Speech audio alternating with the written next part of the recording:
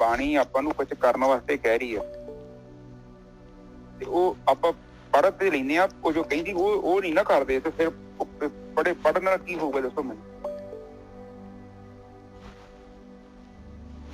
ਉਹ ਜੋ ਕਹਿੰਦੇ ਆ ਨਾ, ਹੁਣ ਤੁਸੀਂ ਕਹਿੰਦੇ ਬਾਣੀ ਗੁਰੂ ਹੈ, ਗੁਰੂ ਹੈ ਬਾਣੀ, ਜੇ ਬਾਣੀ ਤੇ ਗੁਰੂ ਆ, ਪਰ ਜਦੋਂ ਬਾਣੀ ਕਹਿੰਦੀ ਆਹ ਕੰਮ ਕਰੋ ਤੇ ਫਿਰ ਆਪਾਂ ਛੱਡ ਕਿਉਂ ਨਹੀਂ ਦਿੰਦੇ? ਆਪਾਂ ਦਾ ਤਿਆਗ ਕਿਉਂ ਨਹੀਂ ਕਰ ਦਿੰਦੇ?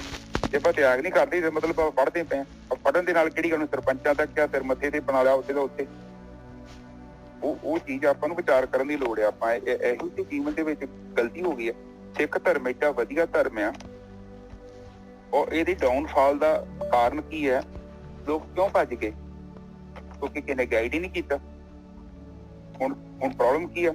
ਉਹ ਹੁਣ ਮੇਰੇ ਵਰਗਾ ਸਵੇਰ ਤੋਂ ਹੀ ਉਹ ਥਿਊਰੀ ਪੜ੍ਹਦਾ ਵਾ ਇੰਜਨ ਬਣਾਉਣ ਦੀ, ਇੰਜਨ ਬਣਾਉਣਾ ਵਾ ਏਦਾਂ ਲੋਹੇ ਦਾ ਬਣੂਗਾ,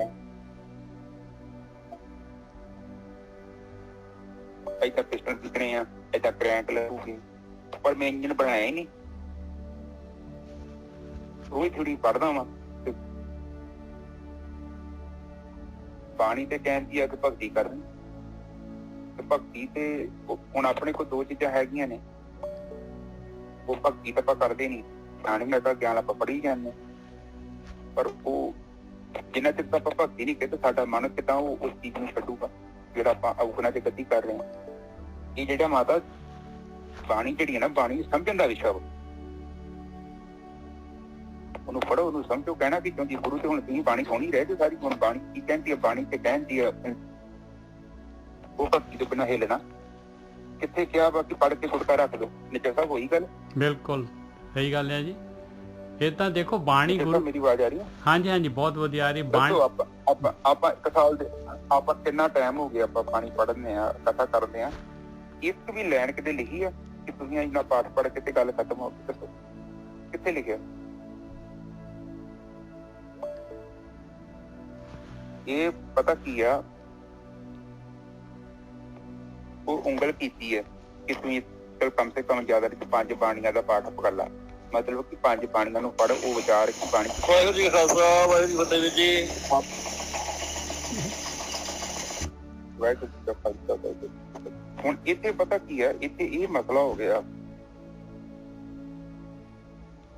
ਹੁਣ ਬਾਣੀ ਤੇ ਕਹਿੰਦੀ ਹੈ ਉੱਥੇ ਪਹਾੜਾਂ 'ਚ ਜਾਣਾ, ਉੱਥੇ ਤੂੰ ਵੇਖਣਾ ਵਾ, ਆਪਣੇ ਅੱਖੀਂ ਦੇਖਣੇ ਨੇ, ਉਹ ਬਾਗ ਦੇਖਣੇ ਨੇ, ਉਹ ਫੁੱਲ ਦੇਖਣੇ ਨੇ, ਉਹ ਝਰਨੇ ਦੇਖਣੇ ਨੇ, ਤੇ ਆਪਾਂ ਕੇਵਲ ਝਰਨੇ ਦੀਆਂ ਗੱਲਾਂ ਹੀ ਕਰੀ ਜਾਂਦੇ। ਬਾਣੀ ਕਹੀ ਜਾਂਦੀ ਆ ਸਹਿਜ ਸਮਾਧੀ 'ਚ ਤੂੰ ਪ੍ਰਵੇਸ਼ ਕਰਨਾ ਵਾ। ਆਪਾਂ ਹੁਣ ਕਿਤਾਬਾਂ 'ਚ ਪੜ੍ਹ ਲੈਂਦੇ ਆ ਕਿ ਸਹਿਜ ਸਮਾਧੀ ਲੱਗ ਜਾਂਦੀ ਹੈ, ਉਹ ਨਾਮ ਬੜਾ ਮਿੱਠਾ ਹੈ। ਹੁਣ ਗੱਲ ਮਿੱਠੇ ਕਹਿਣ ਦੇ ਨਾਲ ਮਿੱਠਾ ਨਾਮ ਥੋੜੀ ਪ੍ਰਾਪਤ ਹੋ ਜਾਣਾ, ਉਹਦੀ ਤੇ ਕਹਿੰਦੇ ਭਗਤੀ ਕਰਨੀ ਪੈਣੀ ਤੈਨੂੰ। ਬਾਣੀ ਕੇਵਲ ਆਪਾਂ ਨੂੰ ਡਾਇਰੈਕਸ਼ਨ ਦੇ ਰਹੀ ਆ। ਆਪਾਂ ਕਹਿੰਦੇ ਆ ਪੜ੍ਹ ਤੇ ਲੈਂਦੇ ਆ, ਪੜ੍ਹ ਕੇ ਫੇਰ ਆਪਾਂ ਨੂੰ ਗੁੜਕੇ ਸਾਹਿਬ 'ਚ ਬੰਦ ਕਰਕੇ ਫੇਰ ਰੱਖ ਦਿੰਦੇ। ਬਾਣੀ ਤੇ ਕਹਿੰਦੀ ਹੈ ਕਿ ਤੂੰ ਵੇਖ ਤੇਰੇ ਜੀਵਨ 'ਚ ਕਾਮ ਆ, ਕ੍ਰੋਧ ਆ, ਲੋਭ ਆ, ਮੋਹ ਆ, ਹੰਕਾਰ ਆ, ਤੂੰ ਰਾਗ ਚ ਆ, ਜੇ ਦਵੈਤ ਚ ਆ, ਜੇ ਹੈ ਵਾ ਤੇ ਭਗਤੀ ਦਾ ਸਹਾਰਾ ਤੈਨੂੰ ਲੈਣਾ ਪੈਣਾ। ਹਾਂਜੀ ਨਿੱਜਾ ਸਾਹਿਬ, ਅੱਜ ਦੀ ਕਥਾ ਵਿਚਾਰ ਕਰੀਏ ਸ਼ੁਰੂ। ਹਾਂਜੀ ਵੀਰ ਜੀ, ਨਾਲੇ ਇੱਕ ਹੋਰ ਚੀਜ਼ ਹੈਗੀ ਆ, ਦੇਖੋ ਇਹਦੇ ਵਿੱਚ ਜਿਹੜੇ ਨਾ, ਦੇਖੋ ਬਾਣੀ ਜਿਹੜੀ ਹੈਗੀ ਇਹਨੂੰ ਮਹਾਰਾਜ ਨੇ ਕਿਹਾ ਵੀ ਇਹ ਗੁਰੂ ਹੈ, ਗਿਆਨ ਹੈਗਾ, ਗਿਆਨ ਗੁਰੂ ਹੈ ਇਹ ਆਪਣਾ।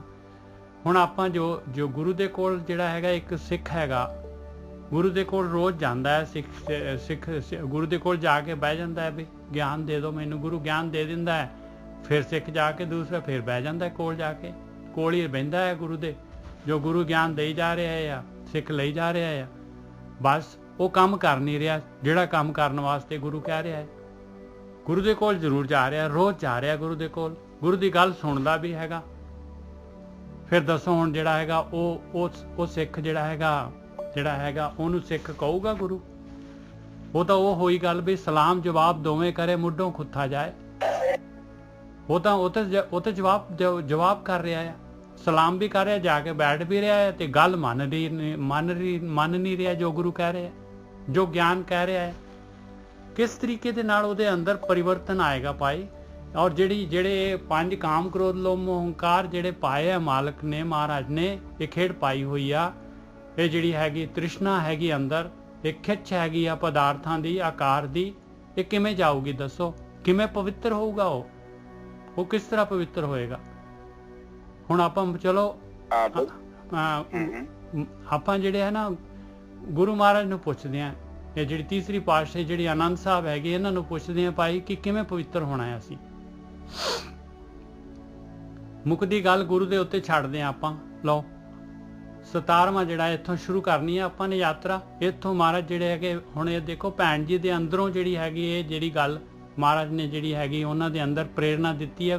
ਪਰਮਾਤਮਾ ਬੈਠਾ ਹੈ, ਉਹਨਾਂ ਦੇ ਅੰਦਰੋਂ ਇਹ ਗੱਲ ਨਿਕਲੀ ਆ ਤੇ ਆਹ ਚਰਚਾ ਸ਼ੁਰੂ ਹੋਈ ਆ ਤੇ ਆਹ ਹੁਣ ਗੁਰੂ ਜੀ ਸੋਲੂਸ਼ਨ ਦੇ ਰਹੇ ਆ ਉਹਦਾ।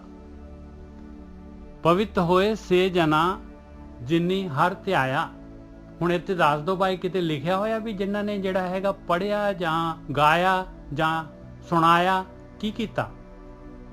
ਧਿਆਇਆ ਵਰਡ ਕਿਉਂ ਇਹਦੇ ਇਹ ਜਿਹੜਾ ਹੈਗਾ ਇਹ ਜਿਹੜੇ ਸ਼ਬਦ ਜਿਹੜਾ ਐਵੇਂ ਨਹੀਂ ਪੂਰਾ ਹੋ ਸਕਦਾ ਸੀ। ਪਵਿੱਤ ਹੋਏ ਸੇ ਜਨਾ ਜਿਨੀ ਹਰ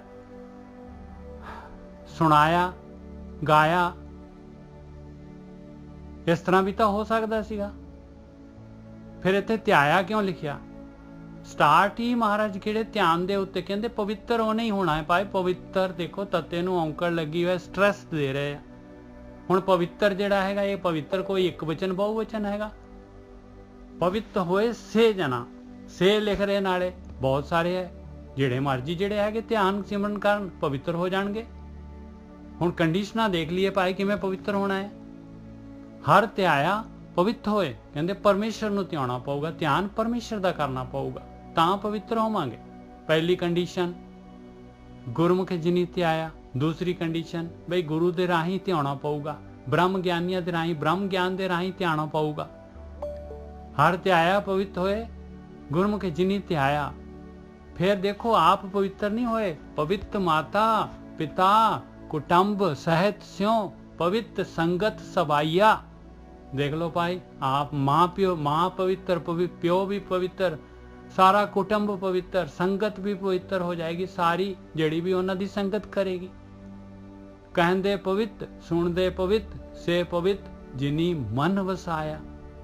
ਕਹਿੰਦੇ ਕਹਿਣ ਵਾਲੇ ਵੀ ਪਵਿੱਤਰ ਹੋ ਜਾਣਗੇ, ਸੁਣਨ ਵਾਲੇ ਵੀ ਪਵਿੱਤਰ ਹੋ ਜਾਣਗੇ, ਤੇ ਜਿਨ੍ਹਾਂ ਦੇ ਮਨ ਦੇ ਵਿੱਚ ਵਸ ਗਿਆ ਨਾਮ ਧਿਆਨ ਉਹ ਵੀ ਪਵਿੱਤਰ ਹੋ ਜਾਣਗੇ।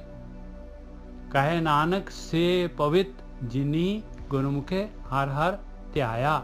ਆਖਰੀ ਦੇ ਵਿੱਚ ਫਿਰ ਦੇਖ ਲਓ ਮਹਾਰਾਜ ਜਾਂਦੇ ਜਾਂਦੇ ਫਿਰ ਵਾਰਨਿੰਗ ਦੇ ਗਏ। 17 ਨੰਬਰ ਬੰਦ ਕਰਨ ਤੋਂ ਪਹਿਲਾਂ ਫਿਰ ਦੱਸ ਗਏ ਬਈ ਪਵਿੱਤਰ ਉਹਨਾਂ ਨੇ ਹੋਣਾ ਹੈ ਭਾਈ। ਕਹੇ ਨਾਨਕ ਔਂਕੜ ਲਗਾ ਕੇ ਸਰਟੀਫਾਈ ਕਰ ਰਹੇ ਤੀਸਰੀ ਪਾਤਸ਼ਾਹੀ,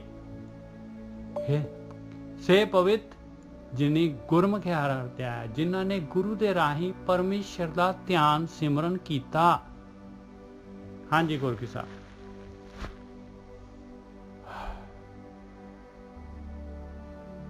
ਹਾਂਜੀ ਬਿਲਕੁਲ ਠੀਕ ਹੈ ਜੀ।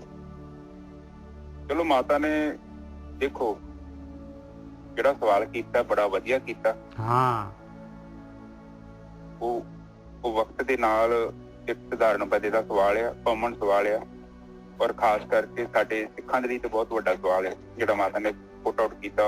ਔਰ ਤੁਸੀਂ ਵੀ ਬੜੇ ਚੰਗੇ ਤਰੀਕੇ ਨਾਲ ਸਮਝਾਇਆ। ਉਹ ਬਾਣੀ 'ਚ ਇੱਕ ਜਗ੍ਹਾ ਤੋਕ ਆਉਂਦੀ ਨਾ, ਪੜ੍ਹੇ ਲਿਖੇ ਕਿਆ ਹੋਏ ਜੇ ਸਾਹਿਬ ਨਾ ਮਿਲਿਆ। हाँ, पढ़े लिखे क्या होई जो सहज न मिले हो सोई, हर का नाम न जपस गवारा, क्या सोचे बारंबारा। क्या पढ़िए क्या गुनिए, क्या पढ़िए क्या गुनिए, क्या पढ़िए क्या गुनिए, क्या वेद पुराना सुनिए। ਕਹਿੰਦੇ ਕੀ ਪੜ੍ਹ ਰਹੇ ਆ, ਕੀ ਗੁਣ ਕਰ ਰਹੇ ਆ ਉਹਦੇ ਵਿੱਚੋਂ, ਕੀ ਮੈਨੂੰ ਤਾਂ ਲੱਗਦਾ ਹੀ ਨਹੀਂ ਕਹਿੰਦੇ ਤੂੰ ਪੜ੍ਹ ਰਿਹਾ। ਕਿਆ ਪੜ੍ਹੀਏ ਕਿਆ ਗੁਨੀਏ, ਤੂੰ ਦੱਸ ਦੇ ਤੂੰ ਕਿਹੜਾ ਗਿਆਨ ਲੈ ਰਿਹਾ ਭਾਈ, ਤੂੰ ਕਿਹੜਾ ਗਿਆਨ ਲੈ ਕੇ ਤੇਰੇ ਅੰਦਰ ਕੀ ਪਰਿਵਰਤਨ ਆਇਆ, ਤੇ ਗਿਆਨ ਦਾ ਕੀ ਕੀਤਾ ਹੈ ਤੂੰ, ਕਿਹੜੇ ਗੁਣ ਕੱਢੇ ਆ ਗਿਆਨ ਤੋਂ ਦੱਸ। ਕਿਆ ਪੜ੍ਹੀਏ ਕਿਹੜੇ ਅਰਥ ਕੀਤੇ ਆ, ਕਿਹੜਾ ਵਿਚਾਰ ਕੀਤੀ ਹੈ ਗਿਆਨ ਦੀ। ਕਿਆ ਪੜ੍ਹੀਏ ਕਿਆ ਗੁਨੀਏ, ਕਿਆ ਵੇਦ ਪੁਰਾਣਾ ਸੁਣੀਏ। ਪੜ੍ਹੇ ਸੁਣੇ ਕਿਆ ਹੋਈ, ਕੀ ਹੋਇਆ ਤੇਰੇ ਅੰਦਰ, ਕੋਈ ਪਰਿਵਰਤਨ ਤਾਂ ਆਇਆ ਨਹੀਂ। ਕਾਮ ਕ੍ਰੋਧ ਲੋਭ ਮੋਹ ਹੰਕਾਰ ਉਸੇ ਤਰੀਕੇ ਨਾਲ ਹੋਰ ਸਗੋਂ ਜ਼ਿਆਦਾ ਵੱਧ ਗਿਆ, ਹੋਰ ਤੂੰ ਪੜ੍ਹ ਕੇ ਕੜ ਗਿਆ ਜ਼ਿਆਦਾ। क्या पढ़िए क्या गुनिए, क्या वेद पुराना सुनिए, पढ़े सुने क्या होई, जो सहज ना मिले सोई। कहते सहज अवस्था तो आई नहीं तेरे को, मालक दी तो नेड़ता होई नहीं तेरे अंदर। हर का नाम न जपस गवारा, क्या सोचे बारंबारा। कहते परमेश्वर का नाम तो जप नहीं रहा, और बाहर इस तरीके दे नाल जिहड़ा हैगा तू की बार बार सुचम करी जा रहा है, या इहनूं जिहड़ा हैगा इह की करी की जा रहे हैं तू ਇਸ ਤਰੀਕੇ ਦੇ ਨਾਲ ਜਿਹੜੇ ਕਰਮ ਕਾਂਡਾਂ ਦੇ ਨਾਲ।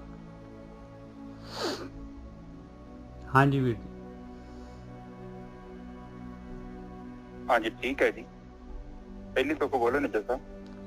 हाँ, पवित्र होए से जना जिन्नी हर ते आया। पवित्र होए से जना जिन्नी हर ते आया। हाँ जी ਵੀਰ ਜੀ, ਕਹਿੰਦੇ ਉਹੀ ਪਵਿੱਤਰ ਹੋਣਗੇ ਭਾਈ ਜਿਨ੍ਹਾਂ ਨੇ ਧਿਆਨ ਸਿਮਰਨ ਕੀਤਾ ਹੈ।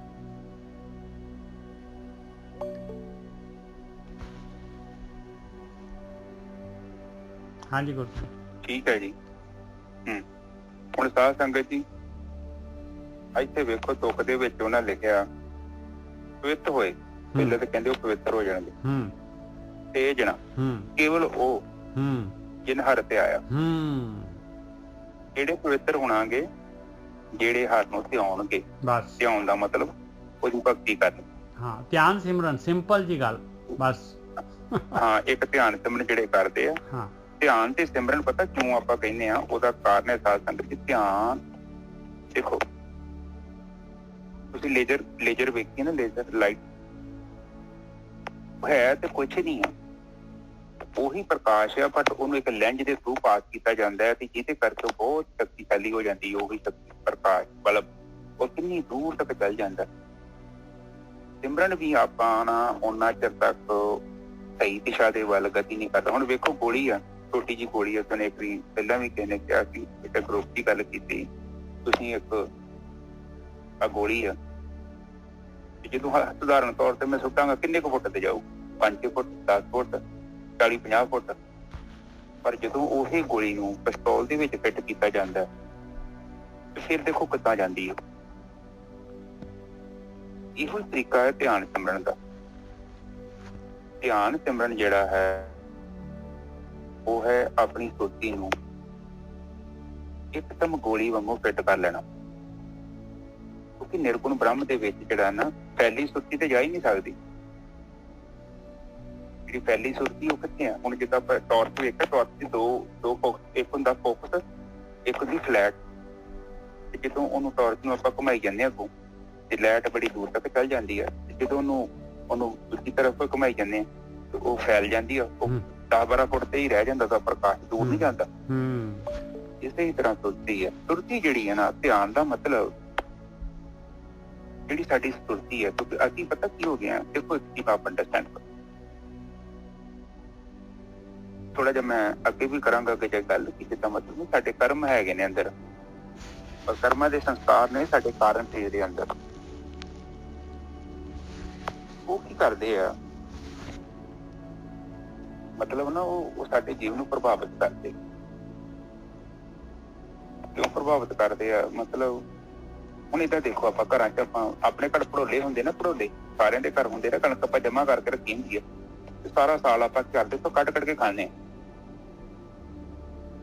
ਹੁਣ ਮੰਨ ਲਓ ਭੜੋਲੇ ਦੇ ਵਿੱਚ ਮੈਂ ਚੰਗੇ ਕਰਮਾਂ ਦੀ ਉੱਥੇ 40-50 ਕਿਲੋ ਕਣਕ ਪਾਤੀ ਹੈ, ਠੀਕ ਹੈ ਨਾ ਜਰ ਸਾਹਿਬ? ਹਾਂਜੀ ਹਾਂਜੀ। ਜਾਂ ਮੈਂ ਮਾੜੇ ਕਰਮਾਂ ਦੀ ਕੋਈ ਚੀਜ਼ ਪਾਤੀ ਹੈ। ਹੁਣ ਜਿਹੜੀ ਚੀਜ਼ ਭੜੋਲੇ ਦੇ ਲਾਗੇ, ਮੂੰਹ ਦੇ ਲਾਗੇ, ਪਹਿਲਾਂ ਤੇ ਚੀਜ਼ ਉਹ ਮਿਲਣੀ ਨਾ ਮੈਨੂੰ। ਬਿਲਕੁਲ। ਹੁਣ ਕਈ ਵਾਰੀ ਆਪਾਂ ਕਈ ਚੰਗੇ ਕਰਮ ਵੀ ਕਰਦੇ ਹਾਂ, ਆਪਾਂ ਕਹਿੰਦੇ ਆ ਕਿ ਅਸੀਂ ਬੜੇ ਚੰਗੇ ਕਰਮ ਕਰਦੇ ਹਾਂ ਤੇ ਸਾਨੂੰ ਕੁਛ ਮਿਲਦਾ ਨਹੀਂ ਪਿਆ, ਪਰ ਸਾਡੇ ਜੀਵਨ ਚ ਪਰਿਵਰਤਨ ਨਹੀਂ ਹੋ ਰਿਹਾ। ਇਹ ਦੇਖੋ ਕੁਦਰਤ ਦਾ ਨਿਯਮ ਪਤਾ ਕਿ ਬੜਾ ਸਲੋ ਸਿਸਟਮ ਹੈ। ਕੁਦਰਤ ਦਾ ਸਿਸਟਮ ਬਹੁਤ ਜ਼ਿਆਦਾ ਸਲੋ। ਇਹ ਦੇਖੋ ਹੁਣ ਕਈ ਵਾਰੀ ਵੇਖੋ, ਤੁਸੀਂ ਵੇਖੋਗੇ ਨਾ ਕਈ ਬੰਦੇ ਬੜੀ ਇਹਨਾਂ ਦੀ ਗੁੱਡੀ ਚੜੀ ਹੁੰਦੀ, ਬਹੁਤ ਔਖੇ ਰਿਪੋਰਟ, ਔਰ ਬੰਦਾ ਦੁਨੀਆ ਭਰ ਦੀ ਬੇਈਮਾਨੀ ਕਰਦਾ। ਇੱਧਰੋਂ ਪੈਸੇ ਖੋ, ਉੱਧਰੋਂ ਪੈਸੇ ਖੋ, ਉਹਦੀ ਜ਼ਮੀਨ ਖੋ, ਉਹਦਾ ਆਹ ਖੋ। ਹੁਣ ਤੁਹਾਨੂੰ ਸਾਰਿਆਂ ਨੂੰ ਪਤਾ ਹੋਣਾ ਕਿ ਬਾਬਾ ਫੂਲਾ ਕਰਕੇ ਵਾਜਦਾ ਹੁੰਦਾ। ਉਹਨੇ ਲੋਕਾਂ ਦੀ ਜ਼ਮੀਨ ਖੋਹ ਲੈਣੀ, ਉੱਥੇ ਕੁੜੀਆਂ ਕਾਲਜ ਦੀਆਂ ਚੁੱਕ ਕੇ ਲੈ ਆਉਣੀਆਂ, ਉੱਥੇ ਡੇਰੇ ਚ ਲੰਗਰ ਪਕਾਉਣਾ, ਨਾਲੇ ਗੁਰੂ ਗ੍ਰੰਥ ਸਾਹਿਬ ਦਾ ਅੱਗੇ ਰੱਖਿਆ ਹੁੰਦਾ ਉਹਨੇ ਪ੍ਰਕਾਸ਼ ਕਰਕੇ, ਤੇ ਉਹ ਏਦਾਂ ਘੁੰਮਦਾ ਹੁੰਦਾ ਹੈ। ਉਹਦਾ ਅੰਤ ਵੇਖੋ ਸਾਹਿਬ। ਹਾਂਜੀ ਹਾਂਜੀ, ਬਿਲਕੁਲ ਸਹੀ ਗੱਲ ਹੈ। ਔਰ ਇਹ ਨਹੀਂ ਅੰਤ ਮਰ ਗਿਆ ਤੇ ਸੜ ਗਿਆ। ਉਸ ਦੇ ਬਾਵਜੂਦ ਵੇਖੋ ਨੂੰ ਭੜੋਲੇ ਚ ਨਾ ਕਈ ਹੁੰਦਾ ਕਿ ਕਈ ਵਾਰੀ ਹੁੰਦੇ ਸਾਡੇ ਚੰਗੇ ਕਰਮ, ਉਹ ਭੜੋਲੇ ਚ ਕਣਕ ਨਿਕਲੀ ਆਉਂਦੀ ਹੈ। ਉਹ ਇੱਕ ਸਮਾਂ ਆਉਣਾ ਵਾ ਜਦੋਂ ਕਣਕ ਖਤਮ ਹੋਣੀ, ਉਸ ਤੋਂ ਬਾਅਦ ਜੋ ਕੁਝ ਵੀ ਆਪਾਂ ਪਾਇਆ ਨਾ ਉਹ ਚੀਜ਼ ਆ ਜਾਣੀ ਹੈ। ਭੜੋਲਾ ਜਿਹੜਾ ਮਤਲਬ ਕਾਰਨ ਸਰੀਰ ਆ, ਤੇ ਉਹਦਾ ਮੂੰਹ ਆ ਨਾ ਥੱਲੇ, ਉਹ ਹੈਗਾ ਸਾਡੇ ਉਹ ਸਾਡਾ ਚਿੱਤ ਆ। ਉਹ ਚਿੱਤ 'ਚ ਜਿਹੜੀ ਵੀ ਚੀਜ਼ ਪ੍ਰਗਟ ਹੋਈ ਨਾ,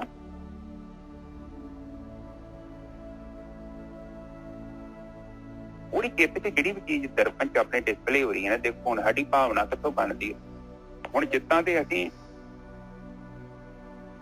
ਕਰਮ ਕਰਦੇ ਹਾਂ ਨਾ, ਉਸੇ ਹੀ ਕਿਸਮ ਦਾ ਜਿਹੜਾ ਨਾ ਸਾਡੇ ਭੜੋਲੇ 'ਚ ਸਮਾਨ ਇਕੱਠਾ ਹੋਈ ਜਾ ਰਿਹਾ। ਤੇ 3 ਕਿਸਮ ਦੇ ਕਰਮ ਹੁੰਦੇ ਆ।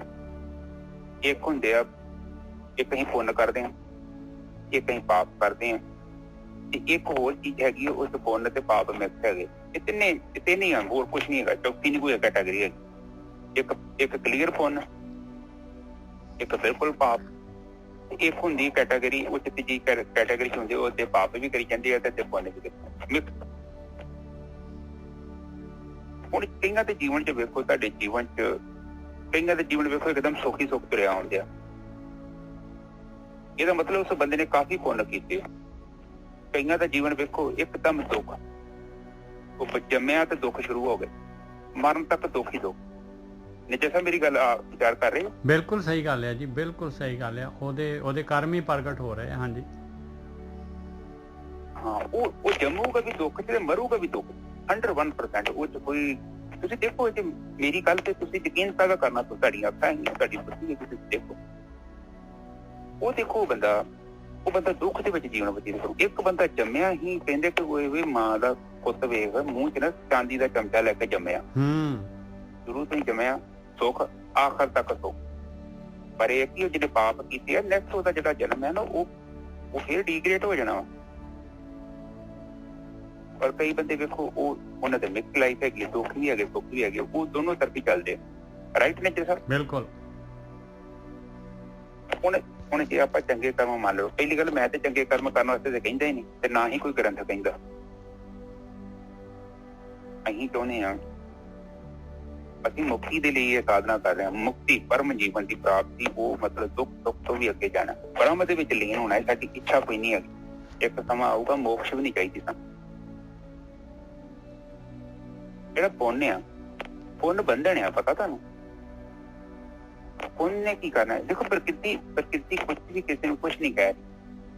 ਇਹ ਜਿਹੜਾ ਪਰਮਾਤਮਾ ਨੇ ਇੱਕ ਖੇਡ ਰਚਾਈ, ਜੈਸਾ ਕਰਮ ਕਰੇ ਇਨਸਾਨ ਤੈਸਾ ਫਲ ਦੇਵੇ ਭਗਵਾਨ। ਇਹ ਗੇਮ ਤੋਂ ਆਪਾਂ ਨਿਕਲਣ ਦੀ ਕੋਸ਼ਿਸ਼ ਕਰ ਰਹੇ ਹਾਂ। ਆਪਾਂ ਕੁਛ ਵੀ ਨਹੀਂ ਕਰ ਰਹੇ, ਆਪਾਂ ਕੁਛ ਪ੍ਰਾਪਤ ਨਹੀਂ ਕਰਨਾ ਚਾਹੁੰਦੇ ਕਿ ਸਾਨੂੰ ਸੁੱਖ ਮਿਲ ਜਾਣ ਜਾਂ ਹੋਰ ਕੁਛ ਸਾਨੂੰ ਮਹਿਲ ਮਾੜੀਆਂ ਮਿਲ ਜਾਣ। ਇਹ ਕੋਈ ਭੌਤਿਕ ਪਦਾਰਥਾਂ ਲਈ ਭਗਤੀ ਨਹੀਂ ਹੈਗੀ, ਤੇ ਨਿਰਗੁਣ ਬ੍ਰਹਮ ਦੀ ਭਗਤੀ ਹੈ। ਸਾਨੂੰ ਕੁਛ ਹੋਰ ਚਾਹੀਦਾ, ਸਾਨੂੰ ਪਰਮਾਤਮਾ ਚਾਹੀਦਾ। ਸਾਡੀ ਡਿਮਾਂਡ ਹੈਗੀ, ਪਰ ਸਾਡੀ ਡਿਮਾਂਡ ਨਿਰਗੁਣ ਬ੍ਰਹਮ ਹੈ। ਸਾਨੂੰ ਉਹ ਭੌਤਿਕ ਪਦਾਰਥ ਨਹੀਂ ਚਾਹੀਦੇ। ਭੌਤਿਕ ਪਦਾਰਥ ਤੇ ਸਾਨੂੰ ਮਿਲਣੇ ਆ, ਉਹ ਇੱਕ ਅਲੱਗ ਚੀਜ਼ ਹੈ, ਪਰ ਸਾਡਾ ਉਹ ਅਟੈਂਸ਼ਨ ਨਹੀਂ ਹੈ। ਅਸੀਂ ਚਾਹੁੰਦੇ ਹਾਂ ਕਿ ਬ੍ਰਹਮ ਦਾ ਸਾਰ ਤੇ ਪਹੁੰਚਿਆ ਜਾਵੇ। ਪ੍ਰਕਿਰਤੀ ਹੈ ਕੀ ਹੈ, ਇਹ ਕਿੱਦਾਂ ਕੰਮ ਚੱਲਣ ਦਿਆ। ਅਸੀਂ ਉਹ ਸੱਚ ਨੂੰ ਵੇਖਣਾ ਚਾਹੁੰਦੇ ਹਾਂ, ਔਰ ਆਪਣੀ ਅੱਖਾਂ ਤੇ ਵੇਖਣਾ ਚਾਹੁੰਦੇ, ਜਿਹੜਾ ਗ੍ਰੰਥਾਂ 'ਚ ਲਿਖਿਆ ਯਥਾਰਥ ਸੱਚ। ਮੈਂ ਕਰਮਾਂ ਤੇ ਫਿਰ ਵਾਪਸ ਆਉਣਾ। ਹੁਣ ਕਈ ਬੰਦੇ ਹੁਣ ਕੰਮ ਚੰਗੇ ਕਰ ਰਹੇ ਨੇ, ਪਰ ਉਹਨਾਂ ਦੇ ਜੀਵਨ 'ਚ ਦੁੱਖ ਹੈਗੇ। ਇਹਦਾ ਮਤਲਬ ਕਿ ਉਹ ਭੜੋਲੇ ਦੇ ਜਿਹੜਾ ਥੱਲੇ ਕੀ ਪਿਆ ਵਾ ਉਹ ਮੈਟਰ ਕਰਦਾ ਨੇ ਜੀ ਸਾਹਿਬ। ਰਾਈਟ? ਬਿਲਕੁਲ। ਜਦ ਤੱਕ ਉਹ ਨਹੀਂ ਖਤਮ ਹੁੰਦੀ, ਨਵੀਂ ਕਣਕ ਕਿੱਥੋਂ ਆ ਜੂਗੀ ਤੁਹਾਡੇ? ਹੁਣ ਉੱਥੇ ਚੌਲ ਪਾਤੇ, ਮੰਨ ਲਓ ਥੱਲੇ ਕਣਕ ਪਈ ਹੋਈ ਹੈ, ਤੇ ਪਹਿਲਾਂ ਨਿੱਜੇ ਸਾਹਿਬ ਕਣਕ ਹੀ ਖਾਣੀ ਪਊਗੀ ਨਾ। ਰਾਈਟ? ਬਿਲਕੁਲ। ਔਰ ਹੁਣ ਜੇ ਪਹਿਲਾਂ ਕਣਕ ਚੌਲ ਪਏ ਹੋਏ ਨੇ ਥੱਲੇ, ਉੱਤੇ ਭਾਵੇਂ ਮੈਂ ਕਣਕ ਕਰੀ ਖਾਈ ਜਾਣ ਰਿਹਾ, ਮਾੜਾ ਕਰਮ ਕਰਕੇ ਪਾ ਰਿਹਾ, ਪਰ ਉਹ ਜਿੰਨਾ ਚਿਰ ਤੱਕ ਚੌਲ ਨਹੀਂ ਮੁੱਕਦੇ ਉਹਨਾਂ ਚਿਰ ਤੱਕ ਕਣਕ ਨਹੀਂ ਨਾ ਹੋਣੀ। ਉਹਦਾ ਤਾਂ ਨਿਯਮ ਵੇਖੋ, ਇਹ 'ਚ ਕੋਈ ਗਲਤੀ ਨਹੀਂ ਹੈਗੀ, ਬਿਲਕੁਲ ਸਹੀ ਹੈ ਨੇ ਜੀ ਸਭ। ਸਹੀ ਕਿ ਨਹੀਂ? ਬਿਲਕੁਲ। ਪੜੋਲਾ ਹੁੰਦਾ ਹੀ ਇਸ ਤਰ੍ਹਾਂ ਹੈ, ਕੱਢਣ ਵਾਸਤੇ ਥੱਲਿਓਂ ਕੱਢਣਾ ਪੈਣਾ, ਉੱਤੇ ਚੜ ਕੇ ਕੌਣ ਕੱਢਦਾ ਹੈ ਦੱਸੋ? ਹਾਂ, ਉੱਤੇ ਨਹੀਂ ਕੱਢ ਸਕਦੇ ਆਪਾਂ, ਇਹ ਪੰਗਾ ਵਾ। ਭੜੋਲੇ 'ਚ ਆਪਾਂ ਕੱਢ ਸਕਦੇ ਹਾਂ, ਪਰ ਜਿਹੜਾ ਕਾਰਨ ਸਰੀਰ ਰੂਪੀ ਜਿਹੜਾ ਹੈਗਾ ਨਾ, ਹੁਣ ਵੇਖੋ ਬੰਦਾ ਹੁੰਦਾ ਕਈ ਵੇਖੋ ਕਿੱਡੇ ਵੱਡੀਆਂ ਗਲਤੀਆਂ ਕਰਦਾ। ਜਿਹੜੇ ਤੁਹਾਡੇ ਦੇਖੋ ਪਤਾ ਕੀ ਹੁੰਦਾ, ਬੰਦੇ ਤੇ ਨਹੀਂ ਆਪਾਂ ਕਹਿ ਨਹੀਂ ਦਈਦਾ ਕਿਸੇ ਨੂੰ, ਉਹ ਭਰਿਆ ਤੇਰੀ ਮੱਤ ਮਾਰੀ ਗਈ ਹੈ, ਉਹ ਤੂੰ ਆਹ ਮਾੜਾ ਕੰਮ ਕੀਤਾ, ਕਹਿ ਹੀ ਦਈਦਾ। ਸਿਆਣੇ ਕਹਿ ਦਿੰਦੇ ਉਹ ਵੇਖ ਉਹ ਬੰਦੇ ਦੀ ਮੱਤ ਮਾਰੀ ਗਈ। ਮਤਲਬ ਉਹ ਜ਼ਹਿਰ ਖਾਈ ਜਾ ਰਿਹਾ ਵਾ, ਕੋਈ ਐਸਾ ਕੰਮ ਕਰਨ ਦਿਆ ਵਾ ਜਿਹੜਾ ਕਾਰਨ ਬੰਦਾ ਨਹੀਂ ਕਰਦਾ, ਔਰ ਖੁਦ ਵੀ ਨਹੀਂ ਕਰਨਾ ਚਾਹੁੰਦਾ ਸੀ ਉਹ, ਪਰ ਉਹ ਕਰ ਰਿਹਾ। ਕਿਉਂ ਕਰ ਰਿਹਾ? ਕਿਉਂਕਿ ਜਿਹੜੇ ਪਤਾ ਕੀ ਹੁੰਦਾ ਕਿ ਜਿਹੜੇ ਕਰਮ ਹੁੰਦੇ ਨਾ, ਇਹ ਕਰਮ ਕੀ ਕਰਦੇ ਆ, ਸਾਡੇ ਚਿੱਤ 'ਚ ਆ ਜਾਂਦੇ ਆ। ਇਹ ਚਿੱਤ 'ਚ ਆ ਕੇ ਨਾ ਸਭ ਤੋਂ ਪਹਿਲਾਂ ਸਾਡੀ ਜਿਹੜੀ ਬੁੱਧੀ ਉਹਨੂੰ ਭ੍ਰਿਸ਼ਟ ਕਰ ਦਿੰਦੇ ਆ। ਉਹ ਬੰਦਾ ਉਹੀ ਹੁੰਦਾ ਵਾ। ਤੁਸੀਂ ਦੇਖੋਗੇ ਬੜੇ ਬੜੇ ਵੱਡੇ ਤੁਹਾਡੇ ਲਾਗੇ ਬਣੇ ਆਮ ਹੀ ਬੰਦੇ ਮਿਲ ਜਾਣੇ, ਉਹ ਕੁੜੀ ਉਹ ਮੁੰਡਾ ਚੰਗੇ ਭਲੇ, ਪਰ ਉਹ ਜਿਹੜੀ ਚੀਜ਼ ਅੰਦਰ ਆ ਗਈ ਆ, ਉਹਨੇ ਕੀ ਕਰਨਾ ਹੈ, ਉਹਨੇ ਉਹ ਤੁਹਾਡੀ ਬੁੱਧੀ ਨੂੰ ਭ੍ਰਿਸ਼ਟ ਕਰ ਦੇਣਾ। ਕਿਉਂਕਿ ਸੰਸਕਾਰ ਬਣਿਆ ਵਾ, ਸੰਸਕਾਰ ਉਹ ਭੋਗੇ ਤੋਂ ਬਿਨਾਂ ਤੇ ਨਸ਼ਟ ਨਹੀਂ ਹੋਣਾ, ਉਹਨੇ ਪ੍ਰਗਟ ਹੋਣਾ ਹੀ ਹੋਣਾ ਵਾ। ਉਹ ਤੇ ਕਪੜੂਲੇ 'ਚ ਕੰਜ ਦਾ ਦਾਣੇ ਪਏ ਆ। ਹੁਣ ਕਣਕ ਪਾਈ ਹੋਏ ਮੈਂ 2-4 ਕੁਇੰਟਲ, ਤੇ ਸਾਲ ਮੈਂ ਉਹ ਖਾਣੀ, ਮੈਂ ਬੱਕਰੀ ਕਿੱਥੋਂ ਲੈ ਆਊਂਗਾ? ਉਹ ਚੀਜ਼ ਇਹੋ ਆ ਕਿ ਜਿਹੜਾ ਸਾਡਾ ਕਾਰਨ ਸਰੀਰ ਉਹਦੇ ਅੰਦਰ ਜਿੱਦਾਂ ਦੇ ਸੰਸਕਾਰ ਨੇ ਉਸੇ ਤਰ੍ਹਾਂ ਦੇ ਹੀ ਉਹ ਕਰਮ ਬਣੇ ਪਏ ਨੇ ਅੰਦਰ। ਜਿੱਦਾਂ ਦੇ ਮੈਂ ਕਰਮ ਕੀਤੇ ਉਹ ਸੰਸਕਾਰ ਬਣੇ। ਉਹ ਸੰਸਕਾਰ ਕੀ ਕਰਦੇ ਆ, ਜਦੋਂ ਥੱਲੇ ਲਾਗੇ ਆਈ ਜਾਂਦੇ ਆ ਨਾ, ਤੁਸੀਂ ਵੇਖੋਗੇ ਚੰਗੇ ਭਲੇ ਬੰਦੇ ਐਸੀਆਂ ਬੇਵਕੂਫੀਆਂ ਕਰਨਗੇ, ਸਭ ਕੁਝ ਖਤਮ ਕਰਕੇ ਬਹਿ ਜਾਂਦੇ ਹੋ। ਪਰ ਇੱਕ ਟਾਈਮ ਆਉਂਦਾ ਵਾ, ਤੁਸੀਂ ਦੇਖੋ ਕਿੱਡੇ ਵੱਡੇ ਕਈ ਬਿਜ਼ਨਸਮੈਨ ਬੜੇ ਤਾਂ ਚੜ੍ਹਦੇ ਗਏ, ਬੜੇ ਇੱਕਦਮ ਗਏ ਤੇ ਇੱਕਦਮ ਫੁੱਸ ਹੋ ਗਏ। ਉਹਨਾਂ ਨੂੰ ਕੁਝ ਯਾਦ ਵੀ ਨਹੀਂ ਕਰਦਾ ਕੋਈ ਆਏ ਸੀ, ਪਤਾ ਨਹੀਂ ਕਿੱਧਰ ਚਲੇ ਗਏ। ਇਹ ਚੀਜ਼ ਬਿਲਕੁਲ ਸੱਚ ਹੈ। ਇਹ ਕਰਮ ਜਿਹੜੇ ਹੁੰਦੇ ਨਾ, ਕਰਮਾਂ ਨੂੰ ਬੰਦੇ ਨੂੰ ਭੋਗਣਾ ਪੈਂਦਾ। ਹੁਣ ਕਈ ਵਾਰੀ ਚੰਗੇ ਕਰਮ ਪਹਿਲਾਂ ਆ ਜਾਂਦੇ ਨੇ ਤੇ ਕਈ ਵਾਰੀ ਮਾੜੇ ਕਰਮ ਬਾਅਦ ਚ ਆ ਜਾਂਦੇ ਆ। ਔਰ ਇਹ ਅਨੰਤ ਜਨਮਾਂ ਦਾ ਚੱਕਰ ਹੈ, ਕੋਈ 1-2-4 ਸਾਲ ਦੀ ਗੇਮ ਨਹੀਂ ਹੈਗੀ। ਸਾਡੇ ਵਾਂਗੂ ਨਹੀਂ ਸੋਚਦਾ ਰੱਬ, ਕਿਉਂਕਿ ਪ੍ਰਕਿਰਤੀ ਦੀ ਜਿਹੜੀ ਸਿਸਟਮ ਹੈ ਨਾ, ਉਹ ਬੜਾ ਸਲੋ ਹੈ, ਬਹੁਤ ਸਲੋ। ਪ੍ਰਕਿਰਤੀ ਨੂੰ ਕਾਹਲੀ ਥੋੜੀ ਹੈਗੀ ਸਾਡੇ ਵਾਂਗੂ ਕੰਮ ਨਿਬੇੜ ਕੇ ਜਾਣਾ ਥੋੜੀ ਹੁੰਦੇ ਕਿਤੇ। ਉਹ ਤੇ ਕਹਿੰਦੀ ਜਿਹੜਾ ਵਜੀਰ ਮੇਰੇ ਕੋਲ ਆਇਆ ਵਾ, ਇਹ ਕੀਤਾ 2-4 ਹਜ਼ਾਰ ਕਰੋੜ ਸਾਲ ਮੇਰੇ ਕੋਲ ਰਹਿਣਾ ਨਿਜਰ ਸਾਹਿਬ ਨੇ। ਉਹ ਇਸ ਕਰਕੇ ਕਾਹਲੀ ਨਹੀਂ ਕਹਿੰਦੀ। ਉਹ ਆਪਾਂ ਤਾਂ ਕਹਿੰਦੇ ਨਾ ਵੀ ਲੀਡਰ ਵੇਖ ਉਹ ਕਿੱਦਾਂ ਠੱਗੀਆਂ ਮਾਰਦੇ, ਮਾੜੇ ਕੰਮ ਕਰੀ ਜਾਂਦੇ, ਹਰ ਕੋਲ ਦੇ ਕੰਨ ਚੋਰੀ ਕਰੀ ਜਾਂਦੇ। ਇੱਕ ਟਾਈਮ ਆਉਣਾ ਉਹਦਾ ਆਊਗਾ, ਪਰ ਜਦੋਂ ਕਰ ਭਾਂਡਾ ਭਰ ਗਿਆ। ਹੁਣ ਰਾਮ ਰਹੀਮ ਵੇਖ ਲਓ, ਆਸਾ ਰਾਮ ਵੇਖ ਲਓ, ਰਾਮਪਾਲ ਵੇਖ ਲਓ, ਇੱਕ ਟਾਈਮ ਆ ਗਿਆ ਨਾ ਨਿਜਰ ਸਾਹਿਬ। ਬਿਲਕੁਲ। ਉਹ ਪ੍ਰਕਿਰਤੀ ਲੈ ਗਈ ਨਾ ਲਪੇਟ ਕੇ ਨਾਲ। ਤੁਸੀਂ ਦੇਖੋ ਆਸਾ ਰਾਮ ਦੇ ਮਗਰ ਪਤਾ ਨਹੀਂ ਕਿੰਨੀ ਦੁਨੀਆ ਵਾ, ਤੇ ਰਾਮ ਰਹੀਮ ਦੇ ਵਿੱਚੋਂ ਕਿੱਦਾਂ ਦੁਨੀਆ ਨੂੰ ਬਚਾਉਣ ਗਈ। ਪਰ ਜਦੋਂ ਵਕਤ ਆ ਗਿਆ, ਕਾਲ ਜਿਹੜਾ ਬੜਾ ਪਾਵਰਫੁਲ ਆ, ਕਾਲ ਤੇ ਛੱਡਦਾ ਹੀ ਨਹੀਂ ਬੰਦੇ ਨੂੰ। ਜਦੋਂ ਫੜਦਾ ਨਾ ਤੇ ਅਜਗਰ ਵਾਂਗੂ ਵੱਲ ਮਾਰਦਾ ਬੰਦੇ ਨੂੰ, ਹੌਲੀ ਹੌਲੀ, ਪਰ ਬੰਦੇ ਨੂੰ ਪਤਾ ਨਹੀਂ ਲੱਗਦਾ। ਫਿਰ ਹੌਲੀ ਹੌਲੀ ਬੰਦੇ ਦਾ ਸਾਹ ਘੁੱਟਦਾ ਸਮਾਂ ਆਉਂਦਾ, ਉਹਨੂੰ ਲਵੇੜ ਕੇ ਆਊਗਾ ਜਾਂਦਾ, ਪਤਾ ਹੀ ਲੱਗਦਾ ਬੰਦੇ। ਆਪ ਜਿਸ ਦੇਖੋ ਲਾਗੇ ਬੰਨੇ ਦੇਖੋਗੇ, ਤੁਹਾਨੂੰ ਚੰਗੀ ਤਰ੍ਹਾਂ ਪਤਾ ਲੱਗੂਗਾ। ਪਿੰਡ 'ਚ ਹੀ ਵੇਖੋ, ਜੇ ਕਿਨੇ ਠੱਗੀ ਠੁੱਗੀ ਮਾਰ ਕੇ 10-20 ਕਿੱਲੇ ਇਕੱਠੀ ਕੀਤੀ ਹੈ ਨਾ, ਉਹਦਾ ਅੰਤ ਵੇਖੋ, ਜਾਂ ਉਹਦੀਆਂ ਆਉਣ ਵਾਲੀਆਂ ਨਸਲਾਂ ਵੇਖੋ। ਉਹ ਚੀਜ਼ ਦੀ ਵਧੀਆ ਨਹੀਂ ਹੈਗੀ, ਉਹ ਟਿਕਾਊ ਨਹੀਂ ਹੈਗੀ। ਜੇ ਟਿਕਿਆ ਹੈ ਕੋਈ, ਉਹ ਸਹੀ ਪੈਸਾ ਹੀ ਟਿਕੂਗਾ, ਮਾੜਾ ਪੈਸਾ ਨਹੀਂ ਟਿਕ ਸਕਦਾ। ਇੱਕ ਕੰਮ ਆਊਗਾ, ਕੋਈ ਸਮੁੰਦਰ ਦੀ ਰੇਤਾ ਆਊਗਾ, ਉਹਨੇ ਬਰਾਬਰ ਕਰ ਜਾਣਾ, ਚੱਲ ਆਊਗਾ, ਉਹਨੂੰ ਨਾਸ਼ ਕਰ ਦੇਣਾ। ਕਿਉਂਕਿ ਪ੍ਰਕਿਰਤੀ ਤੁਹਾਨੂੰ ਗਲਤ ਤਰੀਕੇ ਨਾਲ ਗੰਦ ਨਹੀਂ ਪਾਉਣ ਦਿੰਦੀ। ਇਹ ਬਿਲਕੁਲ ਸੱਚ ਹੈ। ਦੇਖੋ ਆਪਾਂ ਪਿਆਰ ਦੇ। ਔਰ ਇਹ ਆ ਕਿ ਕਈ ਵਾਰੀ ਸ਼ਕਤੀ ਜਦੋਂ ਨੈਗੇਟਿਵ ਬੰਦਾ ਇਕੱਠੀ ਕਰੀ ਜਾਂਦੀ, ਉਹ ਉਹਨੂੰ ਹੋਰ ਪੰਪ ਚੜੀ ਜਾਂਦੀ ਹੈ। ਸ਼ਕਤੀ ਦੇਖੋ, ਹੁਣ ਸ਼ਕਤੀ ਹੈ, ਆਪਣੇ ਘਰ ਬਿਜਲੀ ਆਉਂਦੀ ਹੈ, ਬਿਜਲੀ ਥੋੜੀ ਮਨਾ ਕਰਦੀ ਹੈ ਤੂੰ ਏਸੀ ਚਲਾ ਜਾਂ ਹੀਟਰ ਚਲਾ ਲਾ ਜਾਂ ਕੂਲਰ ਚਲਾ ਲਾ। ਨਿਜਰ ਸਾਹਿਬ ਬਿਲਕੁਲ, ਉਹ ਤੇ ਸਾਡੀ ਮਰਜ਼ੀ ਹੈ ਨਾ, ਭਾਵੇਂ ਪੱਖਾ ਚਲਾ ਲਈਏ, ਭਾਵੇਂ ਸਿਆਲ ਚ ਏਸੀ ਛੱਡ ਕੇ ਬਹਿ ਗਈ, ਪਰ ਉਹ ਬਿਜਲੀ ਥੋੜੀ ਮਨਾ ਕਰਦੀ ਸਾਨੂੰ। ਪਰ ਜਦੋਂ ਅਸੀਂ ਸੋਚ ਨੱਪਿਆ ਤੇ ਉਹ ਬਿੱਲ ਸਾਨੂੰ ਆ ਜਾਣਾ ਉਹਦਾ। ਨਿਜਰ ਸਾਹਿਬ ਬਿਲਕੁਲ ਸਹੀ ਹੈ ਨਾ। ਬਿਲਕੁਲ ਬਿਲਕੁਲ। ਆਪਾਂ ਜਿਹੜੀ ਵੀ ਚੀਜ਼ ਚਲਾਤੀ ਉਹਦਾ ਬਿੱਲ ਆ ਜਾਣਾ ਆਪਾਂ ਨੂੰ, ਉਹਦਾ ਪੱਕਾ ਆਊਗਾ ਬਿੱਲ। ਮੁੜ ਕੇ ਤੁਸੀਂ ਕਹਿਣਾ ਮੈਂ ਬਿੱਲ ਦੇਣਾ ਨੀ, ਤੇ ਕਹਿਣਾ ਬਿੱਲ ਕਿਉਂ ਨੀ ਦੇਣਾ? ਭਾਈ ਪੁਲਿਸ ਆਊਗੀ ਤੇਰੇ ਘਰ, ਸਾਡਾ 50,000 ਦਾ ਬਿੱਲ ਬਣਿਆ, ਇਹਨੂੰ ਲੈ ਕੇ ਜਾਣਾ, ਤੇਰਾ ਮੀਟਰ ਕੈਂਸਲ ਕਰੋ ਇਹਦਾ। ਉਹ ਇਦਾਂ ਦੀਆਂ ਗੱਲਾਂ ਬਾਤਾਂ ਹੈਗੀਆਂ ਨੇ, ਧਿਆਨ ਦਿਆ ਕਰੋ। ਕਰਮ ਨਾ ਮਾੜਾ ਕਰਿਆ ਕਰੋ। ਕਰਮ ਮਾੜਾ ਬੰਦਾ ਕਿਉਂ ਕਰਦਾ? ਜਿਹੜੇ ਬੰਦੇ ਚ ਅਸ਼ਕਤੀ ਹੈ, ਜਿਹੜਾ ਬੰਦਾ ਕਮਜ਼ੋਰ ਹੈ,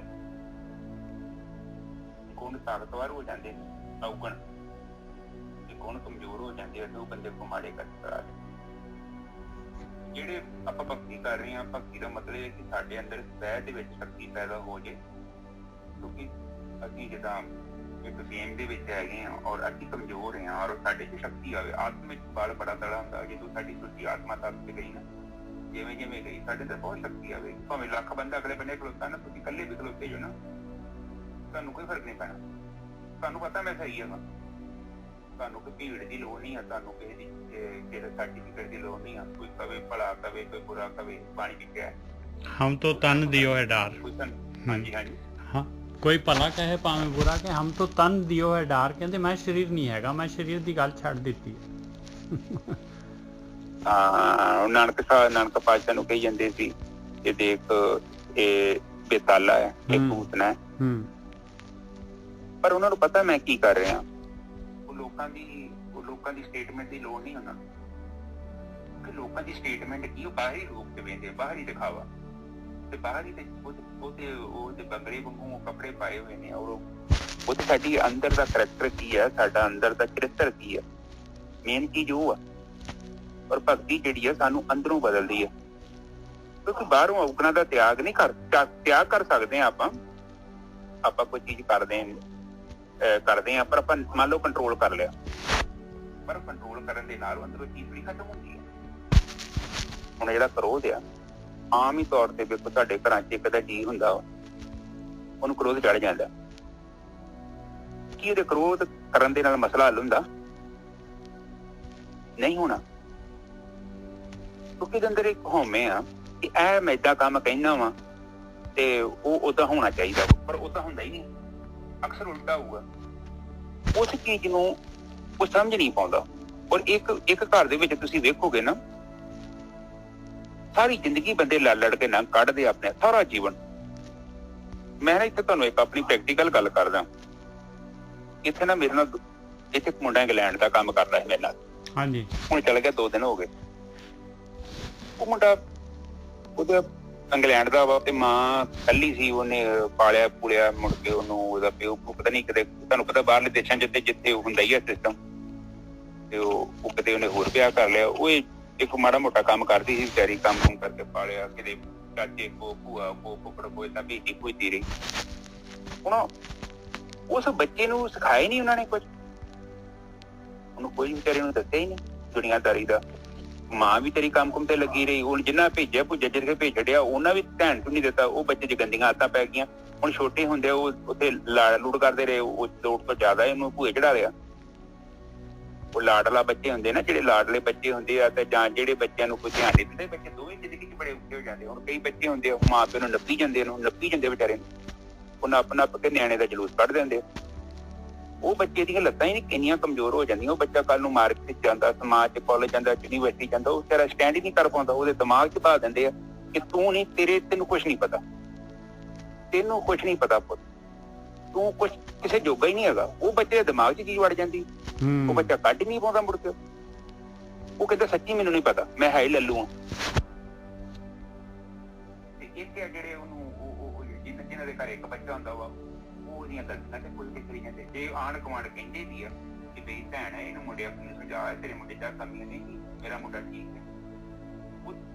ਉਸ ਟਾਈਮ ਤੇ ਜਿਹੜਾ ਆਪਾਂ ਡਿਫੈਂਸ ਕੀਤੀ ਉਹ ਬੱਚੇ ਨੂੰ, ਉਹ ਬੱਚੇ ਦੀ ਗਲਤੀ ਨੂੰ ਕਵਰ ਕੀਤਾ, ਇੱਕ ਸਮਾਂ ਆਊਗਾ ਉਸ ਬੱਚੇ ਨੇ ਜਦੋਂ ਸੋਸਾਇਟੀ 'ਚ ਆਉਣਾ ਹੈ, ਜਦੋਂ ਆਪਣੇ ਘਰ ਤੋਂ ਬਾਹਰ ਆਉਣਾ, ਮੰਮੀ ਦੀ ਗੋਦੀ ਤੋਂ ਬਾਹਰ ਆਉਣਾ, ਉਹਦਾ ਦਿਮਾਗ ਦਰੁਸਤ ਹੋਊਗਾ। ਉਹਦੀ ਗਲਤੀ ਉਹਦੀ ਮਾਂ ਦੀ ਜ਼ਿੰਮੇਵਾਰੀ, ਉਹਦੇ ਪਿਓ ਦੀ ਜ਼ਿੰਮੇਵਾਰੀ, ਜਾਂ ਉਹਦੀ ਦਾਦੀ ਦੀ ਜ਼ਿੰਮੇਵਾਰੀ। ਜੇ ਕੋਈ ਸੰਸਕਾਰ ਹੀ ਨਹੀਂ ਬੱਚੇ ਨੂੰ ਦਿੱਤੇ ਨੇ ਜੱਸਾ, ਉਹਦੇ ਬੱਚਾ ਹੁਣ ਵੇਖੋ ਕਾਲਜਾਂ 'ਚ ਕਿੱਡੇ ਬੱਚੇ ਪੜ੍ਹਦੇ, ਬੜੇ ਵੱਡੇ IAS ਅਫਸਰ ਲੱਗ ਜਾਂਦੇ, ਪਰ ਉਹਨਾਂ ਕੋਲ ਸੰਸਕਾਰ ਹੀ ਨਹੀਂ ਹੁੰਦੇ। ਉਹ ਇਹ ਨਹੀਂ ਕਿ ਪੜ੍ਹਾਈ ਕਰਨ ਦੇ ਨਾਲ ਬੱਚਾ ਬੜਾ ਇੰਟੈਲੀਜੈਂਟ ਹੁੰਦਾ। ਸੰਸਕਾਰ ਜਿਹੜੇ ਮਾਪੇ ਦਿੰਦੇ ਨੇ, ਚਾਹੇ ਦੇਖੋ ਇਹ ਪੇਰੈਂਟ ਵੀ ਇਹਨੂੰ ਕਹਿੰਦੇ ਮਾਪਿਆਂ ਦੀ ਜ਼ਿੰਮੇਵਾਰੀ। ਬੱਚੇ ਨੂੰ ਕਾਲਜ 'ਚ ਭੇਜਣਾ, ਯੂਨੀਵਰਸਿਟੀ 'ਚ ਭੇਜਣਾ, ਸਕੂਲਾਂ 'ਚ ਭੇਜਣਾ ਇੱਕ ਅਲੱਗ ਚੀਜ਼ ਹੈ। ਜਿਹੜੇ ਸੰਸਕਾਰ ਹੁੰਦੇ ਨੇ ਬੱਚਿਆਂ ਨੂੰ ਮਾਪੇ ਦਿੰਦੇ ਆ। ਮਾਪੇ ਤੋਂ ਭਾਵ ਜੇ ਉਹਦਾ ਵੱਡਾ ਭਰਾ, ਵੱਡੀ ਭੈਣ, ਮਾਂ, ਚਾਚਾ, ਤਾਈ, ਦਾਦੀ, ਦਾਦਾ, ਹੋਰ ਮਾਮੇ ਵਗੈਰਾ ਅਬਜ਼ਰਵੇਸ਼ਨ ਕਰਦੇ। ਹੁਣ ਮੇਰੇ ਮੁੰਡੇ ਦੀ ਗੱਲ ਸੁਣੋ ਨਿੱਜਰ ਸਾਹਿਬ, ਮੇਰਾ ਮੁੰਡਾ ਤੇ ਭਾਬੀ ਦੇ ਘਰ ਗਿਆ, ਮੇਰੀ ਵੱਡੀ ਭਾਬੀ ਦੇ ਘਰ ਗਿਆ, ਉਹਨੇ 1 ਮਿੰਟ 'ਚ ਨੋਟਿਸ ਕਰ ਲਿਆ।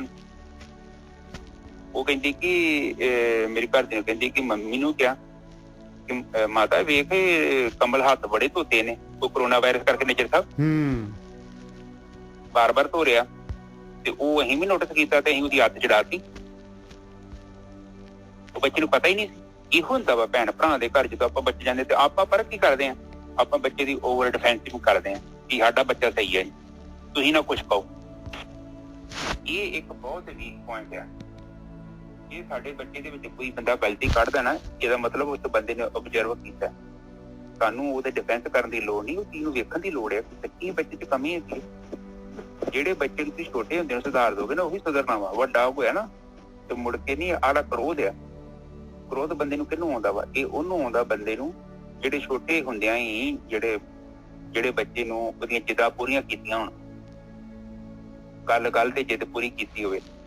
ਹੁਣ ਜਦੋਂ ਵੱਡਾ ਹੋ ਜਾਂਦਾ, ਵਿਆਹ ਹੋ ਜਾਂਦਾ, ਬੱਚੇ ਹੋ ਜਾਂਦੇ ਆ, ਘਰ ਦੀ ਨੇ ਮਾੜਾ ਜਿਹਾ ਕੰਮ ਨਹੀਂ ਕੀਤਾ, ਮਾੜਾ ਜਿਹਾ ਉਹਨੇ ਕਹਿਤਾ ਵੀ ਏਦਾਂ ਕਰੋ ਵੀ ਪਹਿਲੀ ਚਾਹ ਲਿਆਓ, ਉਹ ਵਿਚਾਰੀ ਕੰਮ ਕਰਦੀ ਆ। ਹੋ ਸਕਦਾ 10 ਮਿੰਟ ਵੱਧ ਹੋ ਗਏ ਤੇ ਇੱਥੇ ਰੌਲਾ ਪਾਉਣਾ ਸ਼ੁਰੂ ਕਰ ਦੇਣਾ ਮੈਂ, ਬਈ ਤੈਨੂੰ ਅਕਲ ਨਹੀਂ ਹੈਗੀ, ਤੂੰ ਮੈਂ ਤੈਨੂੰ ਚਾਹ ਕਿਹਾ, ਮੈਂ ਸਵੇਰ ਦਾ ਕੰਮ ਕਰਨ ਡਿਆ ਵਾਂ, ਤੂੰ ਧਿਆਨ ਨਹੀਂ ਦਿੱਤਾ, ਇਹ ਹੈ ਉਹ ਹੈ।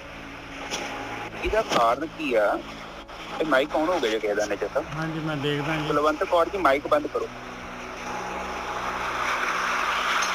ਇਹ ਤਾਂ ਪਤਾ ਨਹੀਂ ਕੀ ਚਲਾਤਾ ਇਹਨੇ, ਮੈਂ ਹੀ ਬੰਦ ਕਰਦਾ। ਲੇਕਿਨ ਸਰ ਤੁਸੀਂ ਕਰ ਦਿਓ, ਇਹਨਾਂ ਕੋਲ ਨਹੀਂ ਬੰਦ ਕਰਤਾ ਜੀ। ਹਾਂਜੀ, ਇਹ ਬੜਾ ਟੌਪਿਕ ਜਰਨਲ ਜੇ, ਇਹਨੂੰ ਡਿਸਕਸ ਕਰਨਾ ਬੜਾ ਜ਼ਰੂਰੀ ਆ। ਦੇਖੋ, ਕੋਈ ਕਾਲਜ ਇੱਕ ਚੰਗਾ ਬੱਚਾ ਨਹੀਂ ਜੋ ਪੈਦਾ ਕਰ ਸਕਦਾ। ਉਹ ਤੁਹਾਨੂੰ ਇਹ ਦੱਸ ਸਕਦਾ ਪੈਸੇ ਕਿੱਦਾਂ ਕਮਾਉਣੇ ਆ, ਡਾਕਟਰ ਬਣ ਜਾਓ, ਇੰਜੀਨੀਅਰ ਬਣ ਜਾਓ। ਇੱਕ ਚੰਗਾ ਇਨਸਾਨ ਜਿਹੜਾ ਬਣਾਉਣਾ ਨਾ, ਉਹ ਹੁੰਦਾ ਵਾ ਘਰ ਤੋਂ ਸ਼ੁਰੂ ਹੁੰਦਾ। ਵੱਡਿਆਂ ਦਾ ਕੰਮ ਹੈ ਉਹਨੂੰ ਸੰਸਕਾਰ ਦੇਣੇ ਆਪਣੇ ਬੱਚਿਆਂ ਨੂੰ। ਛੋਟੇ ਬੱਚੇ ਨੂੰ ਸੰਸਕਾਰ ਦੇ ਦਿਓ। ਹੁਣ ਘਰੇ ਹੁਣ ਇੱਥੇ ਮੈਂ ਵੇਖਦਾ ਵਾਂ ਕਈ ਆ 2-3 ਦੇਸ਼ ਦੇ ਬੰਦੇ ਬੜੇ ਲਾਗੇ ਕੰਮ ਕਰਦੇ, ਉਹਨਾਂ ਨੂੰ ਪਤਾ ਹੀ ਨਹੀਂ ਸਤਿ ਸ਼੍ਰੀ ਅਕਾਲ ਬੁਲਾਉਣੀ ਹੈ, ਜੇ ਗੁੱਡ ਮਾਰਨਿੰਗ ਕਹਿਣੀ, ਸਿੱਧਾ ਮੂੰਹ ਚੁੱਕ ਕੇ ਅੰਦਰ ਆ ਜਾਂਦੇ ਆ, ਸਿੱਧਾ ਮੂੰਹ ਚੁੱਕ ਕੇ ਬਾਹਰ ਚੱਲ ਜਾਂਦੇ। ਜਦ ਕਿ ਸਾਡੇ ਬਲੱਡ 'ਚ ਆ। ਅਸੀਂ ਜਦ ਤੱਕ ਸਤਿ ਸ਼੍ਰੀ ਅਕਾਲ ਬੁਲਾ ਕੇ ਮੈਂ ਸਾਰਿਆਂ ਨੂੰ ਬੁਲਾਉਣੀ ਆ, ਔਰ ਜਾਣ ਤੋਂ ਪਹਿਲਾਂ ਵੀ ਇਕੱਲੇ ਨੂੰ ਬੁਲਾ ਕੇ ਜਾਣੀ। ਇੱਕ ਸੰਸਕਾਰ ਹੀ ਆ ਮੇਰੇ 'ਚ ਨਿਜਰ ਸਾਹਿਬ। ਤੇ ਆਮ ਜੇ ਆਪਾਂ ਖਾਵਾਂਗੇ ਨੇ ਕਿਸੇ ਨੂੰ, ਉਹ ਬੱਚਾ ਕਿੱਥੋਂ ਸਿੱਖੂਗਾ? ਇਹ ਨਿਜਰ ਸਾਹਿਬ, ਇਹ ਮੈਂ ਮਹਿਸੂਸ ਕਰਦਾ ਕਿ ਆਮ ਜਿਹੜੇ ਹੁਣ ਜਿਹੜਾ ਬੰਦਾ ਕ੍ਰੋਧ ਆਉਂਦਾ, ਇਹਦੇ ਪਿੱਛੇ ਬਹੁਤ ਵੱਡੀਆਂ ਜ਼ਿੰਮੇਵਾਰੀਆਂ ਨੇ। ਹੁਣ ਉਹ ਜਿਹੜਾ ਮੁੰਡਾ ਨਾ, ਉਹ ਮੁੰਡੇ ਨੂੰ ਮੈਂ ਚੰਗੀ ਚੀਜ਼ ਵੀ ਕਹਿੰਦਾ, ਤੈਨੂੰ ਗੁੱਸਾ ਆ ਜਾਂਦਾ। ਫਿਰ ਮੈਂ ਕਿਹਾ, ਮੈਂ ਇਹਨਾਂ ਨੂੰ ਕਿਹਾ, ਮੈਂ ਗੱਲ ਸੁਣ ਮੇਰੀ ਗੱਲ, ਤੈਨੂੰ ਕੀ ਆਹ ਚੀਜ਼ ਹੈ, ਤੈਨੂੰ ਪ੍ਰੋਬਲਮ ਹੈਗੀ, ਮੈਂ ਤੈਨੂੰ ਚੰਗੀ ਚੀਜ਼ ਕਹਿੰਦਾ, ਤੈਨੂੰ ਗੁੱਸਾ ਆਉਂਦਾ ਵਾ। ਕਿ ਇਹਨੂੰ ਮੈਂ ਦੱਸਿਆ, ਉਹ ਕਹਿੰਦਾ ਕਿ ਮੈਂ ਬਚਪਨ ਤੋਂ ਹੀ ਇੱਕ ਐਸੀ ਸੁਸਾਇਟੀ 'ਚ ਰਿਹਾ, ਮੈਂ ਆਪਣੀ ਮਾਂ ਦੇ ਨਾਲ ਮੈਨੂੰ ਪਿਆਰ ਨਹੀਂ ਮਿਲਿਆ, ਮੈਨੂੰ ਕਦੇ ਇੱਧਰ ਕੱਢ ਛੱਡਿਆ, ਕਦੇ ਉੱਧਰ ਕੱਢ ਛੱਡਿਆ। ਔਰ ਹੁਣ ਮੇਰੇ ਦਿਮਾਗ ਤੋਂ ਜਿਹੜੀ ਮੇਰੇ ਬਹੁਤ ਠੀਕ ਹੈ ਉਹ ਕੋਈ ਚੀਜ਼ ਨਹੀਂ ਜੇ ਸਭ। ਹਾਂਜੀ ਬਿਲਕੁਲ, ਉਹ ਮੇਰੇ ਦਿਮਾਗ 'ਚ ਵੜੀ ਹੈ। ਕਹਿੰਦਾ ਮੈਨੂੰ ਇੰਝ ਲੱਗਦਾ ਕਿ ਮੈਨੂੰ ਲੋਕੀ ਨੱਪ ਰਹੇ ਆ। ਜਦ ਕਹਿੰਦਾ ਨੱਪਣ ਵਾਲੀ ਗੱਲ ਤੇ ਹੈ ਨਹੀਂ, ਅਸੀਂ ਤੇ ਮੇਰਾ ਭਲਾ ਕਰਨਾ ਚਾਹੁੰਦੇ, ਪਰ ਕਹਿੰਦਾ ਕਿ ਮੈਂ ਕੀ ਕਰਦਾ, ਮੇਰੇ ਪੇਸ਼ਨ ਹੀ ਨਹੀਂ ਹੈਗਾ, ਨਹੀਂ ਜੈਸਾ ਸਬਰ ਹੀ ਨਹੀਂ ਹੈਗਾ। ਤੁਸੀਂ ਮਾੜੀ ਜਿਹੀ ਗੱਲ ਕਹਿਤੀ ਤੇ ਮੈਂ ਇੱਧਰੋਂ ਬੋਲਣਾ ਸ਼ੁਰੂ ਕਰ ਦਿੰਦਾ, ਮੁੜ ਕੇ ਮਾਫੀ ਮੰਗਦਾ ਵਾ, 10 ਮਿੰਟਾਂ ਬਾਅਦ ਆਊਗਾ, ਸੌਰੀ ਕਹੂਗਾ। ਮੈਂ ਨਹੀਂ ਸਮਝਾਇਆ ਕਿ ਇਹ ਚੀਜ਼ ਤੇਰੇ ਦਿਮਾਗ ਦੇ ਬਹੁਤ ਡੀਪ ਆ। ਹਾਂ ਕਹਿੰਦਾ ਛੋਟੇ ਹੁੰਦੇ ਤੋਂ ਵੜ ਗਈ। ਕਹਿੰਦਾ ਮੈਨੂੰ ਚੀਜ਼ ਨੂੰ ਰੋਕਣਾ ਚਾਹੁੰਦਾ, ਨਹੀਂ ਰੁਕਣ ਦੀ ਮੇਰੇ ਤੋਂ ਨਹੀਂ ਚਾਹਤਾ। ਬਿਲਕੁਲ ਸਹੀ ਗੱਲ ਹੈ। ਮੈਂ ਉਹਨੂੰ ਕਿਹਾ, ਮੈਂ ਦੇ ਗੱਲ ਤਾਂ ਮੇਰੀ, ਮੈਂ ਪਤਾ ਕੀ ਹੈ, ਜੀਵਨ ਇੱਕ ਏਦਾਂ ਦਾ ਵਾ, ਮੈਂ ਸਾਡੇ ਜੀਵਨ 'ਚ ਵੀ ਬੜਾ ਕੁਝ ਆਉਂਦਾ, ਮੈਂ ਵੀ ਬੜਾ ਕੁਝ ਵੇਖਿਆ ਸੰਸਾਰ ਤੇ। ਕਈ ਵਾਰੀ ਏਦਾਂ ਦੀ ਸਿਚੁਏਸ਼ਨ ਆ ਜਾਂਦੀ ਆ, ਉੱਥੇ ਡੈਮੇਜ ਹੋਣਾ ਵਾ ਔਰ ਪੱਕਾ ਹੋਣਾ ਵਾ। ਪਰ ਉੱਥੇ ਮੈਂ ਸਬਰ ਦੇ ਨਾਲ ਕੁਝ ਚੀਜ਼ਾਂ ਨੂੰ ਛੱਡਿਆ, ਕੁਝ ਚੀਜ਼ਾਂ ਮੈਂ ਮਨ ਚੋਂ ਕੱਢੀਆਂ। ਔਰ ਮੈਂ ਚਾਹੁੰਦਾ ਸਾਂ ਕਿ ਜੀਵਨ ਏਦਾਂ ਦਾ ਆ ਚੁੱਕਿਆ ਵਾ, ਇੱਥੇ ਹੁਣ ਏਡਾ ਵੱਡਾ ਸਟੈਪ ਨਹੀਂ ਲੈ ਸਕਦਾ ਮੈਂ। ਪਰ ਮੈਂ ਉੱਥੇ ਕੋਸ਼ਿਸ਼ ਕੀਤੀ ਕਿ ਕਿਸੇ ਤਰੀਕੇ ਨਾਲ ਇਹ ਜਿਹੜਾ ਮਾੜਾ ਟਾਈਮ ਆਇਆ, ਨਿਜਰ ਸਾਹਿਬ, ਇਹਨੂੰ ਕੱਢਿਆ ਜਾਏ। ਕਰੈਕਟ, ਬਿਲਕੁਲ। ਜ਼ਿੰਦਗੀ 'ਚ ਤੁਹਾਡੇ ਵੀ ਏਦਾਂ ਦਾ ਟਾਈਮ ਆਇਆ ਹੋਊਗਾ, ਪੱਕਾ ਹੋਊਗਾ, ਕਿਉਂਕਿ ਤੁਸੀਂ ਇਨਸਾਨ ਹੈਗੇ ਜੋ। ਉਸ ਟਾਈਮ ਤੇ ਕੇਵਲ ਇੱਕ ਚੀਜ਼ ਸਾਨੂੰ ਬਚਾ ਸਕਦੀ ਆ, ਉਹ ਹੈ ਸਬਰ ਤੇ ਸੰਤੋਖ। ਜਦੋਂ ਆਪਾਂ ਸਬਰ ਕਰਦੇ ਆ ਨਾ, ਸਬਰ ਕਰਨਾ ਕੋਈ ਮਾੜੀ ਚੀਜ਼ ਨਹੀਂ ਹੁੰਦੀ। ਜ਼ਰੂਰੀ ਨਹੀਂ ਹੁੰਦਾ ਕਿ ਅਗਲਾ ਕੇ ਮਾੜਾ ਚੰਗਾ ਬੋਲ ਗਿਆ ਤੇ ਉਸੇ ਫਟਾਕ ਉਹਦਾ ਜਵਾਬ ਦਿੱਤਾ ਜਾਵੇ। ਜਿਹੜਾ ਆਪਾਂ ਫਟਾਕ ਜਵਾਬ ਦਿੰਦੇ ਆ ਨਾ, ਉਹ ਸਾਡਾ ਮਨ ਦਿੰਦਾ, ਬੁੱਧੀ ਨਹੀਂ ਦਿੰਦੀ। ਦੇਖੋ ਹੁਣ ਮਨ ਤੁਹਾਡਾ ਕੀ ਕਹਿੰਦਾ ਵਾ ਕਿ ਛੋਟੇ ਕੰਮ ਕਹਿੰਦਾ ਤੇ ਮਨ ਦੇ ਕਹਿਣ ਤੇ ਕਰ ਦੋ ਛੋਟੇ ਮੋਟੇ ਕੰਮ। ਪਰ ਜਿੱਥੇ ਰਿਸ਼ਤੇਦਾਰੀਆਂ ਆਉਂਦੀਆਂ ਨੇ ਔਰ ਤੁਹਾਡੇ ਜੀਵਨ ਦੀ ਫਾਊਂਡੇਸ਼ਨ ਆ, ਵੱਡਾ ਕੰਮ, ਕਾਫੀ ਵੱਡਾ ਕੰਮ, ਇਹ ਨਹੀਂ ਹੁਣ ਉੱਥੇ ਹੁਣ ਮੰਨ ਲਓ ਕੋਈ ਕਾਰ ਹੀ ਖਰੀਦਣੀ ਹੈ ਜਾਂ ਘਰ ਹੀ ਖਰੀਦਣਾ ਹੈ, ਔਰ ਐਰਾ ਵਗੈਰਾ ਛੋਟੀਆਂ ਮੋਟੀਆਂ ਚੀਜ਼ਾਂ ਨਹੀਂ, ਵੱਡੀਆਂ ਚੀਜ਼ਾਂ ਹੈ, ਕੋਈ ਜੀਵਨ ਸਾਥੀ ਹੈ, ਐਰਾ ਵਗੈਰਾ ਲੱਭਣਾ ਹੈ, ਉੱਥੇ ਜਿਹੜੀ ਤੁਹਾਡੀ ਬੁੱਧੀ ਚਾਹੀਦੀ ਹੈ, ਕਿਉਂਕਿ ਉਹ ਚੀਜ਼ ਬਹੁਤ ਇੰਪੋਰਟੈਂਟ ਆ। ਉੱਥੇ ਆਪਾਂ ਜੇ ਗਲਤ ਡਿਸੀਜਨ ਲੈਂਦੇ ਆ ਨਾ, ਉਹ ਪੂਰਾ ਜੀਵਨ ਆਪਣਾ ਹਿੱਲ ਜਾਣਾ। ਔਰ ਮਨ ਤੇ ਕਹਿੰਦਾ ਵਾ, ਮਨ ਦਾ ਵੀ ਕਹਿਣਾ ਮੰਨ ਲਿਆ ਕਰੋ। ਜਿੱਦਾਂ ਕੋਈ ਛੋਟੀ ਮੋਟੀ ਕੋਈ ਚੀਜ਼ ਖਾਣੀ ਹੈ, ਖਵਾ ਦੋ ਉਹਨੂੰ, ਤੇ ਜੇ ਕੋਈ ਛੋਟਾ ਮੋਟਾ ਕੰਮ ਕਰਨਾ ਹੈ, ਕੋਈ ਕੱਪੜਾ ਕੁਪੜਾ ਲੈਣਾ ਤੇ ਲੈ ਦੋ ਕਹਿੰਦੇ। ਪਰ ਮੈਂ ਇਹ ਕਹਿੰਦਾ ਕਿ ਜਿੱਦਾਂ ਵੱਡੇ ਡਿਸੀਜਨ ਹੁੰਦੇ ਆ, ਉੱਥੇ ਹਮੇਸ਼ਾ ਹੀ ਬੁੱਧੀ ਇਸਤੇਮਾਲ ਕਰਨੀ ਹੈ। ਔਰ ਬੁੱਧੀ ਦਾ ਮਤਲਬ ਫੈਸਲਾ ਲੈਣ ਤੋਂ ਪਹਿਲਾਂ ਘੱਟੋ ਘੱਟ ਤੁਹਾਡੇ ਕੋਲ ਟਾਈਮ ਚਾਹੀਦਾ ਹੈ 1-1.5 ਘੰਟਾ।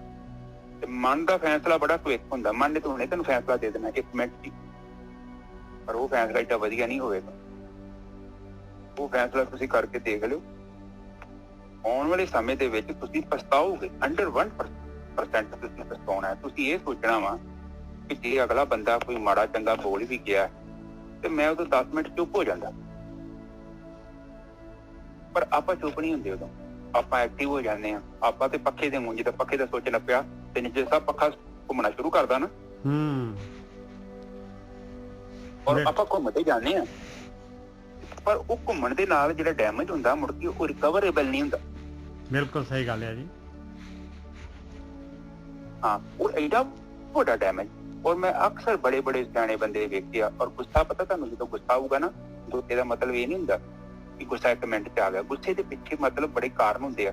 ਕੋਈ ਚੀਜ਼ ਹੋ ਰਹੀ ਹੈ, ਲਗਾਤਾਰ ਹੋ ਰਹੀ ਹੈ, ਔਰ ਤੁਸੀਂ ਇਹਨੂੰ ਨੋਟਿਸ ਕਰ ਰਹੇ ਹੋ, ਤੇ ਅਗਲਾ ਬੰਦਾ ਹਟਦਾ ਹੀ ਨਹੀਂ ਪਿਆ, ਪਰ ਇੱਕਦਮ ਆ ਗਿਆ ਗੁੱਸਾ, ਬਾਹਰ ਆ ਗਿਆ। ਬਰਦਾਸ਼ਤ ਕਰਨ ਦੀ ਸ਼ਕਤੀ ਖਤਮ ਹੋ ਗਈ ਤੇ ਕੁੱਕਰ ਨੇ ਸੀਟੀ ਮਾਰਦੀ। ਨਿੱਜਰ ਸਾਹਿਬ ਸਹੀ ਹੈ? ਬਿਲਕੁਲ। ਉਹਦੀਆਂ ਜੜ੍ਹਾਂ ਨੇ। ਹੁਣ ਇੱਥੇ 2 ਰਾਹਾਂ ਹੈਗੀਆਂ। 2 ਤਰੀਕੇ ਨਾਲ ਆਪਾਂ ਮਸਲੇ ਨੂੰ ਹੱਲ ਕਰ ਸਕਦੇ ਹਾਂ। ਕਥਾ ਤੇ ਵੀ ਆਪਾਂ ਆ ਜਾਂਦੇ ਹਾਂ। ਇਹ ਵੀ ਬੜਾ ਜ਼ਰੂਰੀ ਮੈਟਰ ਹੈ। ਕ੍ਰੋਧ ਜਿਹੜਾ ਹੈ ਨਾ, ਕ੍ਰੋਧ ਬਹੁਤ ਹੀ ਪਾਵਰਫੁਲ ਹੈ ਔਰ ਸਾਡੇ ਨਾਲ ਬੜਾ ਜੁੜਿਆ ਹੈ।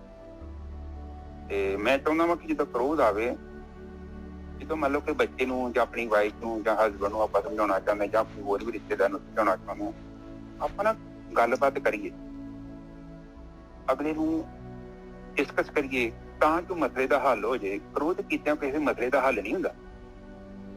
ਤੇ ਨਾ ਹੀ ਕ੍ਰੋਧ, ਕਿਉਂਕਿ ਕ੍ਰੋਧ ਇਹ ਨਹੀਂ ਕਿ ਕ੍ਰੋਧ ਕੀਤਿਆਂ ਉਹ ਤੁਸੀਂ ਚੀਜ਼ ਨੂੰ ਨਾਪ ਸਕਦੇ ਹੋ, ਉਹ ਚੀਜ਼ ਦਾ ਹੱਲ ਨਹੀਂ ਹੋਣਾ। ਆਪਾਂ ਗੁੱਸੇ ਨਾਲ ਕੀ ਕਰਾਂਗੇ ਵੀ ਏਦਾਂ ਕਰ ਦੋ, ਵੀ ਓਦਾਂ ਕਰ ਦੋ। ਅਗਲੇ ਮੰਨ ਲਓ 2-4 ਮਿੰਟ ਲਈ ਚੁੱਪ ਹੋ ਗਏ, 2-4 ਦਿਨ ਲਈ ਚੁੱਪ ਹੋ ਗਏ, ਜਾਂ ਮਹੀਨੇ ਲਈ ਚੁੱਪ ਹੋ ਗਏ, ਪਰ ਉਹ ਜਿਹੜੀ ਚੀਜ਼ ਦਾ ਹੱਲ ਨਹੀਂ ਹੈਗਾ। ਉਹਦਾ ਹੱਲ ਨਿੱਜਰ ਸਾਹਿਬ ਇੱਕੋ ਹੀ ਹੈਗਾ ਵਾ, ਜੋ ਚੀਜ਼ ਬਾਰ-ਬਾਰ ਹੋ ਰਹੀ ਆ, ਉਹ ਜਿਹੜਾ ਬੰਦਾ ਕਰ ਰਿਹਾ ਉਹਦੇ ਨਾਲ ਬਹਿ ਕੇ 2 ਮਿੰਟ ਗੱਲ ਕੀਤੀ ਜਾਵੇ। ਤੁਸੀਂ ਕੀ ਕਹਿੰਦੇ ਨਿੱਜਰ ਸਾਹਿਬ? ਬਿਲਕੁਲ ਠੀਕ ਹੈ ਜੀ, ਬਿਲਕੁਲ ਠੀਕ ਹੈ। ਤਾਂ ਜੋ ਆਪਾਂ ਕੋਈ ਹੱਲ ਲੱਭੀਏ। ਤੇ ਜੇ ਆਪਾਂ ਮੂਰਖਾਂ ਵਾਂਗੂ ਲੜਨਾ, ਹੁਣ ਮੈਂ ਵੇਖਣਾ ਕਈ ਬੰਦੇ ਸਾਰੀ ਜ਼ਿੰਦਗੀ ਲੜੀ ਜਾਂਦੇ, ਲੜੀ ਜੋ ਲੜਨ ਤੋਂ ਬਾਅਦ ਕੀ ਤੁਸੀਂ ਸੁਖੀ ਹੁੰਦੇ ਜੋ, ਖੁਸ਼ ਹੁੰਦੇ ਜੋ? ਤੁਹਾਨੂੰ ਬੜਾ ਚੰਗਾ ਲੱਗਦਾ ਕਿ ਮੈਂ ਲੜਿਆ, ਬੜਾ ਵਧੀਆ ਕੀਤਾ। ਦੱਸੋ ਨਿੱਜਰ ਸਾਹਿਬ, ਇਹ ਚੰਗਾ ਆਉਂਦਾ ਕਿ ਬੁਰਾ ਲੱਗਦਾ? ਬੁਰਾ ਲੱਗਦਾ, ਰਿਜ਼ਲਟ ਤਾਂ ਮਾੜਾ ਹੀ ਆਉਂਦਾ ਭਾਈ। ਹਾਂ, ਉਸ ਤੋਂ ਬਾਅਦ ਜੇ ਤੁਹਾਨੂੰ ਲੋਕੀ ਕਹਿਣਗੇ ਬੰਦਾ ਕਰੋਧੀ ਹੈ, ਤੁਸੀਂ ਚੰਗੇ ਇਹ ਸਮਝੋ ਕਿ ਬੜੀ ਵੱਡੀ ਗੱਲ, ਤੁਹਾਡੀ ਛਾਤੀ ਚੌੜੀ ਹੋਊਗੀ ਤੇ ਤੁਹਾਡੇ ਲਈ ਬੇਇੱਜ਼ਤੀ ਹੈ ਨਿੱਜਰ ਸਾਹਿਬ। ਬਿਲਕੁਲ ਬੇਇੱਜ਼ਤੀ ਵਾਲੀ ਗੱਲ ਹੈ। ਤੁਸੀਂ ਕੀ ਮਹਿਸੂਸ ਕਰਦੇ ਕਿ ਬੜਾ ਮੇਰਾ ਨਾਂ ਹੋ ਗਿਆ, ਮੈਨੂੰ ਗੁੱਸਾ ਆਇਆ, ਉਹਦਾ ਅੰਦਰ ਦਾ ਤੁਹਾਡਾ ਸਰੀਰ ਕੰਬਿਆ, ਤੁਹਾਡੀ ਸ਼ਕਤੀ ਸਾਰੀ ਡਰੇਨ ਹੋ ਗਈ। ਕਿਹਦਾ ਨੁਕਸਾਨ ਹੋਇਆ? ਨਾ ਕਿਹਦਾ ਖਰਾਬ ਹੋਇਆ? ਤੁਹਾਡਾ। ਪਰ ਉਸੇ ਗੱਲ ਤੇ ਜੇ ਆਪਾਂ 2 ਮਿੰਟ ਵੇਟ ਕਰਦੇ, ਇੱਥੋਂ ਤੇ ਗੱਲ ਪਤਾ ਲੱਗਦਾ ਨਾ ਕਿ ਜਿਵੇਂ ਜਿਵੇਂ ਤੁਸੀਂ ਭਗਤੀ ਕੀਤੀ ਨਾ, ਤੁਹਾਡੀ ਕਪੈਸਿਟੀ ਵਧਣੀ ਹੈ। ਸ਼ੁਰੂ 'ਚ ਨਹੀਂ ਵਧਣੀ, ਸ਼ੁਰੂ 'ਚ ਤੇ ਉਹ ਘਟ ਜਾਣੀ ਹੈ, ਪੱਕਾ ਪਤਾ ਘਟਣੀ ਹੈ। ਜੇ ਤੁਸੀਂ ਲਗਾਤਾਰ ਭਗਤੀ ਕੀਤੀ ਨਾ, ਤੁਹਾਡੀ ਕਪੈਸਿਟੀ ਬਿਲਡ ਹੋਊਗੀ। ਤੁਹਾਡੀ ਕਪੈਸਿਟੀ ਜਿਹੜੀ ਅੰਦਰੋਂ ਬਿਲਡ ਹੋਊਗੀ। ਛੋਟੀਆਂ ਮੋਟੀਆਂ ਜਿਹੜੀਆਂ ਨਾ ਫੂਕਾਂ ਪਾਕਾਂ ਤੁਹਾਨੂੰ ਹਿਲਾ ਨਹੀਂ ਸਕਦੀਆਂ, ਕਿਉਂਕਿ ਅੰਦਰ ਜਿਹੜੀ ਸੁਰਤੀ ਉਹ ਆਤਮ ਤੱਤ ਤੇ ਸਥਿਰ ਹੋ ਰਹੀ ਹੈ। ਮਨ ਵੀ ਉੱਥੇ ਆਏ, ਸ਼ਾਂਤ ਹੋ ਰਿਹਾ। ਕਾਫੀ ਵੱਡੀ ਆ ਗੱਲ ਵੀ ਹੋਗੀ ਨਾ, ਤੇ ਤੁਹਾਡੇ ਜੀਵਨ 'ਚ ਪ੍ਰਭਾਵਿਤ ਨਹੀਂ ਕਰੂਗੀ। ਤੁਹਾਨੂੰ ਇਸ ਪਤਾ ਲੱਗਣਾ ਹੈ ਕਿ ਤੁਹਾਡਾ ਚਿੱਤ ਸ਼ਾਂਤ ਹੋ ਗਿਆ ਜਾਂ ਸ਼ਾਂਤ ਹੋ ਰਿਹਾ। ਜਿੰਨਾ ਚਿੱਤ ਅਸ਼ਾਂਤ ਆ, ਓਨਾ ਜ਼ਿਆਦਾ ਤੁਹਾਨੂੰ ਗੁੱਸਾ ਆਉਂਦਾ। ਤੁਸੀਂ ਇਹਨੂੰ ਪੱਕੀ ਤਰ੍ਹਾਂ ਦੇਖ ਲਿਓ। ਔਰ ਜੇ ਤੁਹਾਨੂੰ ਗੁੱਸਾ ਆ ਰਿਹਾ ਨਾ, ਤੁਹਾਨੂੰ ਨਹੀਂ ਪਤਾ ਤੇ ਆਪਣੇ ਪਿੱਛੇ ਜਾ ਕੇ ਹਿਸਟਰੀ ਚੈੱਕ ਕਰੋ। ਤੁਹਾਡੇ ਬਚਪਨ 'ਚ ਕੁਝ ਨਾ ਕੁਝ ਗੜਬੜ ਹੋਈ ਹੈ। ਤੁਹਾਨੂੰ ਉਹ ਪਿਆਰ ਨਹੀਂ ਮਿਲਿਆ, ਜਾਂ ਤੁਹਾਡੇ ਜੀਵਨ ਦੇ ਵਿੱਚ ਕੋਈ ਐਸੀ ਚੀਜ਼ ਰਹਿ ਗਈ, ਉਹ ਚੀਜ਼ ਜਿਹੜੀ ਆ ਉਹ ਗੈਪ ਪੂਰਾ ਨਹੀਂ ਹੋ ਰਿਹਾ, ਔਰ ਹੁਣ ਉਹ ਕ੍ਰੋਧ ਦੇ ਰੂਪ 'ਚ ਬਾਹਰ ਪ੍ਰਗਟ ਹੋ ਰਹੀ ਹੈ। ਇਸ ਚੀਜ਼ ਦੇ ਵਿੱਚ ਈਰਖਾ ਵੀ ਬੜੀ ਵੱਡੀ ਭੂਮਿਕਾ ਨਿਭਾਉਂਦੀ ਆ। ਕਈ ਲੋਕ ਵੇਖੋ ਈਰਖਾ, ਔਰ ਖਾਸ ਕਰਕੇ ਜਿਹੜਾ ਬੰਦਾ ਈਰਖਾਲੂ ਹੁੰਦਾ ਹੈ, ਦੂਜੇ ਦੀਆਂ ਚੀਜ਼ਾਂ ਨੂੰ ਮਿਲਾਉਂਦਾ ਹੈ, ਹੁਣ ਦੂਜੇ ਦਾ ਘਰ ਵਹਿੰਦਾ, ਦੂਜੇ ਦੇ ਬੱਚੇ, ਦੂਜੇ ਦੇ ਕੱਪੜੇ, ਇਹ ਵੀ ਬੰਦਾ ਕਦੇ ਸੁਖੀ ਨਹੀਂ ਹੋ ਸਕਦਾ, ਕਿਉਂਕਿ ਇਹ ਆਪਣੇ ਸੁੱਖ ਕਰਕੇ ਨਹੀਂ ਹੈ ਪਰੇਸ਼ਾਨ, ਨਾ ਹੀ ਆਪਣੇ ਦੁੱਖ ਕਰਕੇ ਪਰੇਸ਼ਾਨ, ਇਹ ਦੂਜੇ ਦੇ ਸੁੱਖ ਕਰਕੇ ਪਰੇਸ਼ਾਨ ਹੈ। ਔਰ ਦੂਜੇ ਦੇ ਸੁੱਖ ਦਾ ਤੇ ਅੰਤ ਹੀ ਕੋਈ ਨਹੀਂ। ਦੁਨੀਆ ਵੇਖੋ ਲਾਗੇ ਬਣੇ, ਉਹ ਤੇ ਫਿਰ ਆਪਾਂ ਜਿੰਨਾ ਮਰਜ਼ੀ ਆਪਣੇ ਆਪ ਨੂੰ ਦੁਖੀ ਕਰੀ ਜਾਵਾਂ। ਔਰ ਇਹ ਲੋਕਾਂ 'ਚ ਨਿੱਜਰ ਸਾਹਿਬ ਇਹ ਮਾਨਸਿਕ ਬਿਮਾਰੀਆਂ ਹੈਗੀਆਂ, ਬਹੁਤ ਵੱਡੇ ਲੈਵਲ ਤੇ ਹੈਗੀਆਂ। ਔਰ ਬੰਦਾ ਇਸੇ ਕਰਕੇ ਆਪਣੇ ਜੀਵਨ ਨੂੰ ਵਹਿੰਦਾ ਹੀ ਨਹੀਂ, ਔਰ ਲੋਕਾਂ ਨੂੰ ਵਹਿੰਦਾ ਰਹਿੰਦਾ, ਔਰ ਦੂਜੇ ਨਾਲ ਕੰਪੇਅਰ ਕਰਦਾ ਆਪਣੇ ਆਪ ਨੂੰ। ਔਰ ਜਦ ਕਿ ਇੱਥੇ ਪ੍ਰਮਾਤਮਾ ਨੇ ਐਸਾ ਸਿਸਟਮ ਬਣਾਇਆ ਹੈ, ਬਰਾਬਰ ਨਹੀਂ ਬਣਾਇਆ ਕਿਸੇ ਨੇ। ਉਹਦੇ ਪਿੱਛੇ ਬੜੇ ਕਰਮ ਹੁੰਦੇ ਨੇ ਬੰਦੇ ਦੇ, ਔਰ ਮਿਹਨਤ ਹੁੰਦੀ ਹੈ। ਜੇ ਕੋਈ ਬੰਦਾ ਅੱਗੇ ਵਧਿਆ ਵੀ ਹੈ ਨਾ, ਉਹਦੇ ਪਿੱਛੇ ਵੇਖੋ ਬੰਦੇ ਦੀ ਘਾ ਲੈਣਾ। ਜਦੋਂ ਆਪਾਂ ਸੌਂਦੇ ਹਾਂ ਨਾ, ਤੇ ਉਦੋਂ ਬੰਦਾ ਕੰਮ ਤੇ ਗਿਆ ਹੁੰਦਾ। ਨਿੱਜਰ ਸਾਹਿਬ ਬਿਲਕੁਲ, ਜਦੋਂ ਆਪਾਂ ਉੱਥੇ ਕਾਲਜਾਂ 'ਚ ਘੁੰਮੇ ਆ, ਮਤਲਬ ਉੱਥੇ ਕੰਟੀਨਾਂ 'ਚ ਘੁੰਮੇ ਆ, ਤੇ ਉਦੋਂ ਬੰਦਾ ਕਿਤਾ ਕਿੰਨੀਆਂ ਕਿਤਾਬਾਂ ਪੜ੍ਹਾਈਆਂ ਕੀਤੀਆਂ, ਕਿੰਨੀ ਮਿਹਨਤ ਕੀਤੀ, ਔਰ ਅੱਜ ਉਹ ਬੰਦਾ ਮੁਕਾਮ ਤੇ ਪਹੁੰਚਿਆ। ਤੋ ਗੱਲਾਂ ਜਿਹੜੀਆਂ ਹੁੰਦੀਆਂ ਨੇ ਧਿਆਨ ਦਿਆ ਕਰੋ। ਖਾਸ ਕਰਕੇ ਕਰੋ ਤਾਂ ਜਿਹੜਾ ਹੈਗਾ ਪੈਮਾਨਾ, ਇਹਨੂੰ ਕੰਟਰੋਲ ਕਰ ਸਕਦੇ ਹਾਂ ਆਪਾਂ। ਸ਼ਾਰਟ ਕੰਮ ਨਹੀਂ ਹੋਣਾ, ਇੱਕਦਮ ਨਹੀਂ। ਅਗਲੇ ਨੇ ਸੋਚਣਾ ਪਿਆ ਤੁਸੀਂ ਹੁੜਕਣਾ ਸ਼ੁਰੂ ਕਰਤਾ। ਬਹੁਤ ਕਮਜ਼ੋਰ ਬੰਦਾ ਜਿਹਨੂੰ ਕ੍ਰੋਧ ਚੜ ਗਿਆ। ਦੇਖੋ ਭਲਾ ਤੁਹਾਡੇ 'ਚ ਕਪੈਸਿਟੀ ਕਿੰਨੀ ਹੈ। ਕਿਤੇ ਮੌਕਾ ਮਿਲ ਜੇ ਨਾ ਘਰੇ, ਕੋਈ ਤੁਹਾਨੂੰ ਕੋਈ ਪਰੇਸ਼ਾਨ ਕਰਦਾ ਪਿਆ, ਉਦੋਂ ਦੇਖੋ ਕਿ ਸੱਚੀ ਕਿੱਥੋਂ ਕੀ ਪੈਦਾ ਹੋ ਰਹੀ, ਔਰ ਉਦੋਂ ਕ੍ਰੋਧ ਨਹੀਂ ਕਰਨਾ। ਬਸ ਤੁਸੀਂ 2-4 ਵਾਰੀ ਕੀਤਾ ਨਾ ਕਿ ਇਹ ਕਲਾ ਵਾਈ ਹੈ, ਇੱਕ ਕਲਾ ਵਾ। ਕਿਉਂਕਿ ਜਦੋਂ ਵੀ ਕ੍ਰੋਧ ਆਉਂਦਾ ਨਾ, ਨਾਭੀ ਚੱਕਰ ਤੋਂ ਆਉਂਦਾ ਨਿੱਜਰ ਸਾਹਿਬ, ਪਰ ਜ਼ਿਆਦਾਤਰ ਬੰਦੇ ਜਿਹੜੇ ਉਹਨੂੰ ਹੈਂਡਲ ਹੀ ਨਹੀਂ ਕਰ ਪਾਉਂਦੇ। ਨਾਭੀ ਚੱਕਰ ਦਾ ਮਤਲਬ ਬਹੁਤ ਪਾਵਰਫੁਲ ਊਰਜਾ ਥੱਲੋਂ ਰਿਲੀਜ਼ ਹੋ ਗਈ ਹੈ। ਜਿਹੜੀ ਸਾਧਨਾ 'ਚ ਆਪਾਂ ਚੱਕ ਰਹੇ ਹਾਂ ਨਾ ਥੱਲੋਂ ਨਾਭੀ, ਇਹ ਊਰਜਾ ਉਹ ਕ੍ਰੋਧ ਲੈਂਦਾ ਉਦੋਂ। ਜਦੋਂ ਵੀ ਕ੍ਰੋਧ ਆਇਆ, ਤੁਹਾਡੀ ਬੁੱਧੀ ਦੇ ਨੇ ਸਭ ਤੋਂ ਪਹਿਲਾਂ ਬਲੌਕ ਕਰਨਾ। ਇਹਨੇ ਕੀ ਕਰਨਾ ਕਿ ਜਿਹੜਾ ਇੰਨਾ ਬਲੱਡ ਭੇਜਣਾ ਹੈ, ਸਿੱਧਾ ਬ੍ਰੇਨ ਨੂੰ ਸ਼ਟ ਡਾਊਨ ਕਰ ਦੇਣਾ। ਜਿਹੜੀ ਤੁਹਾਡੀ ਇੰਟੈਲੈਕਚੁਅਲ ਹੈ ਨਾ, ਜਿਹੜਾ ਗਿਆਨ ਹੈ, ਉਹਨੇ ਖਤਮ ਕਰ ਦੇਣਾ। ਤੁਹਾਨੂੰ ਬੁੱਧੀ ਉਹਨੇ, ਕਿਉਂਕਿ ਬੁੱਧੀ ਤੁਹਾਡੀ ਨੇ ਕਹਿਣਾ ਵਾ ਕਿ ਇਹ ਕਿਰਪਾਨ ਚੁੱਕੀ ਹੋਈ ਤੇ ਇਹਨੂੰ ਮਾਰੀ ਨਾ, ਜੇ ਮਾਰਿਆ ਤੇ ਜੇਲ੍ਹ ਜਾਣਾ ਪੈਣਾ। ਬੁੱਧੀ ਨੇ ਤੁਹਾਨੂੰ ਕਹਿ ਦੇਣਾ ਵਾ ਆ ਡੰਡਾ ਮਾਰਦੇ ਤੇ ਕੋਈ ਕੁੜੀ ਮਰ ਗਈ ਤੇ ਵੇਖ ਲੈ ਤੈਨੂੰ ਉਹਨੂੰ ਸੱਟ ਲੱਗ ਗਈ ਦੀ ਬਾਂਹ ਟੁੱਟ ਜਾਣੀ। ਪਰ ਕ੍ਰੋਧ ਨੇ ਕੀ ਕਹਿਣਾ, ਪਹਿਲਾਂ ਬੁੱਧੀ ਨੂੰ ਬੰਦ ਕਰੋ। ਜਿਹੜੀ ਸਲਾਹ ਦੇਣ ਦੀ, ਜਿਹੜੀ ਮੈਨੂੰ ਕਹਿੰਦੀ ਆ ਕਿ ਜੇ ਤੂੰ ਮੁੰਡੇ ਨੂੰ ਚਪੇੜ ਮਾਰੀ, ਹੋ ਸਕਦਾ ਉਹਨੂੰ ਸੱਟ ਲੱਗ ਜੇ, ਡਾਂਗ ਨਹੀਂ ਮਾਰਨੀ, ਆਹ ਨਹੀਂ ਕਰਨਾ। ਇਹਨੂੰ ਪਹਿਲਾਂ ਬੁੱਧੀ ਜਿਹੜੀ ਦੱਸਣ ਦੀ, ਮੈਨੂੰ ਚੰਗੇ ਬੁਰਾਈ ਦੇ ਵਿੱਚ ਜਿਹੜਾ ਮੈਨੂੰ ਭੇਦ ਦੱਸਣ ਦੀ, ਇਹਨੂੰ ਬੰਦ ਕਰੀ। ਕ੍ਰੋਧ ਕੀ ਕਰਦਾ ਹੈ, ਉਹ ਜਿਹੜਾ ਬਲੱਡ ਹੈ ਉੱਥੇ ਭੇਜਦਾ ਹੈ ਜਿੱਥੇ ਸਾਡੀ ਬੁੱਧੀ, ਪਰ ਬੁੱਧੀ ਨੂੰ ਕੀ ਕਰਦਾ ਹੈ, ਜਿਹੜੀ ਚੇਤਨ ਮਨ ਦੀ ਬੁੱਧੀ, ਉਹਨੂੰ ਬੰਦ ਕਰ ਦਿੰਦਾ। ਤੇ ਅਚੇਤਨ ਮਨ 'ਚ ਤਾਂ ਕਚਰਾ ਹੁੰਦਾ। ਅਚੇਤਨ ਮਨ ਜਿਹੜਾ ਹੁੰਦਾ ਉਹ ਇੱਕ ਕੰਪਿਊਟਰ ਹੈ। ਉਹ 'ਚ ਸਾਡੇ ਲਈ ਲੋਕਾਂ ਲਈ ਨਫ਼ਰਤ ਹੈ, ਲੋਕਾਂ ਦਾ ਬਾਇਓਡਾਟਾ। ਫਿਰ ਅਸੀਂ ਸਾਰੀਆਂ ਗੱਲਾਂ ਜੋੜਦੇ ਹਾਂ। ਫਿਰ ਵਰਤਮਾਨ ਨੂੰ ਛੱਡ ਕੇ ਅਸੀਂ ਭੂਤਕਾਲ 'ਚ ਚੱਲ ਜਾਂਦੇ। ਭੂਤਕਾਲ 'ਚ ਸਾਡੇ ਕੋਲ ਨਫ਼ਰਤ ਹੀ ਹੁੰਦੀ ਹੈ। ਉੱਥੇ ਜੋ ਗੰਦ ਪਿਆ, ਸਾਰੀਆਂ ਗੱਲਾਂ ਇਕੱਠੀਆਂ ਕਰਕੇ ਤੇ ਮਨ ਸਟਰੋਂਗ ਹੋ ਜਾਂਦਾ।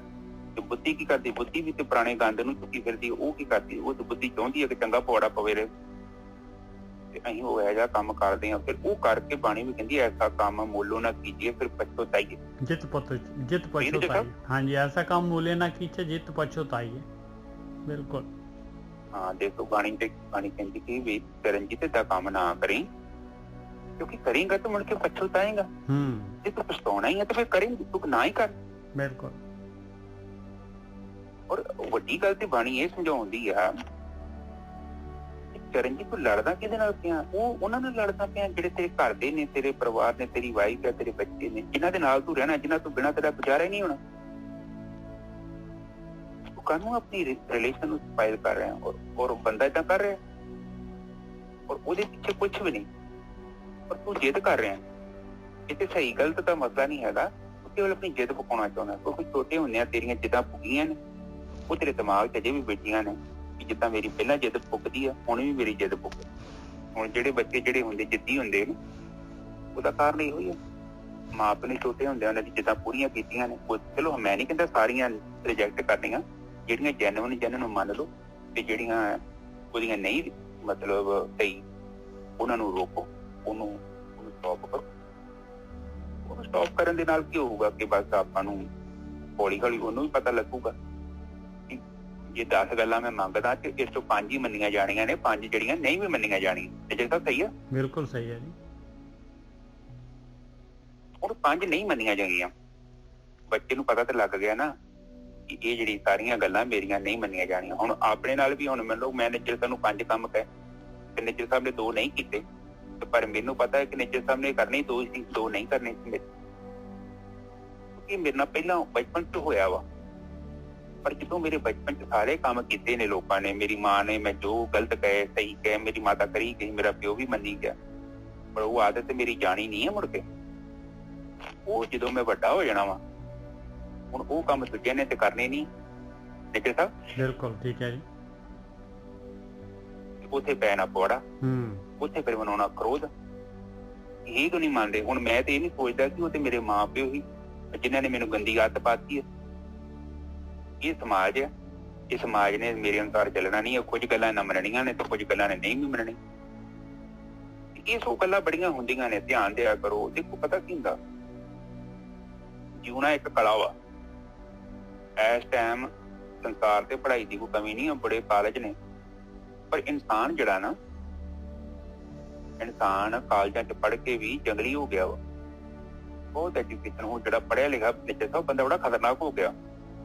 ਉਹਨੂੰ ਬੇਈਮਾਨੀ ਕਰਨ ਦੇ ਤਰੀਕੇ ਜ਼ਿਆਦਾ ਪਤਾ ਲੱਗ ਗਏ।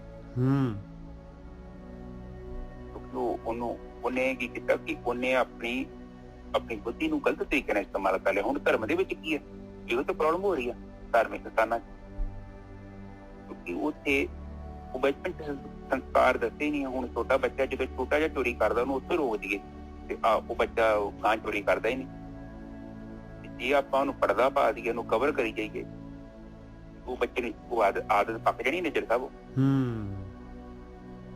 ਔਰ ਉਹਨੇ ਛੱਡਣੀ ਨਹੀਂ ਮੁੜ ਕੇ। ਜੋ ਮਰਜ਼ੀ ਕਰਕੇ ਦੇਖ ਲੈ, ਉਹ ਜਿਹੜੀ ਆਦਤ ਪੈ ਗਈ ਬੱਚੇ ਨੂੰ ਛੋਟੇ ਬਚਪਨ ਚ। ਇਸੇ ਲਈ ਕਹਿੰਦੇ ਮਾਂ ਪਿਓ ਦੀ ਬੜੀ ਵੱਡੀ ਜ਼ਿੰਮੇਵਾਰੀ ਹੈ। ਮਾਂ ਤੇ ਪਿਓ, ਔਰ ਮਾਂ ਪਿਓ ਪਹਿਲੇ ਨਹੀਂ, ਦੂਜੇ ਸਾਰੇ ਪਰਿਵਾਰ ਦੀ। ਔਰ ਹਮੇਸ਼ਾ ਹੀ ਆਪਣੇ ਬੱਚੇ ਨੂੰ ਪ੍ਰੋਟੈਕਟ ਨਾ ਕਰਿਆ ਕਰੋ ਜ਼ਿਆਦਾ। ਜੇ ਉਹ ਬੱਚੇ ਚ ਕੋਈ ਕਮੀ ਹੈਗੀ ਹੈ ਤੇ ਉਹਨੂੰ ਦੇਖੋ, ਉਹਨੂੰ ਲੋੜ ਪੈਣ ਤੇ ਉਹਨੂੰ ਸਹੀ ਕਰੋ, ਕਿਉਂਕਿ ਇਹ ਬੱਚੇ ਨੇ ਕੱਲ ਨੂੰ ਸੰਸਾਰ ਚ ਜਾਣਾ ਹੈ। ਸਾਰੀ ਦੁਨੀਆ ਉੱਥੇ ਬੈਠੀ ਹੈ ਤੁਹਾਡੇ ਨਾਲ, ਤੇ ਤੁਹਾਡੀ ਗੋਦੀ ਚ ਤੇ ਰਹਿਣਾ ਨਹੀਂ ਨਾ ਉਹਨੇ। ਤੇ ਜੇ ਉਹਨੂੰ ਚੰਗੇ ਸੰਸਕਾਰ ਦਿੱਤੇ ਹੋਣ ਤੇ ਉਹ ਇੱਕ ਚੰਗਾ ਇਨਸਾਨ ਬਣੂਗਾ। ਔਰ ਚੰਗਾ ਇਨਸਾਨ ਦੀ ਤੇ ਵੈਸੇ ਵੀ ਸੰਸਾਰ ਤੇ ਆਪਾਂ ਨੂੰ ਲੋੜ ਹੈ। ਉਹ ਇੱਕ ਚੰਗਿਆਈ ਜਿਹੜੀ ਉਹ ਅੱਗੇ ਫੈਲੂਗੀ। ਤੇ ਉਹ ਕੁਝ ਗੱਲਾਂ ਕਹੀਆਂ ਨੇ, ਮੈਂ ਇੱਕ ਤੇ ਕਰੋਧ ਤੇ ਗਿਆ ਵਾ, ਇੱਕ ਮੈਂ ਮਾਂ ਪਿਓ ਦੀ ਜ਼ਿੰਮੇਵਾਰੀ ਸਮਝਾਈ ਆ। ਛੋਟੇ ਬੱਚੇ ਦਾ ਹੌਸਲਾ ਵਧਾਇਆ ਕਰ, ਉਹਨੂੰ ਉਹ ਕੋਈ ਚੰਗਾ ਕੰਮ ਕਰਦਾ ਨਾ, ਤੁਹਾਨੂੰ ਕਹੋ ਕਿ ਹਾਂ ਪੁੱਤ ਤੂੰ ਬਹੁਤ ਵਧੀਆ ਕੰਮ ਕੀਤਾ, ਤਾਂ ਕਿ ਉਹਦੇ ਮਨ ਚ ਉਤਸ਼ਾਹ ਜਾਗੇ ਕਿ ਮੈਂ ਸੱਚੀ ਕੰਮ ਕਰ ਸਕਦਾ। ਛੋਟੇ ਬੱਚੇ ਨੂੰ ਜਦੋਂ ਬਾਜ਼ਾਰ ਜਾਂਦੇ ਜੋ ਉਹਨੂੰ ਸ਼ੌਪਿੰਗ ਕਰਨ ਕਿਹਾ ਕਰੋ, ਉਹਨੂੰ ਕਹਿ ਪੁੱਤ ਤੂੰ ਆਪਣੀ ਮਰਜ਼ੀ ਨਾਲ ਟੀ-ਸ਼ਰਟ ਖਰੀਦ, ਪੈਂਟ ਆਪਣੀ ਮਰਜ਼ੀ ਨਾਲ ਖਰੀਦ, ਬੂਟ ਆਪਣੀ ਮਰਜ਼ੀ ਨਾਲ ਖਰੀਦ। ਉਹਦੇ ਨਾਲ ਬੱਚੇ ਦਾ ਹੌਸਲਾ ਵੱਧਦਾ। ਉਹਨੂੰ ਸਿਲੈਕਸ਼ਨ ਦੋ, ਉਹਨੂੰ ਇੰਝ ਲੱਗਦਾ ਯਾਰ ਆਹ ਚੀਜ਼ ਮੈਂ ਕੀਤੀ। ਉਹ ਤੇ ਬੱਚੇ ਚ ਹੌਸਲਾ ਵੱਜੇ। ਤੁਸੀਂ ਕਹੋਗੇ ਤੈਨੂੰ ਨੀ ਪਤਾ, ਇਹਦੇ ਥੋੜਾ ਮੈਂ ਤੁਹਾਨੂੰ ਦੱਸਦਾ ਕਿਹੜੀ ਚੀਜ਼ ਲੈਣੀ, ਉਹਨੂੰ ਕੀ ਪਤਾ ਲੱਗਣਾ ਵਿਚਾਰੇ ਨੂੰ। ਔਰ ਅਕਸਰ ਆਪਾਂ ਏਦਾਂ ਹੀ ਕਰਦੇ, ਆਪਾਂ ਉਹਨੂੰ ਬੱਚਿਆਂ ਨੂੰ ਦਬਾ ਦਿੰਦੇ, ਉਹ ਵਿਚਾਰੇ ਦੱਬੇ ਹੀ ਰਹਿ ਜਾਂਦੇ। ਉਹ ਮੁੜ ਕੇ ਬੱਚਾ ਜਿੱਦਾਂ ਛੋਟਾ ਰੁੱਖ ਨਹੀਂ ਆਪਾਂ ਨੱਪਤਾ, ਮਨੁੱਖਾ ਜਦ ਮੈਂ ਦੱਸੋ ਛੋਟਾ ਰੁੱਖ ਆ, ਉਹਨੂੰ ਮਾੜਾ ਜਿਹਾ ਬੈਂਡ ਕਰ ਦਿਓ ਵਿਚਾਰੇ ਨੂੰ, ਉਹ ਮੁੜ ਕੇ ਸਿੱਧਾ ਹੋਣਾ ਵਾ ਨਾ, ਉਹਨੇ ਨਹੀਂ ਸਿੱਧਾ ਹੋਣਾ। ਤੁਸੀਂ ਜਿੰਨੀ ਮਰਜ਼ੀ ਖਾਦ ਪਾ ਦਿਓ, ਜੋ ਮਰਜ਼ੀ ਕਰ ਦਿਓ, ਜਿਹੜਾ ਬੈਂਡ ਪੈ ਗਿਆ ਨਾ ਛੋਟੇ ਜਿਹੇ ਰੁੱਖ 'ਚ, ਉਹ ਵੱਡਾ ਹੀ ਹੋ ਜਾਣਾ ਬੈਂਡ। ਇਸੇ ਤਰ੍ਹਾਂ ਬੱਚਾ ਵਾ। ਤੋ ਬੱਚੇ ਨੂੰ ਜਿੱਦਾਂ ਆਪਾਂ ਪਰਵਰਿਸ਼ ਕਰਦੇ ਹਾਂ, ਉਹ ਬੱਚੇ ਨੂੰ ਬਹੁਤ ਜ਼ਿਆਦਾ। ਮੈਂ ਵੀ ਇਹ ਜਗ੍ਹਾ 'ਚ ਹੁਣ ਮੇਰੇ 2 ਲੜਕੇ ਨੇ, ਵੱਡੇ ਨੂੰ ਤੇ ਮੈਂ ਇੱਕ ਵਾਰੀ ਚਪੇੜ ਮਾਰੀ ਸੀ, ਫਿਰ ਉਹਨੂੰ ਦੂਜੀ ਵਾਰੀ ਮਾਰੀ ਮੈਂ ਇੱਕ ਵਾਰੀ। ਉਹਦੀ ਭਲਾਈ ਲਈ ਮਾਰੀ ਆ, ਕੋਈ ਉਹਨੂੰ ਸਜ਼ਾ ਥੋੜੀ ਮੈਂ ਦੇਣਾ ਚਾਹੁੰਦਾ। ਤੇ ਉਹ ਕਹਿੰਦਾ ਕਿ ਪਾਪਾ ਤੀਜੀ ਚਪੇੜ ਨਹੀਂ ਵੱਜਣ ਦੀ ਲੋੜ ਪਏਗੀ, ਜੇ ਤੇਰੀ 2 ਹੀ ਚਪੇੜਾਂ ਵਾ, ਤੀਜੀ ਚਪੇੜ ਨਹੀਂ ਵੱਜੂਗੀ। ਇਹ ਮੈਂ ਚੈਲੰਜ ਆ ਨੇਜਰ ਸਾਹਿਬ ਉਹਦਾ। ਮਤਲਬ ਉਹ ਦੇਖੋ ਬੰਦਾ ਕਿੱਡਾ ਕੌਨਸ਼ੀਅਸ। ਤੇ ਉਹਦਾ ਛੋਟਾ ਹਰਮਨ ਆ, ਉਹਦੇ ਕਈ ਵਾਰੀ ਖੜਕਾਉਂਦਾ ਵਾ। ਖੜਕਾਉਣ ਦਾ ਕਾਰਨ ਨਹੀਂ ਹੈ ਕਿ ਮੈਂ ਉਹਨੂੰ ਮਾਰਨਾ ਚਾਹੁੰਦਾ ਜਾਂ ਕੁੱਟਣਾ ਚਾਹੁੰਦਾ, ਉਹਨੂੰ ਬਸ ਮਾੜਾ ਧੱਫਾ ਜਿਹਾ ਮਾਰਨਾ। ਉਹਦਾ ਕਾਰਨ ਇਹ ਹੀ ਹੈ ਕਿ ਕਈ ਵਾਰੀ ਨੇਜਰ ਸਾਹਿਬ ਬੱਚਾ ਗੱਲ ਨੂੰ ਸਮਝਦਾ ਨਹੀਂ ਪਿਆ। ਔਰ ਉਹਦਾ ਧਿਆਨ ਹੁੰਦਾ ਖੇਡਾਂ 'ਚ, ਗੇਮਾਂ 'ਚ। ਔਰ ਉਹਦੇ ਵਿੱਚ ਜੇ ਅਸੀਂ ਕਿਸੇ ਨੂੰ ਡਾਂਟਦੇ ਵੀ ਪਏ ਆ ਤਾਂ ਉਹਦਾ ਭਲਾ ਵਾ। ਉਹਦੇ ਹੁਣ ਮਾਪੇ ਜੇ ਨਹੀਂ ਡਾਂਟਣਗੇ ਧੀਆਂ ਪੁੱਤਾਂ ਨੂੰ ਤੇ ਉਹ ਬੱਚੇ ਕਿੱਥੋਂ ਉਹ ਚੰਗੀ ਜਗ੍ਹਾ ਤੇ ਪਹੁੰਚ ਸਕਦੇ। ਕਈ ਵਾਰੀ ਸਾਡੀ ਡਾਂਟ ਦੇ ਵਿੱਚ ਵੀ ਅਗਲੇ ਦਾ ਭਲਾ ਹੈ। ਸੋ ਆਪ ਬੈਲੈਂਸ ਕਰੋ, ਨਾ ਬੱਚੇ ਨੂੰ ਬਹੁਤਾ ਲਾਡ ਕਰੋ ਤੇ ਨਾ ਹੀ ਬੱਚੇ ਨੂੰ ਜ਼ਿਆਦਾ ਦਬਾਓ। ਸੋ ਇਹ ਬੈਲੈਂਸ ਨਹੀਂ ਕਰਨਾ ਹੈ। ਔਰ ਜਦੋਂ ਆਪਾਂ ਇਹ ਕੰਮ ਕਰਦੇ ਹਾਂ ਤਾਂ ਫਿਰ ਜੀਵਨ ਆਪਣੇ ਆਪ ਪਿੱਛੇ ਹੋ ਜਾਂਦਾ। ਹਾਂਜੀ ਨਿਜਰ ਸਾਹਿਬ। ਦੋ ਗੱਲਾਂ ਗੋਰਖੀ ਸਾਹਿਬ ਮੈਂ ਵੀ ਕਹਿਣਾ ਚਾਹੁੰਦਾ ਹੈ। ਇੱਕ ਗੱਲ ਤਾਂ ਇਹ ਹੈਗੀ ਬਈ ਆਪਣੇ ਕੋਲ ਪ੍ਰਾਣ ਸ਼ਕਤੀ ਹੈਗੀ ਆ, ਪ੍ਰਾਣ ਸ਼ਕਤੀ ਹੈਗੀ ਆ। ਹੁਣ ਇਹ ਪ੍ਰਾਣ ਸ਼ਕਤੀ ਜਿਹੜੀ ਹੈਗੀ ਆ, ਆਪਸ਼ਨ ਦੋ ਹੈ, ਦੋ ਪਾਰਟੀਆਂ ਹੈਗੀਆਂ। ਇੱਕ ਕਾਮ ਕ੍ਰੋਧ ਲੋਭ ਮੋਹ ਅਹੰਕਾਰ ਹੈਗਾ, ਔਰ ਇੱਕ ਜਿਹੜੀ ਹੈਗੀ ਆਪਣਾ ਧਿਆਨ ਸਿਮਰਨ ਦੇ ਨਾਲ ਜਿਹੜਾ ਹੈਗਾ ਆਪਾਂ ਇਹ ਆਪਣੇ ਮਨ ਨੂੰ ਪਾਵਰ ਦੇਣੀ ਆ। ਤੇ ਜੋ ਗੁਰੂ ਕਹਿ ਰਹੇ, ਜੋ ਗਿਆਨ ਕਹਿ ਰਿਹਾ ਆ, ਉਹਦੇ ਅਨੁਸਾਰ ਜਿਹੜਾ ਹੈਗਾ ਉਹਦੇ ਵਾਸਤੇ ਆਪਾਂ ਨੇ ਸ਼ਕਤੀ, ਮਨ ਨੇ ਸ਼ਕਤੀ ਲੈਣੀ ਆ ਤੇ ਧਿਆਨ ਸਿਮਰਨ ਬਾਅਦ ਉਹਨੇ ਸ਼ਕਤੀ ਲੈ ਕੇ ਜਾਣੀ ਆ। ਹੁਣ ਹੁੰਦਾ ਕੀ ਆ ਬਈ ਕਾਮ ਕ੍ਰੋਧ ਲੋਭ ਮੋਹ ਅਹੰਕਾਰ ਇਹ ਪਹਿਲਾਂ ਸ਼ਕਤੀ ਫੱਟ ਦੇਣੀ ਜਿਹੜੇ ਹੈਗੇ ਚੁੱਕ ਲੈਂਦੇ ਆ, ਔਰ ਇਹੀ ਜਿਹੜੇ ਹੈਗੇ ਪ੍ਰਾਣ ਸ਼ਕਤੀ ਨਾਲ ਮੋਟੇ ਹੋਈ ਜਾਂਦੇ। ਜਿਵੇਂ ਮੋਟੇ ਜਿਹੜੇ ਹੈਗੇ ਚੂਹੇ ਬਹੁਤ ਮੋਟੇ ਹੋ ਜਾਣ, ਬਸ ਉਵੇਂ ਦਾ ਜਿਹੜਾ ਹੈਗਾ ਇਹ ਸਾਰੀ ਪ੍ਰਾਣ ਸ਼ਕਤੀ ਇਹੀ ਯੂਜ਼ ਕਰੀ ਜਾ ਰਹੇ, ਅੰਮ੍ਰਿਤ ਇਹੀ ਪੀ ਜਾ ਰਹੇ ਆ ਭਾਈ। ਮੋਟੇ ਹੋ ਗਏ ਬਹੁਤ। ਆਪਾਂ ਜਿਹੜੇ ਹੈਗੇ ਆ ਇਹਨਾਂ ਨੂੰ ਨਹੀਂ ਪੀਣ ਦੇਣਾ ਭਾਈ। ਇਹ ਪ੍ਰਾਣ ਸ਼ਕਤੀ ਆਪਾਂ ਨੇ ਯੂਜ਼ ਕਰਨੀ ਆ, ਆਪਾਂ ਨੇ ਧਿਆਨ ਸਿਮਰਨ ਦੇ ਦੁਆਰਾ ਜਿਹੜਾ ਹੈਗਾ ਇਹਨੂੰ ਦਸਮ ਦੁਆਰ ਖੋਲਣ ਦੇ ਵਿੱਚ ਲਗਾਉਣੀ ਆ ਭਾਈ, ਭਗਤੀ ਕਰਨੀ। ਪਹਿਲੀ ਗੱਲ ਇਹ ਹੋ ਗਈ। ਦੂਸਰੀ ਗੱਲ ਜਿਹੜੀ ਹੈਗੀ ਆ ਉਹ ਹੈਗੀ ਬਈ ਜਿਹੜੇ ਆਪਣੇ ਅੰਦਰ ਮਾਲਕ ਪਰਮਾਤਮਾ ਨੇ ਜਿਹੜਾ ਹੈਗਾ, ਆਪਾਂ ਹੁਣ ਥੋੜਾ ਜਿਹਾ ਸੋਚੀਏ ਵੀ ਮਾਲਕ ਨੇ ਇਹ ਦੁਨੀਆ ਬਣਾਈ ਕਿਸ ਤਰ੍ਹਾਂ ਹੈ ਔਰ ਕਿਸ ਤਰ੍ਹਾਂ ਚੱਲ ਰਹੀ ਹੈ ਇਹ ਦੁਨੀਆ, ਇਹ ਸਾਰੀ ਦੁਨੀਆ ਕਿਸ ਤਰ੍ਹਾਂ ਚੱਲ ਰਹੀ ਹੈ। ਬਾਣੀ ਕਹਿੰਦੀ ਹੈ ਕਾਇਆ ਅੰਦਰ ਪਾਪ ਪੁੰਨ ਦੋਏ ਪਾਈ, ਦੋਹੀ ਮਿਲ ਕੇ ਸ੍ਰਿਸ਼ਟ ਉਪਾਈ। ਮਾਲਕ ਨੇ ਇੱਕ ਪਾਪ ਤੇ ਇੱਕ ਪੁੰਨ, ਦੋ ਚੀਜ਼ਾਂ ਬਣਾਈਆਂ ਮਾਲਕ ਪਰਮਾਤਮਾ ਨੇ। ਕਿਉਂਕਿ ਬਈ ਖਾਲੀ ਪਾਪ ਹੀ ਕਰੀ ਜਾਊਗਾ ਤੇ ਫਿਰ ਉਹਨੂੰ ਜਿਹੜਾ ਹੈਗਾ ਉਹਨੂੰ ਜਿਹੜਾ ਸਿੱਧੇ ਰਸਤੇ ਤੇ ਲਿਆਉਣ ਵਾਸਤੇ ਉਹਨੂੰ ਜਿਹੜਾ ਹੈਗਾ ਦੁੱਖ ਕਿਵੇਂ ਆਊਗਾ।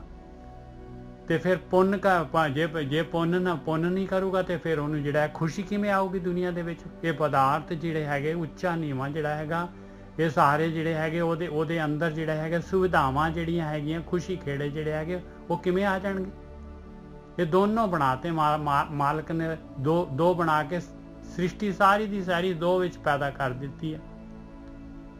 ਪਾਪ ਕਰੀ ਜਾਓ ਤੇ ਉਹਦੇ ਨਾਲ ਜਿਹੜਾ ਹੈਗਾ ਜੂਨਾਂ ਦੇ ਵਿੱਚ ਦੁੱਖਾਂ ਦੇ ਵਿੱਚ ਜਾਊਗਾ ਇਨਸਾਨ। ਪੁੰਨ ਕਰੂਗਾ ਤੇ ਉਹਨੂੰ ਜਿਹੜਾ ਹੈਗਾ ਇਹ ਮੈਟਰ ਪਦਾਰਥ ਜਿਹੜੇ ਹੈਗੇ ਸੁੱਖ ਸੁਵਿਧਾਵਾਂ, ਚੰਗਾ ਸਰੀਰ, ਚੰਗੀ ਘਰ ਵਾਲੀ, ਚੰਗੇ ਬੱਚੇ, ਚੰਗਾ ਧਨ, ਇਹ ਸਾਰਾ ਮਿਲ ਜਾਣਾ ਹੈ। ਇਸ ਤਰੀਕੇ ਦੇ ਨਾਲ ਇਹ ਦੋਨਾਂ ਦੇ ਵਿੱਚ ਹੀ ਖੇਡ ਚੱਲਣੀ ਹੈ ਭਾਈ। ਮਾਲਕ ਨੇ ਆ ਦੋਨੋਂ ਚੀਜ਼ਾਂ ਮਾਲਕ ਨੇ ਜ਼ਰੂਰੀ ਹੈਗੀ ਮਾਲਕ ਨੂੰ, ਇਹਨਾਂ ਦੇ ਨਾਲ ਉਹਨੇ ਸਾਰੀ ਸ੍ਰਿਸ਼ਟੀ ਇਸ ਤਰੀਕੇ ਦੇ ਨਾਲ ਉਹਦੀ ਚੱਲ ਰਹੀ ਹੈ ਸ੍ਰਿਸ਼ਟੀ। ਹੁਣ ਇੱਕ ਚੀਜ਼ ਤੁਸੀਂ ਹਟਾ ਦਿਓ, ਪੁੰਨ ਹਟਾ ਦਿੱਤੇ ਤੇ ਫਿਰ ਜਿਹੜਾ ਹੈਗਾ ਉਹਨੂੰ ਜਿਹੜਾ ਹੈਗਾ ਕੋਈ ਇੰਟਰਸਟ ਹੀ ਨਹੀਂ ਰਹਿਣਾ ਖੇਡ ਦੇ ਵਿੱਚ। ਕਿਉਂਕਿ ਪੁੰਨ ਦੇ ਨਾਲ ਤਾਂ ਉਹਨੂੰ ਜਿਹੜਾ ਹੈਗਾ ਮਿਲਣੇ ਆ ਪਦਾਰਥ ਭੋਗਣ ਦੇ ਜਿਹੜੇ ਹੈਗੇ ਸਾਰੀ ਸੁਵਿਧਾਵਾਂ, ਸੁੱਖ ਸੁਵਿਧਾਵਾਂ ਮਿਲਣੀਆਂ। ਕਾਇਆ ਅੰਦਰ ਪਾਪ ਪੁੰਨ ਦੋਏ ਪਾਈ, ਦੋਹੀ ਮਿਲ ਕੇ ਸ੍ਰਿਸ਼ਟ ਉਪਾਈ। ਹੁਣ ਜਿਹੜਾ ਹੈਗਾ ਹੁਣ ਗੁਰੂ ਕੀ ਕਹਿ ਰਿਹਾ, ਗਿਆਨ ਕੀ ਕਹਿ ਰਿਹਾ ਆਪਾਂ ਨੂੰ, ਦੋਵੇਂ ਮਾਰ ਜਾਏ ਇਕਤ ਖਰ ਆਵੇ, ਗੁਰਮਤਿ ਸਹਿਜ ਸਮਾਵਣਿਆ। ਕਹਿੰਦੇ ਭਾਈ ਦੋਨਾਂ ਨੂੰ ਮਾਰ, ਇੱਕ ਘਰ ਆ। ਹੁਣ ਪਾਪ ਪੁੰਨ ਦੋਨੋਂ ਛੱਡ, ਇਹ ਤੇਰੇ ਕੋਲ ਨਹੀਂ ਇਹ ਜਿਹੜੀ ਆ ਪਾਪ ਪੁੰਨ ਦਾ ਕਿ ਇਹਦੇ ਵਿੱਚ ਰਹੇਗਾ ਪਾਪ ਪੁੰਨ ਦੇ ਵਿੱਚ ਤੇ ਤਿਰਗੁਣੀ ਮਾਇਆ ਹੈਗੀ ਆ, ਇਹ ਦੁਨੀਆ ਦੇ ਵਿੱਚ ਹੀ ਰਹਿਣਾ ਪਊਗਾ। ਇਸੇ ਤਰੀਕੇ ਨਾਲ ਜਨਮ ਮਰਨ ਚੱਲਦਾ ਰਹਿਣਾ ਹੈ ਤੇਰਾ। ਇਹ ਦੋਨਾਂ ਨੂੰ ਮਾਰ ਕੇ ਇਕਤ ਕਰਾ, ਗੁਰਮਤਿ ਸਹਿਜ ਸਮਾਵਣਿਆ। ਗੁਰੂ ਦੀ ਮੱਤ ਲੈ, ਧਿਆਨ ਸਿਮਰਨ ਕਰ, ਸਹਿਜ ਅਵਸਥਾ ਦੇ ਵਿੱਚ ਆ ਜਾਏਗਾ ਭਾਈ। ਤੇ ਨਾ ਪਾਪ ਤੇ ਨਾ ਪੁੰਨ ਭਾਈ, ਇਹ ਦੋਨੋਂ ਹੀ ਤੈਨੂੰ ਫੜ ਨਹੀਂ ਸਕਣਗੇ। ਆਹ ਜੀ ਦੋ ਗੱਲਾਂ ਮੈਂ ਕਹਿਣਾ ਚਾਹੁੰਦਾ ਸੀਗਾ। ਹੁਣ ਜਿਹੜਾ ਹੈਗਾ ਹਾਂਜੀ ਨਿਜਰ ਸਾਹਿਬ ਬਹੁਤ ਬਹੁਤ ਵਧੀਆ। ਇਹ ਪਤਾ ਕੀ ਹੁੰਦਾ ਵਾ ਸਾਹਿਬ ਤੇ ਨਿਜਰ ਸਾਹਿਬ, ਦੇਖੋ ਬਾਣੀ ਵੀ ਆਪਾਂ ਨੂੰ ਇਹੋ ਚੀਜ਼ ਸਮਝਾਉਂਦੀ ਆ, ਭੜੋਲੇ ਚ ਨਾ ਤੇ ਪਾਪ ਪਾ ਤੇ ਨਾ ਹੀ ਪੁੰਨ ਪਾ। ਕਿਉਂਕਿ ਦੋਨੋਂ ਹੀ ਤੇ ਗੜਬੜ। ਜਦ ਤੱਕ ਤੇਰੇ ਦਾਣੇ ਨਾ ਭੜੋਲੇ ਦੇ ਵਿੱਚ ਤੇ ਤੇਰਾ ਕੰਮ ਚੱਲਦਾ ਰਹਿਣਾ, ਤੇ ਫਿਰ ਕਿਸੇ ਨੂੰ ਕੋਈ ਜਲਦੀ ਨਹੀਂ ਹੈਗੀ, ਕਿਉਂਕਿ ਉਹਦੇ ਖੇਡ ਹੈ। ਬਿਲਕੁਲ ਉਹਦੇ ਤੋਂ ਕੋਈ ਦੇਖੋ ਆਪ ਜਸਟ ਲਾਗੇ ਦੇਖੋ, ਜਿਹੜੇ ਪੂਰੀ ਸਰਜੇ ਆ ਕਿ ਕਿੰਨੇ ਪੁਰਾਣੇ, ਪਤਾ ਹੀ ਕੋਈ ਨਹੀਂ ਕਿ ਧਰਤੀ ਕਿੰਨੀ ਪੁਰਾਣੀ। ਉਹ ਤੇ ਮੀਂਹ ਪਈ ਜਾਣਾ ਵਾ, ਫਿਰ ਨਦੀਆਂ ਰਾਹੀਂ ਸਮੁੰਦਰ 'ਚ ਪਾਣੀ ਚੱਲ ਜਾਣਾ, ਫਿਰ ਮੀਂਹ ਪੈਣਾ, ਫਿਰ ਹੀ ਉੱਥੋਂ ਉਹ ਭਾਵ ਬਣ ਜਾਣੀ। ਉਹ ਕੁਦਰਤ ਨੂੰ ਕੋਈ ਜਲਦੀ ਨਹੀਂ ਹੈਗੀ। ਇਹ ਤੇ ਭਲਾ ਹੋਏ ਨਾ ਬ੍ਰਹਮ ਗਿਆਨੀਆਂ ਦਾ ਜਿਨ੍ਹਾਂ ਨੇ ਇਹਨੂੰ ਲੱਭ ਲਿਆ, ਇਹ ਜੀਵ ਤੇ ਘੁੰਮ ਰਿਹਾ। ਔਰ ਉਹ ਇਹ ਨਹੀਂ ਕਿ ਸਾਰੇ ਹੀ ਭੱਜ ਜਾਣਗੇ। ਕੁਛ ਲੋਕ ਜਿਹੜੀ ਕੋਸ਼ਿਸ਼ ਕਰਨਗੇ, ਜਿਹੜੇ ਬਾਣੀ 'ਚ ਕਿਹਾ ਵਾ ਕਿ ਉੱਤੇ ਕਿਹਾ ਸੋਖ ਨਿਜਾ ਹੋਵੇ, ਦੁਬਾਰਾ ਬੋਲੋ। ਹਾਂ, ਕਿਹੜੀ ਜੀ? ਆ ਪਹਿਲੀ ਸੋਖ ਜਿਹੜੀ ਕਹਿੰਦੇ ਨਾ ਕਿ ਜਿਹੜੇ ਪਾਪ ਨਾਨਕ ਪਵਿੱਤ ਹੋਏ ਸੇ ਜਨ। ਹਾਂ ਹਾਂ ਹਾਂ ਹਾਂ, ਪਵਿੱਤ ਹੋਏ ਸੇ ਜਨਾ ਜਿਨੀ ਹਰ ਤੇ ਆਇਆ, ਜਿਨ੍ਹਾਂ ਨੇ ਪਰਮੇਸ਼ਰ ਨੂੰ ਧਿਆਇਆ, ਧਿਆਨ ਸਿਮਰਨ ਕੀਤਾ। ਹਾਂਜੀ ਵੀਰ ਜੀ।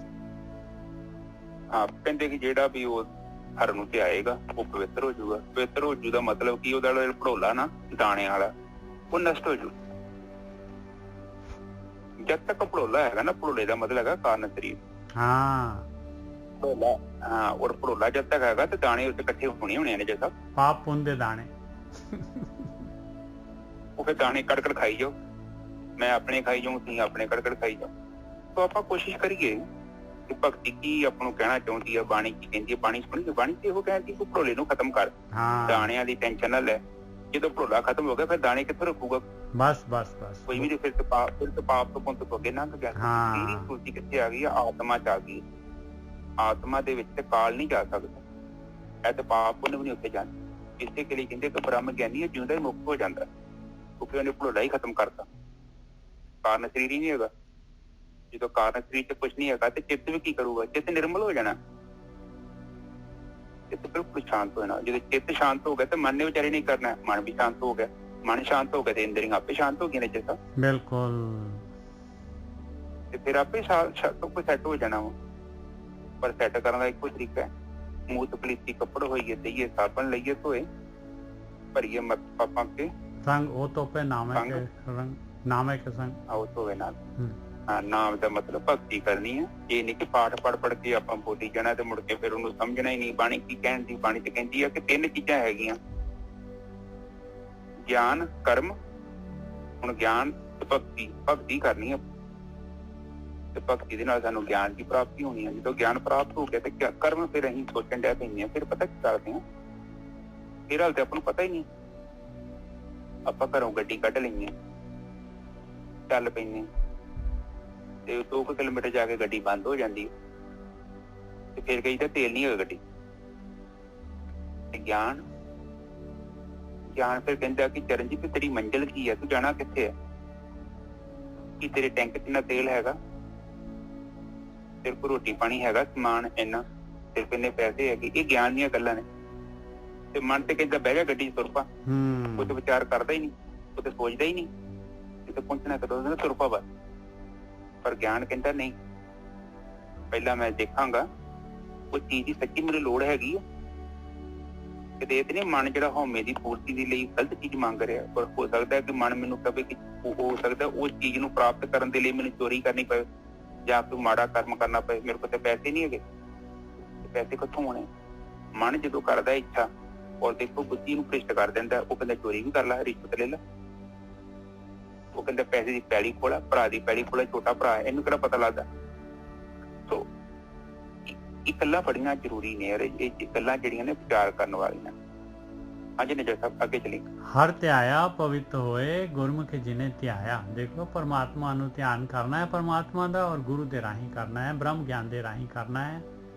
ਔਰ ਪਵਿੱਤਰ ਉਹ ਹੋਣਗੇ ਜਿਹੜੇ ਇਹ ਐਕਸ਼ਨ ਕਰਨਗੇ, ਕਾਰਵਾਈ ਕਰਨਗੇ। ਆਇਆ ਕੰਮ ਕਰਨਾ। ਪਵਿੱਤ ਮਾਤਾ ਪਿਤਾ ਕੁਟੰਬ ਸਹਿਤ ਸਿਓ ਪਵਿੱਤ ਸੰਗਤ ਸਭਾਈਆ। ਕਹਿੰਦੇ ਉਹਨਾਂ ਦੇ ਮਾਂ ਪਿਓ, ਉਹਨਾਂ ਦੇ ਕੁਟੰਬ, ਉਹਨਾਂ ਦੀ ਜਿਹੜੀ ਵੀ ਸੰਗਤ ਕਰਨ ਵਾਲੇ, ਕਹਿੰਦੇ ਸਾਰੇ ਦੇ ਸਾਰੇ ਪਵਿੱਤਰ ਹੋ ਜਾਣਗੇ।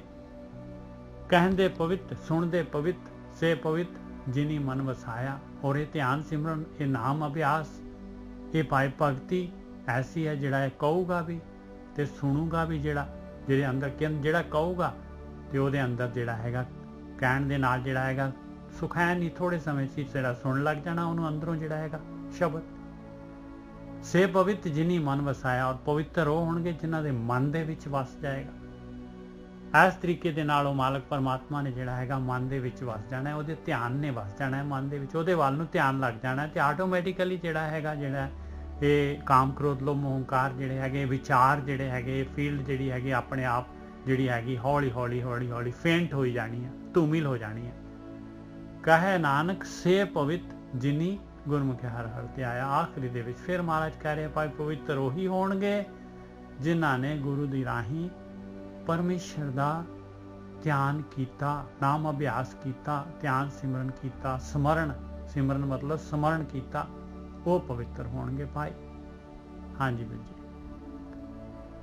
ਹਾਂ ਬਿਲਕੁਲ ਠੀਕ ਹੈ।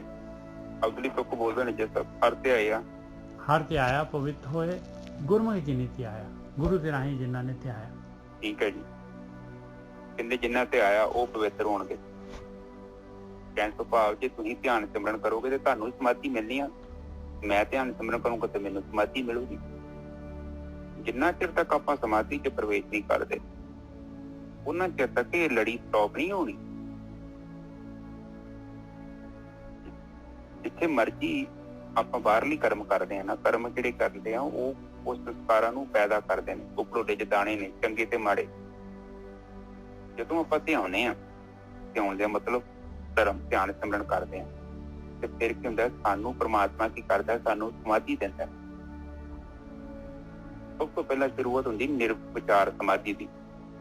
ਉਹ ਨਿਰਵਿਚਾਰ ਸਮਾਧੀ ਦੇ ਵਿੱਚ ਜਦੋਂ ਅਸੀਂ ਪ੍ਰਵੇਸ਼ ਕਰਦੇ ਹਾਂ ਔਰ ਸਾਨੂੰ ਪਤਾ ਲੱਗਦਾ ਕਿ ਅੰਦਰ ਜਿਹੜਾ ਨਾ ਬੜਾ ਕੁਝ ਚੱਲਣ ਦਿਆ, ਪਰ ਕਾਫੀ ਕੁਝ ਇਸ ਤਰ੍ਹਾਂ ਦਾ ਵੀ ਚੱਲਣ ਦਿਆ ਹੈ ਜਿੱਥੇ ਮੇਰਾ ਕੰਟਰੋਲ ਨਹੀਂ ਹੈਗਾ, ਆਪਣੇ ਆਪ ਚੱਲ ਰਿਹਾ। ਉਹਦੇ 'ਚ ਕਈ ਵਿਚਾਰ ਕਾਮ ਆ, ਕ੍ਰੋਧ ਆ, ਲੋਭ ਆ, ਮੋਹ ਅਹੰਕਾਰ ਆ, ਰਾਗ ਆ, ਦਵੈਸ਼ ਆ। ਮੈਂ ਲੋਕਾਂ ਤੋਂ ਈਰਖਾ ਕਰਦਾ, ਲੋਕਾਂ ਤੋਂ ਜੈਲਸੀ ਕਰਦਾ, ਲੋਕਾਂ ਦੇ ਨਾਲ ਮੈਂ ਆਪਣੀ ਤੁਲਨਾ ਕਰ ਰਿਹਾ। ਇਹ ਚੀਜ਼ਾਂ ਚੱਲ ਰਹੀਆਂ ਨੇ ਮੇਰੇ ਅੰਦਰ, ਉਹਨਾਂ ਨੂੰ ਉੱਥੇ ਜਾ ਕੇ ਸਟਾਪ ਕਰਨਾ ਪੈਣਾ। ਦੇਖੋ ਤੁਹਾਡੇ ਵਿਚਾਰ ਕੋਈ ਮਾਈ ਦਾ ਲਾਲ ਨਹੀਂ ਬੰਦ ਕਰ ਸਕਦਾ, ਉਹਨਾਂ ਨੂੰ ਤੁਸੀਂ ਹੀ ਬੰਦ ਕਰ ਸਕਦੇ। ਕੋਈ ਨਹੀਂ ਬੰਦ ਕਰਨਾ। ਕੁਦਰਤ ਨੇ ਸਾਨੂੰ ਆਜ਼ਾਦੀ ਦਿੱਤੀ ਹੈ, ਅਸੀਂ ਕਰਮ ਕਰ ਵੀ ਸਕਦੇ ਹਾਂ ਤੇ ਨਹੀਂ ਵੀ ਕਰ ਸਕਦੇ। ਕੁਦਰਤ ਕੁਛ ਨਹੀਂ ਕਹਿੰਦੀ ਨਿਜਰ ਸਾਹਿਬ।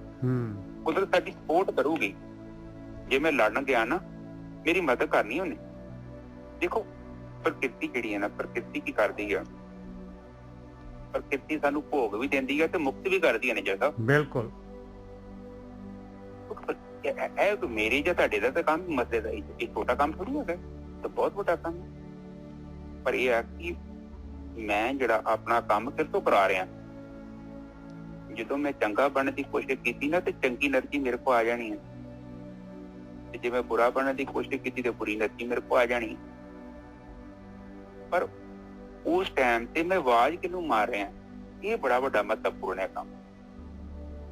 ਹੁਣ ਜਦੋਂ ਬਾਣੀ ਕਹਿ ਰਹੀ ਨਾ ਉੱਥੇ ਵੇਖੋ ਕੀ ਸੁੱਖ ਸੀ, ਉਹਨਾਂ ਨੇ ਗੱਲ ਕਲੀਅਰ ਕਰਤੀ। ਪਵਿੱਤ ਹੋਏ 6 ਜਨ, ਇਹਨੇ ਕਿ ਸਾਰੇ ਹੋ ਜਾਣਗੇ। 6 ਮਤਲਬ ਕੇਵਲ ਜਿਨ ਹਰ ਤੇ ਆਇਆ, ਕੇਵਲ ਉਹ ਪਵਿੱਤਰ ਹੋਣਗੇ। ਉਹਨਾਂ ਦਾ ਜੀਵਨ ਆਤਮਿਕ ਅਵਸਥਾ ਹੋਊਗੀ, ਉਹਨਾਂ ਨੂੰ ਸਹਿਜ ਸਮਾਧੀ ਮਿਲੂਗੀ। ਜਿਹੜੇ ਧਿਆਉਣਗੇ ਤੇ ਜਿਹੜੇ ਗੱਲਾਂ ਬਾਤਾਂ ਕਰਦੇ ਨੇ ਔਰ ਆਪਣੇ ਕਰਮਾਂ ਚ ਉਲਝੇ ਨੇ ਤੇ ਜਿਹੜੇ ਇੱਧਰ ਉੱਧਰ ਭੱਜੇ ਫਿਰਦੇ ਆ, ਉਹ ਉਹਨਾਂ ਦਾ ਕੰਮ ਨਹੀਂ ਬਣਨਾ। 6 ਜਨ ਦਾ ਮਤਲਬ ਕੇਵਲ ਜਿਹੜੇ ਹਰ ਨੂੰ ਧਿਆਉਂਦੇ ਆ। ਜੇ ਕੋਈ ਮੂਰਤੀ ਨੂੰ ਪੂਜ ਰਿਹਾ ਜਾਂ ਕੋਈ ਧਾਰਮਿਕ ਸਥਾਨ ਨੂੰ ਟੇਕੀ ਜਾਣ ਡਿਆ ਮੱਥੇ, ਉਹ ਇੱਕ ਅਲੱਗ ਚੀਜ਼ ਆ। ਧਿਆਏ ਦਾ ਮਤਲਬ ਧਿਆਨ ਸਿਮਰਨ, ਉਹਨੂੰ ਧਿਆਉਣਾ ਪੈਣਾ, ਉਹਦੀ ਭਗਤੀ ਕਰਨੀ ਪੈਣੀ ਆ। ਦੇਖੋ ਰਿਸ਼ੀ ਮੁਨੀ ਆਪਾਂ ਕਹਿੰਦੇ ਨੇ, ਰਿਸ਼ੀ ਦਾ ਮਤਲਬ ਇਹ ਨਹੀਂ ਕਿ ਦਾੜਾ ਲੰਮਾ ਕਰ ਲਿਆ ਤੇ ਉੱਤੇ ਚਟਾ ਚੁਟਾ ਬਣਾ ਲਿਆ। ਰਿਸ਼ੀ ਦਾ ਮਤਲਬ ਜਿਹਨੇ ਆਪਣੇ ਚਰਿੱਤਰ ਨੂੰ ਉੱਚਾ ਕਰ ਲਿਆ, ਇੰਨਾ ਪਵਿੱਤਰ ਹੋ ਗਿਆ। ਹੁਣ ਉਹ ਇੰਨਾ ਜ਼ਿਆਦਾ ਪਵਿੱਤਰ ਹੋ ਗਿਆ ਹੈ ਔਰ ਉਹ ਦਿਨ ਉਸ ਕਬੀਰ ਦੀ ਬਣੀ ਨਾ, ਕਬੀਰ ਦੀ ਕਹਿੰਦੇ ਨੇ ਇੱਕ ਔਖਦ ਘਾਟੀ ਰਾਮ ਕੀ ਤੈਂਚੜ ਰਹੇ ਹੋ ਕਬੀਰ। ਔਖਦ ਬੰਦਾ ਉਹ, ਹਾਂ ਔਖਦ ਘਾਟੀ, ਔਖੀ ਪਹਾੜੀ ਤੇ ਕੱਲਾ ਚੜ ਰਿਹਾ।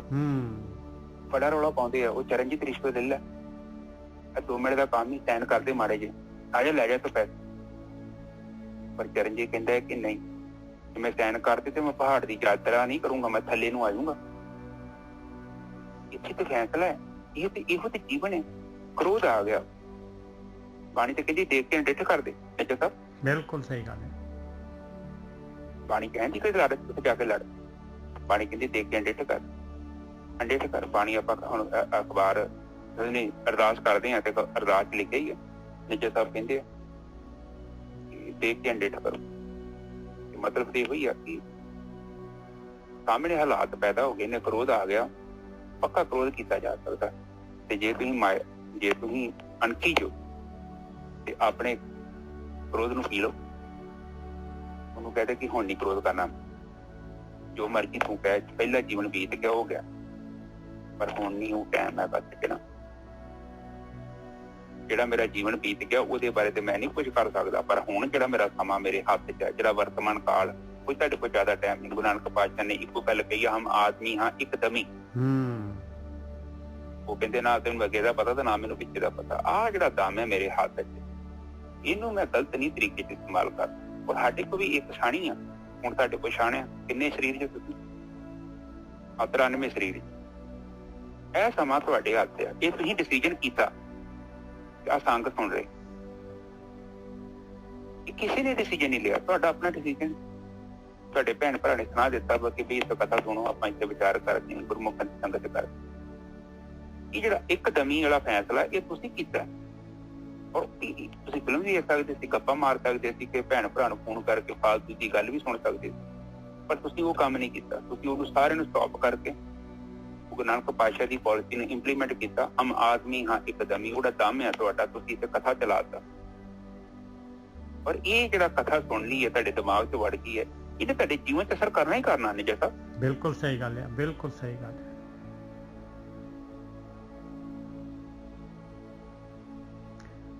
ਇਹਦੇ ਵਿੱਚ ਜਿਹੜਾ ਹੈਗਾ ਨਾ ਗੁਰਕੀ ਸਾਹਿਬ, ਇੱਕ ਚੀਜ਼ ਮੈਂ ਹੋਰ ਐਡ ਕਰਨਾ ਚਾਹੁੰਦਾ ਹਾਂ ਕਿ ਜਿਹੜਾ ਹੈਗਾ ਇਹ ਜੇ ਆਪਾਂ ਕਹੀਏ ਨਾ ਭਾਈ, ਜਿਹੜਾ ਹੈਗਾ ਇਹ ਪਾਠ ਜਿਹੜਾ ਹੈਗਾ ਆਪਾਂ ਕਰ ਰਹੇ ਹਾਂ, ਤੇ ਪਾਠ ਕਰ ਰਹੇ ਹਾਂ, ਤੇ ਇਹਨੂੰ ਜੇ ਕਹੀਏ ਕੀਰਤਨ ਸੁਣ ਰਹੇ ਹਾਂ, ਪਾਠ ਕਰ ਰਹੇ ਹਾਂ, ਤੇ ਗੁਰਦੁਆਰੇ ਜਾ ਰਹੇ ਹਾਂ ਜਾਂ ਨਹਾ ਰਹੇ ਧੋ ਰਹੇ, ਸਾਰਾ ਜਿਹੜਾ ਹੈਗਾ ਇਹ ਸਹਾਇਕ ਕੰਮ ਹੈਗੇ ਆ, ਇਹ ਸਹਾਇਕ ਹੈਗੇ, ਇਹਨਾਂ ਨੇ ਉਤਸ਼ਾਹ ਪੈਦਾ ਕਰਨਾ ਹੈ। ਪਰ ਇਹ ਜਿਹੜੇ ਹੈਗੇ ਮੰਜ਼ਿਲ ਨਹੀਂ ਹੈਗੀ, ਅਸਲੀ ਚੀਜ਼ ਨਹੀਂ ਹੈਗੀ।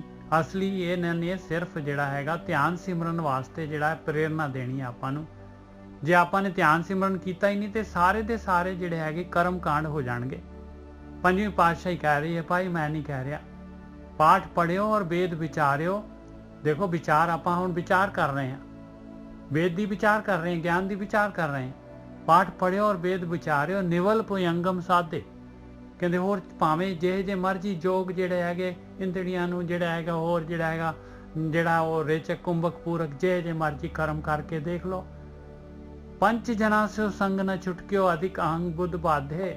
ਕਹਿੰਦੇ ਪੰਜਾਂ ਦੇ ਨਾਲ ਤੇਰਾ ਸਾਥ ਨਹੀਂ ਛੁੱਟ ਸਕਦਾ ਪਿਆਰਿਆ, ਇਹਦੇ ਨਾਲ ਉਹਨਾਂ ਨੇ ਹੀ ਪ੍ਰਾਣ ਸ਼ਕਤੀ ਲਈ ਜਾਣੀ ਆ, ਤੇ ਹਉਮੈ ਹੋਰ ਤੇਰੀ ਜ਼ਿਆਦਾ ਹੋ ਜਾਏਗੀ। ਅਧਿਕ ਅਹੰਗ ਬੁੱਧ ਬਾਧੇ ਬੰਨਿਆ ਜਾਏਗਾ ਪਿਆਰਿਆ, ਹਉਮੈ ਦੇ ਨਾਲ ਕੱਢ ਜਾਏਗਾ ਗਿਆਨ ਦੇ ਨਾਲ।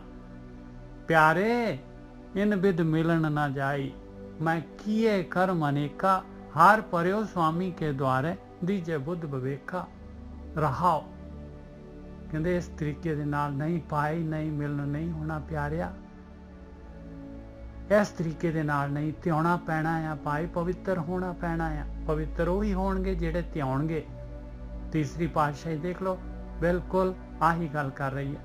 ਪਵਿੱਤ ਹੋਏ ਸੇ ਜਨਾ ਜਿਨੀ ਹਰ ਧਿਆਇਆ, ਹਰ ਧਿਆਇਆ ਪਵਿੱਤ ਹੋਏ, ਗੁਰਮੁਖ ਜਿਨੀ ਧਿਆਇਆ। ਪਵਿੱਤ ਮਾਤਾ ਪਿਤਾ ਕੁਟੁੰਬ ਸਹਿਤ ਸਿਉ, ਪਵਿੱਤ ਸੰਗਤ ਸਬਾਈਆ। ਕਹਿੰਦੇ ਪਵਿੱਤ ਸੁਣਦੇ ਪਵਿੱਤ ਸੇ, ਪਵਿੱਤ ਜਿਨੀ ਮਨ ਵਸਾਇਆ। ਕਹੇ ਨਾਨਕ ਸੇ ਪਵਿੱਤ ਜਿਨੀ ਗੁਰਮੁਖੇ ਹਰ ਹਰ ਧਿਆਇਆ। ਬਸ ਆਹੀ ਪਵਿੱਤਰ ਹੋਣ ਦਾ ਤਰੀਕਾ ਹੈ ਭਾਈ। ਆਹ ਗੱਲ ਜਿਹੜੀ ਹੈਗੀ ਇਹੀ ਜਗ੍ਹਾ ਹੈਗੀ। ਮੈਂ ਕਹਿੰਦਾ ਆਪਣਾ ਸਿੱਖ ਧਰਮ ਨਹੀਂ, ਸਾਰੇ ਦੇ ਸਾਰੇ ਦੁਨੀਆ ਦੇ ਧਰਮ ਇਸੇ ਦੇ ਵਿੱਚ ਅੜੇ, ਇਸੇ ਜਗ੍ਹਾ ਤੇ ਫਸੇ ਪਏ ਆ ਸਾਰੇ ਦੇ ਸਾਰੇ। ਕਿਉਂ ਜਿਹੜਾ ਹੈਗਾ ਇਹ ਸ੍ਰਿਸ਼ਟੀ ਜਿਹੜੀ ਹੈਗੀ ਨਿਗਾਰ ਨੂੰ ਜਾ ਰਹੀ ਹੈ, ਇਸੇ ਕਰਕੇ ਜਾ ਰਹੀ ਹੈ ਭਾਈ ਕਿ ਆਹੀ ਜਿਹੜੀ ਹੈਗੀ ਗੱਲ, ਆਹੀ ਜਿਹੜਾ ਧਿਆਨ ਸਿਮਰਨ ਜਿਹੜਾ ਹੈਗਾ ਇਹਦੀ ਕਮੀ ਹੈਗੀ ਆਪਣੇ ਕੋਲ। ਇਸੇ ਦੇ ਵਾਸਤੇ ਜਨਮ ਮਿਲਿਆ ਹੈ, ਨਿਕਲਣ ਦਾ ਇਹੀ ਰਸਤਾ ਹੈਗਾ। ਬਾਕੀ ਜਿਹੜੇ ਹੈਗੇ ਆ, ਬਾਕੀ ਜੋ ਵੀ ਆਪਾਂ ਕਰਦੇ ਆ ਭਾਈ, ਉਹ ਸਿਰਫ ਜਿਹੜੇ ਹੈਗੇ ਆਪਾਂ ਗਿਆਨ ਨੂੰ ਜਿਹੜਾ ਹੈਗਾ ਬੁੱਝ ਰਹੇ ਆ, ਸਿਰਫ ਵੀ ਕਰਨਾ ਕੀ ਹੈ ਔਰ ਕਿਵੇਂ ਕਰਨਾ ਹੈ। ਬਸ ਲੋਹਾ ਗਰਮ ਕਰ ਰਹੇ ਆ, ਲੋਹਾ ਗਰਮ ਕਰਨ ਦੇ ਨਾਲ ਥੋੜਾ ਜਿਹਾ ਮਨ ਦਰਵਿਤ ਹੋ ਜਾਂਦਾ ਹੈ, ਔਰ ਇਹਦੇ ਨਾਲ ਜਿਹੜਾ ਹੈਗਾ ਫਿਰ ਬਹੁਤ ਜਲਦੀ ਜਿਹੜਾ ਹੈਗਾ ਸੱਟ ਮਾਰੀਏ ਤੇ ਸ਼ੇਪ ਆ ਜਾਂਦੀ ਹੈ ਭਾਈ। ਧਿਆਨ ਸਿਮਰਨ ਜਿਹੜਾ ਹੈਗਾ ਐਕਸ਼ਨ ਹੈ, ਨਹੀਂ ਤਾਂ ਲੋਹੇ ਨੂੰ ਗਰਮ ਕੀਤਾ ਠੰਡਾ ਕਰਤਾ, ਗਰਮ ਕੀਤਾ ਠੰਡਾ ਕਰਤਾ, ਉਹਦੇ ਤੇ ਤਾਂ ਕੋਈ ਗੱਲ ਬਣਨੀ ਨਹੀਂ ਹੈ ਭਾਈ। ਹਾਂਜੀ ਵੀਰ ਜੀ।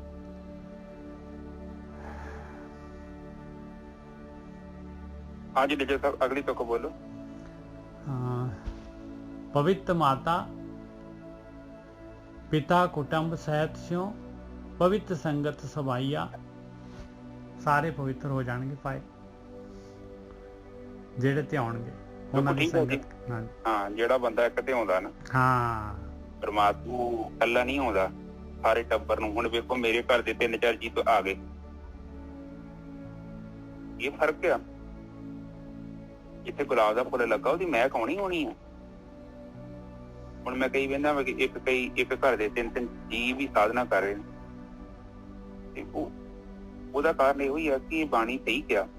ਆ ਵੇਖ ਨਾ, ਕਹਿੰਦੇ ਪਵਿੱਤ ਹਨਾ, ਉੱਥੇ ਕਹਿੰਦੇ ਪਿਤ ਮਾਤਾ ਪਿਤਾ ਕੁਟੁੰਬ ਕਿੰਨਿਆਂ ਦਾ ਅਸਰ ਹੁੰਦਾ ਵਾ, ਮੇਰੇ ਨਾਮ ਦਾ ਅਸਰ ਹੁੰਦਾ। ਗੋਰਗੀ ਸਾਹਿਬ ਮੇਰੇ ਜਿਹੜੇ ਹੈਗੇ ਨਾ 7 ਤਾਂ ਮੇਰੇ ਹੋ ਗਏ ਆ ਭਾਈ। ਭਰਾ ਵੀ ਆ ਗਿਆ ਆ, ਬੱਚੇ ਵੀ ਆ ਗਏ ਆ, ਘਰ ਵਾਲੇ ਵੀ ਆ ਗਏ, ਸਾਰੇ ਆ ਗਏ। ਦੇਖ ਲਓ ਆ ਵੇਖੋ ਕੁੜੀ ਸਿਮਰਨਜੀਤ ਹੈਗੀ ਆ ਆਪਣੇ ਕੈਨੇਡਾ ਵਾਲੀ, ਤੇ ਉਹਨੇ ਬੜੀ ਸੰਗਤ ਜੋੜੀ।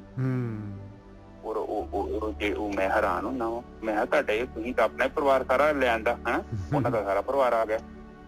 ਤੇ ਉਹ ਬੜੀ ਹੈਰਾਨਗੀ ਦੀ ਗੱਲ। ਉਹ ਸਹੀ ਗੱਲ ਬਣ ਗਈ ਨਿਜਰ ਸਾਹਿਬ, ਉਹ ਬਿਲਕੁਲ ਸਹੀ ਆ। ਸਭੇ ਕੋਲ ਵਾਲਾ ਬੰਦਾ, ਹਾਂ, ਤੇ ਜਿਹੜਾ ਬੰਦਾ ਤੁਰਿਆ ਨਾ ਉਹਨੇ ਪਹੁੰਚਣਾ ਹੀ ਪਹੁੰਚਣਾ। ਔਰ ਉਹਨੇ ਇਕੱਲੇ ਨਹੀਂ ਜਾਣਾ, ਉਹਨੇ ਨਾਲ ਕਈਆਂ ਨੂੰ ਹੋਰ ਲੈ ਕੇ ਤਰ ਜਾਣਾ। ਕਿੱਡਾ ਸੋਹਣਾ ਦੇਖੋ ਬਣਿਆ, ਬਹੁਤ ਵਧੀਆ। ਮੈਂ ਕਹਿੰਦਾ ਜੇ ਆਪਾਂ ਇੰਨੇ ਚੀਜ਼ ਨਿਕਲ ਜਾਂਦੇ ਤੇ ਬੜੀ ਵੱਡੀ ਗੱਲ। ਹਾਂਜੀ ਨਿਜਰ ਸਾਹਿਬ, ਤੇ ਵੇਖ ਲਓ ਬਾਣੀ ਤੇ ਸੱਚੀ ਗੱਲ ਆ। ਬਾਣੀ ਕਹਿੰਦੀ ਆ ਕਿ ਮਾਤਾ ਪਿਤਾ ਪਵਿੱਤ ਆ ਕੁਟੁੰਬ। ਦੇਖ ਲਓ ਤੁਸੀਂ ਕਰ ਰਹੇ ਜੋ, ਤੁਹਾਡੇ ਨਾਲ ਹੋਰ ਤੁਹਾਡੇ ਪਰਿਵਾਰ ਦੇ ਜੀਅ ਵੀ ਕਰ ਰਹੇ। ਹਾਂਜੀ ਨਿਜਰ ਸਾਹਿਬ, ਕਹਿੰਦੇ ਪਵਿੱਤ ਸੁਣਦੇ ਪਵਿੱਤ ਸੇ ਪਵਿੱਤ ਜਿਨੀ ਮਨ ਵਸਾਇਆ। ਕਹਿੰਦੇ ਕਹਿਣ ਵਾਲੇ ਵੀ ਪਵਿੱਤਰ ਆ, ਸੁਣਨ ਵਾਲੇ ਪਵਿੱਤਰ ਆ, ਉਹ ਪਵਿੱਤਰ ਆ ਭਾਈ ਜਿਨ੍ਹਾਂ ਨੇ ਮਨ ਦੇ ਵਿੱਚ ਵਸਾ ਲਿਆ। ਕਹੇ ਨਾਨਕ ਸੇ ਪਵਿੱਤ ਜਿਨੀ ਗੁਰਮੁਖਿ ਹਾਰਾ। ਤੇ ਆਖਰੀ ਦੇ ਵਿੱਚ ਫਿਰ ਸਰਟੀਫਾਈ ਕਰ ਰਹੇ ਮਹਾਰਾਜ, ਫਿਰ ਜਿਹੜਾ ਹੈ ਕਿ ਸਟ੍ਰੈਸ ਦੇ ਰਹੇ ਭਾਈ, ਦੇਖ ਲਾ ਧਿਆਨ ਸਿਮਰਨ ਹੀ ਕਰਨਾ ਆ।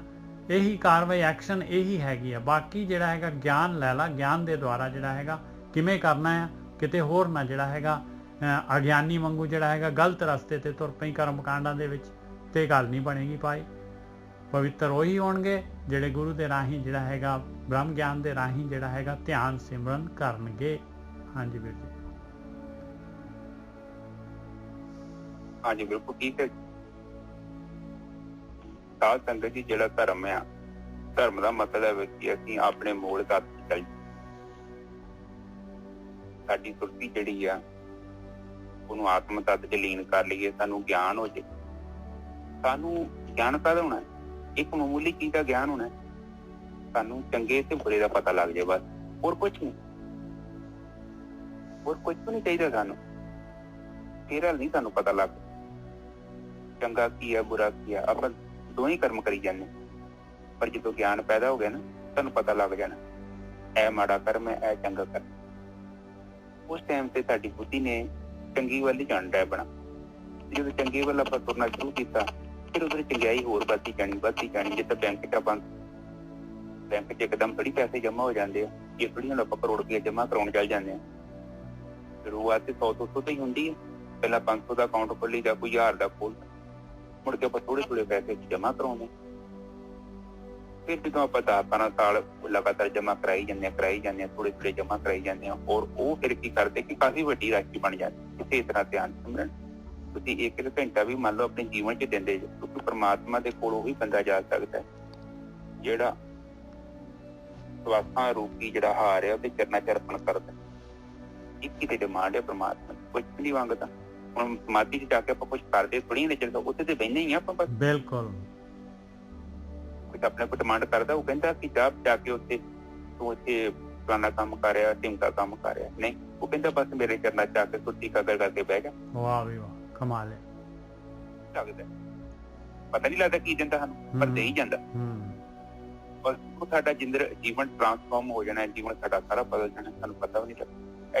ਇੰਨੀ ਸਫਾਈ ਨਾਲ ਕੁਦਰਤ ਕੰਮ। ਹੁਣ ਸੂਰਜ ਕੋ ਜਾਂਦੇ ਹਾਂ ਆਪਾਂ, ਸਵੇਰੇ ਆਪਾਂ ਸੂਰਜ ਕੋ ਚੜ੍ਹਦੀ ਵੇਹਨੇ ਆ, ਤੇ ਵਿਟਾਮਿਨ ਡੀ ਸਾਨੂੰ ਪਤਾ ਲੱਗਦਾ ਕਿੱਥੋਂ ਬਣਦੇ ਸਾਡੇ ਸਰੀਰ ਆਪੇ ਆਉਂਦੇ ਆ। ਪਰ ਸਾਡੀ ਇੱਕ ਚੀਜ਼ ਆ, ਸਾਨੂੰ ਸੂਰਜ ਉਹਨਾਂ ਚਿਰ ਤੱਕ ਸਾਡੀ ਮਦਦ ਨਹੀਂ ਕਰ ਸਕਦਾ ਜਿੰਨਾ ਚਿਰ ਤੱਕ ਅਸੀਂ ਸੂਰਜ ਦੇ ਸਾਹਮਣੇ ਨਹੀਂ ਜਾਂਦੇ। ਪਰ ਉਹ ਸੂਰਜ ਦੇ ਸਾਹਮਣੇ ਜਾਣ ਦੇ ਨਾਲ ਉਹ ਅਸੀਂ ਉਹ ਜਿਹੜੀ ਸਾਡੀ ਰਿਕੁਆਇਰਮੈਂਟ ਪੂਰੀ ਕਰ ਦਿੰਦੇ ਆ ਤੇ ਸੂਰਜ ਆਪਣਾ ਕੰਮ ਸ਼ੁਰੂ ਕਰ ਦਿੰਦਾ। ਔਰ ਇਸੇ ਤਰ੍ਹਾਂ ਪਰਮਾਤਮਾ ਔਰ ਜਦੋਂ ਨਿਰਵਿਚਾਰ ਹੋ ਕੇ ਹੀ ਹੋ ਕੇ ਬਹਿ ਜਾਂਦੇ ਤੇ ਚਰਨਾਂ ਤੇ ਉਹ ਵੀ ਕੁਦਰਤ ਆਪਣਾ ਕੰਮ ਕਰ ਦਿੰਦੀ ਹੈ। ਸਾਨੂੰ ਪਤਾ ਥੋੜੀ ਲੱਗਦਾ ਉਹ ਕੀ ਹੁੰਦਿਆ। ਅਸੀਂ ਤੇ ਸੋਚਦੇ ਹਾਂ ਕਿ ਬਸ ਅਸੀਂ ਉਹਦੇ ਚਰਨਾਂ 'ਚ ਜਾ ਕੇ ਆਪਣੀ ਸੋਚ ਨੂੰ ਕਾਕਰ ਕਰਕੇ ਬਹਿਣਾ ਬਸ। ਬਾਕੀ ਉਹ ਜਿਹੜਾ ਕੰਮ ਕਿੱਦਾਂ ਕਰਦਾ ਬਾਣੀ 'ਚ ਦੱਸਿਆ ਵੀ ਆ, ਘੜੀਏ ਮੱਤ ਬੁੱਧ ਨਿਜ ਸਭ ਤੋਂ ਦੁਬਾਰਾ ਬੋਲ ਦੋ। ਤਿੱਥੇ ਘੜੀਏ ਸੁਰਤ ਮਤ ਮਨ ਬੁੱਧ, ਤਿੱਥੇ ਘੜੀਏ ਸੁਰਾਂ ਸਿਦਾਂ ਕੀ ਸੁਧ। ਹਾਂਜੀ ਵੀ ਉੱਥੇ ਉੜੀ ਆੜੀ ਮਨ ਮਤ ਬੁੱਧ ਸੁਰਤ ਜਿਹੜੀ ਕੱਢ ਦਿੰਦਾ ਪਰਮਾਤਮਾ। ਬਿਲਕੁਲ। ਫਿਰ ਸਾਡੀ ਜਿਹੜੀ ਮਸ਼ੀਨ ਆ, ਜਿਹੜੀ ਮਸ਼ੀਨ ਦੇ ਨਾਲ ਟੁੱਟ ਭੱਜ ਪੱਥਰ ਪੁੱਤਰ ਲੱਗਣ ਦਾ ਗਿਆਨ ਰੂਪੀ ਉਹਨੂੰ ਤੋੜ ਦਿੰਦਾ। ਹੁਣ ਸੰਗਤ ਦੇ ਵਿੱਚ ਵੇਖੋ ਬੰਦੇ ਪਤਾ ਕਿਹੜੀ ਸੰਗਤ ਤੋਂ ਭੱਜਦੇ ਆ, ਉਹ ਭੱਜਦੇ ਆ ਕਿਉਂਕਿ ਸੰਗਤ ਜਿਹੜੀ ਹੁੰਦੀ ਨਾ ਇਰਕੋ ਥੋੜਾ ਹੁੰਦਾ ਬੜਾ ਵੱਡਾ, ਤੇ ਇੱਕ ਥੋੜੀ ਹੁੰਦੀ ਹੈ, ਇੱਕ ਚੱਪਲ ਹੁੰਦੀ ਹੈ ਤੇ ਨਾਲ ਗਰੈਂਡਰ ਹੁੰਦੇ ਦੋ ਚਾਰ ਇਰਕੋ। ਇਹਨਾਂ ਸੰਗਤ ਨਹੀਂ ਕਰਨਾ ਕਿ ਦਵਾ ਦਾ ਜਿਹੜਾ ਵੀ ਤੁਹਾਡਾ ਨਾਲ ਪੱਥਰ ਲੱਗੇ ਨਾ ਨਕਲੀ ਪੱਥਰ ਸਾਰੇ ਲਾਉਣ ਦੀ ਕੋਸ਼ਿਸ਼ ਕਰਦੀ ਹੈ। ਇੱਥੇ ਸੰਗਤ ਚ ਜ਼ਿਆਦਾ ਲੋਕ ਕੀ ਕਰਦੇ ਆ ਕਿ ਜਿਹੜੀਆਂ ਪੁਰਾਣੀਆਂ ਧਾਰਨਾ ਨਾਲ ਬੱਜੇ ਨੇ ਉਹ ਨਹੀਂ ਜ਼ਿਆਦਾ ਟਿਕਦੇ, ਉਹ ਭੱਜ ਜਾਂਦੇ ਆ ਕਿਉਂਕਿ ਸਭ ਤੋਂ ਪਹਿਲਾਂ ਸੰਗਤ ਵੜਦੀ ਉਹਨਾਂ ਨੂੰ। ਬਿਲਕੁਲ ਬਿਲਕੁਲ ਸਹੀ ਗੱਲ ਹੈ। ਉਹ ਕੀ ਕਰਦੀ ਆ, ਉਹ ਸੰਗਤ ਜਾਂਦੀ ਆ ਸਭ ਤੋਂ ਪਹਿਲਾਂ ਲੈਂਦੀ ਆ ਚਾਕੂ ਹੱਥ 'ਚ ਫੜਿਆ ਹੁੰਦਾ ਤੇ ਤੁਹਾਡਾ ਜਿਹੜਾ ਪੁਰਾਣਾ ਰੱਸਾ ਵੱਧਦਾ ਹੁੰਦਾ ਨਾ ਮਗਰ ਗਿਆਨ ਦਾ ਉਹਨੂੰ ਵੜਦੀ ਆ। ਉਹ ਜਦੋਂ ਰੱਸੇ ਦੇ ਲਾਗੇ ਕਹਿੰਦੀ ਜਾਂਦੀ ਆ ਤੇ ਭੱਜ ਜਾਂਦੇ ਡਰਦੇ, ਕਹਿੰਦੇ ਇਹ ਰੱਸਾ ਤੇ ਬੜਾ ਸਾਡਾ ਕੰਮ ਦਾ ਤੇ ਇਹ ਨਹੀਂ ਦੇਣਾ ਹੈ, ਇਹ ਮੇਰੇ ਫਲਾਣੇ ਧਰਮ ਦਾ। ਉਹ ਕਹਿੰਦੇ ਨਹੀਂ ਇਹਨੂੰ ਵੱਢਣਾ ਹੈ। ਉਹ ਸਾਧ ਕਹਿੰਦਾ ਨਹੀਂ ਇਹ ਰੱਸਾ ਤੇ ਮੇਰਾ ਬੜਾ ਕੰਮ ਦਾ ਹੈ, ਮੇਰੀ ਕਿਸ਼ਤੀ ਨੂੰ ਨਾ ਵੱਢੋ। ਸੰਗਤ ਕਹਿੰਦੀ ਹੈ ਨਹੀਂ ਇਹ ਰੱਸਾ ਹੀ ਤੇ ਤੇਰੀ ਕਿਸ਼ਤੀ ਨੂੰ ਰੋਕ ਕੇ ਬੈਠਾ। ਬਿਲਕੁਲ। ਉਹ ਕਹਿੰਦਾ ਨਹੀਂ ਇਹ ਰਸਤਾ ਬਹੁਤ ਵਧੀਆ, ਵੇਖੋ ਮੇਰੇ ਧਰਮ ਦਾ ਮੈਂ ਫਲਾਨਾ ਮੈਂ ਢਿਮਕਾ, ਇਹ ਹਰੇ ਰੰਗ ਦਾ ਰਸਤਾ, ਇਹ ਲਾਲ ਰੰਗ ਦਾ, ਇਹ ਚਿੱਟੇ ਰੰਗ ਦਾ, ਇਹ ਰਸਤਾ ਮੈਨੂੰ ਬਹੁਤ ਪਿਆਰਾ ਹੈ। 25-30 ਸਾਲ ਤੋਂ ਬੱਚਾ ਹੈ ਮੈਂ ਕਿਸ਼ਤੀ ਦੇ ਨਾਲ ਔਰ ਮੈਨੂੰ ਬਹੁਤ ਪਿਆਰ ਇਹਦੇ ਨਾਲ। ਸੰਗਤ ਕਹਿੰਦੀ ਸਭ ਤੋਂ ਪਹਿਲਾਂ ਰਸਤਾ ਹੀ ਤੇਰਾ ਹੀ ਵੱਢਣਾ ਹੈ ਕਰ ਗੱਲ। ਉਹ ਫਿਰ ਕਹਿੰਦਾ ਨਹੀਂ ਜੀ ਫਿਰ ਤੁਸੀਂ ਏਦਾਂ ਕਰੋ ਕਿ ਤੁਹਾਡੇ ਨਾਲ ਮੇਰੀ ਨਿਭਣੀ ਨਹੀਂ। ਉਹ ਫਿਰ ਗਰੁੱਪ ਛੱਡ ਕੇ ਭੱਜ ਜਾਂਦੇ। ਸੰਗਤ ਕਹਿੰਦੀ ਆ ਦੇਖ ਮੇਰੀ ਗੱਲ, ਇਹ ਰਸਤਾ ਤੇਰਾ ਵੱਢਾਂਗੇ ਤੇਰੀ ਕਿਸ਼ਤੀ ਆਪਣੇ ਆਪ ਹੀ ਚੱਲ ਪੈਣੀ ਆ ਮੁੜ ਕੇ। ਬੇਵਕੂਫਾ ਇਹ ਅਗਿਆਨ ਰੂਪੀ ਰਸਤਾ ਪਤਾ ਹੈ ਤੂੰ, ਤੈਨੂੰ ਸਾਨੂੰ ਵੱਢ ਲੈਣ ਦੇ। ਆ ਤੇਰੀ ਵੀ ਮੂਰਤੀ ਦੇ ਵਿੱਚ ਪੱਥਰ ਰੁਕਾਵਟਾਂ ਪੈਦਾ ਕਰ ਰਹੇ ਨੇ, ਸਾਨੂੰ ਢਾੜ ਲੈਣ ਦੇ। ਤੇ ਉਹ ਕਹਿੰਦੇ ਨਾ ਜੀ ਨਾ, ਇਹ ਪੱਥਰ ਮੈਨੂੰ ਬਹੁਤ ਪਿਆਰੇ ਨੇ, ਲੋਭ ਦੇ, ਕਾਮ ਦੇ, ਕ੍ਰੋਧ ਦੇ, ਔਰ ਇਹ ਮੈਨੂੰ ਕਹਿੰਦੇ ਚੰਗੀ ਸੰਗਤ ਕਰ, ਰਿਸ਼ਵਤ ਨਾ ਲੈ। ਰਿਸ਼ਵਤ ਮੈਂ ਕਿਉਂ ਨਾ ਲਵਾਂ, ਮੈਂ ਸ਼ਾਮੀ 40-50 ਹਜ਼ਾਰ ਰੁਪਇਆ ਕਮਾਉਣਾ, ਇਹਨਾਂ ਦੇ ਕਹਿਣ ਤੇ ਮੈਂ ਉਹ ਪਤਾ ਛੱਡਦਾ ਨਹੀਂ ਚਿਰਤਾ। ਰੱਸੇ ਹੀ ਹੋ ਗਈ ਤੇ ਰੱਸੇ ਹੀ ਹੋ। ਉਹ ਕਹਿੰਦੇ ਨਹੀਂ ਇਹ ਪੱਥਰ ਥੋੜਾ ਦੇ। ਉਹ ਕਹਿੰਦਾ ਇਹ ਕਿ ਜਿਹਦੇ ਪੱਥਰ ਹੈ ਤੇ ਹੀਰਾ ਵਾ ਤੇ ਡਾਇਮੰਡ ਹੈ, ਆਪੇ ਸੋਨਾ, ਆਪੇ ਕਿੰਨੇ ਬਾਪੂ ਗਾਂਧੀ ਦੇ ਨੋਟ, ਇਹ ਕਹਿੰਦੇ ਇਹ ਮਿੱਟੀ ਹੈ, ਇਹ ਕਿੱਥੇ ਮਿੱਟੀ ਹੈ। ਇਸ ਕਰਕੇ ਉਹ ਬੰਦੇ ਭੱਜ ਜਾਂਦੇ। ਦੇਖੋ ਪਤਾ ਕੀ ਹੁੰਦਾ, ਸੰਗਤ ਮਾੜੀ ਬੜੀ ਖਤਰਨਾਕ ਹੁੰਦੀ ਹੈ। ਪਤਾ ਕਿਉਂ? ਉਹਦੇ ਵਿੱਚ ਨਾ ਉਹ ਗੁਰਬਾਣੀ ਦੇ ਵਿੱਚ ਪਤਾ ਨਹੀਂ ਕੋਈ ਜ਼ਹਿਰ ਪਾ ਦਿੰਦੇ ਵਿੱਚ, ਪਰ ਤੁਹਾਨੂੰ ਪਤਾ ਨਹੀਂ ਲੱਗਣਾ। ਤੁਸੀਂ ਜਿੰਨੀ ਮਰਜ਼ੀ ਦਵਾਈ ਖਾ ਲਓ, ਜਦੋਂ 1 ਸਾਲ ਤੋਂ ਨਾ ਗਲਤ ਪਾਤਾ ਨਾ ਵਿੱਚ, ਉਹ ਦਵਾਈ ਨੇ ਅਸਰ ਕਰਨਾ ਹੀ ਨਹੀਂ।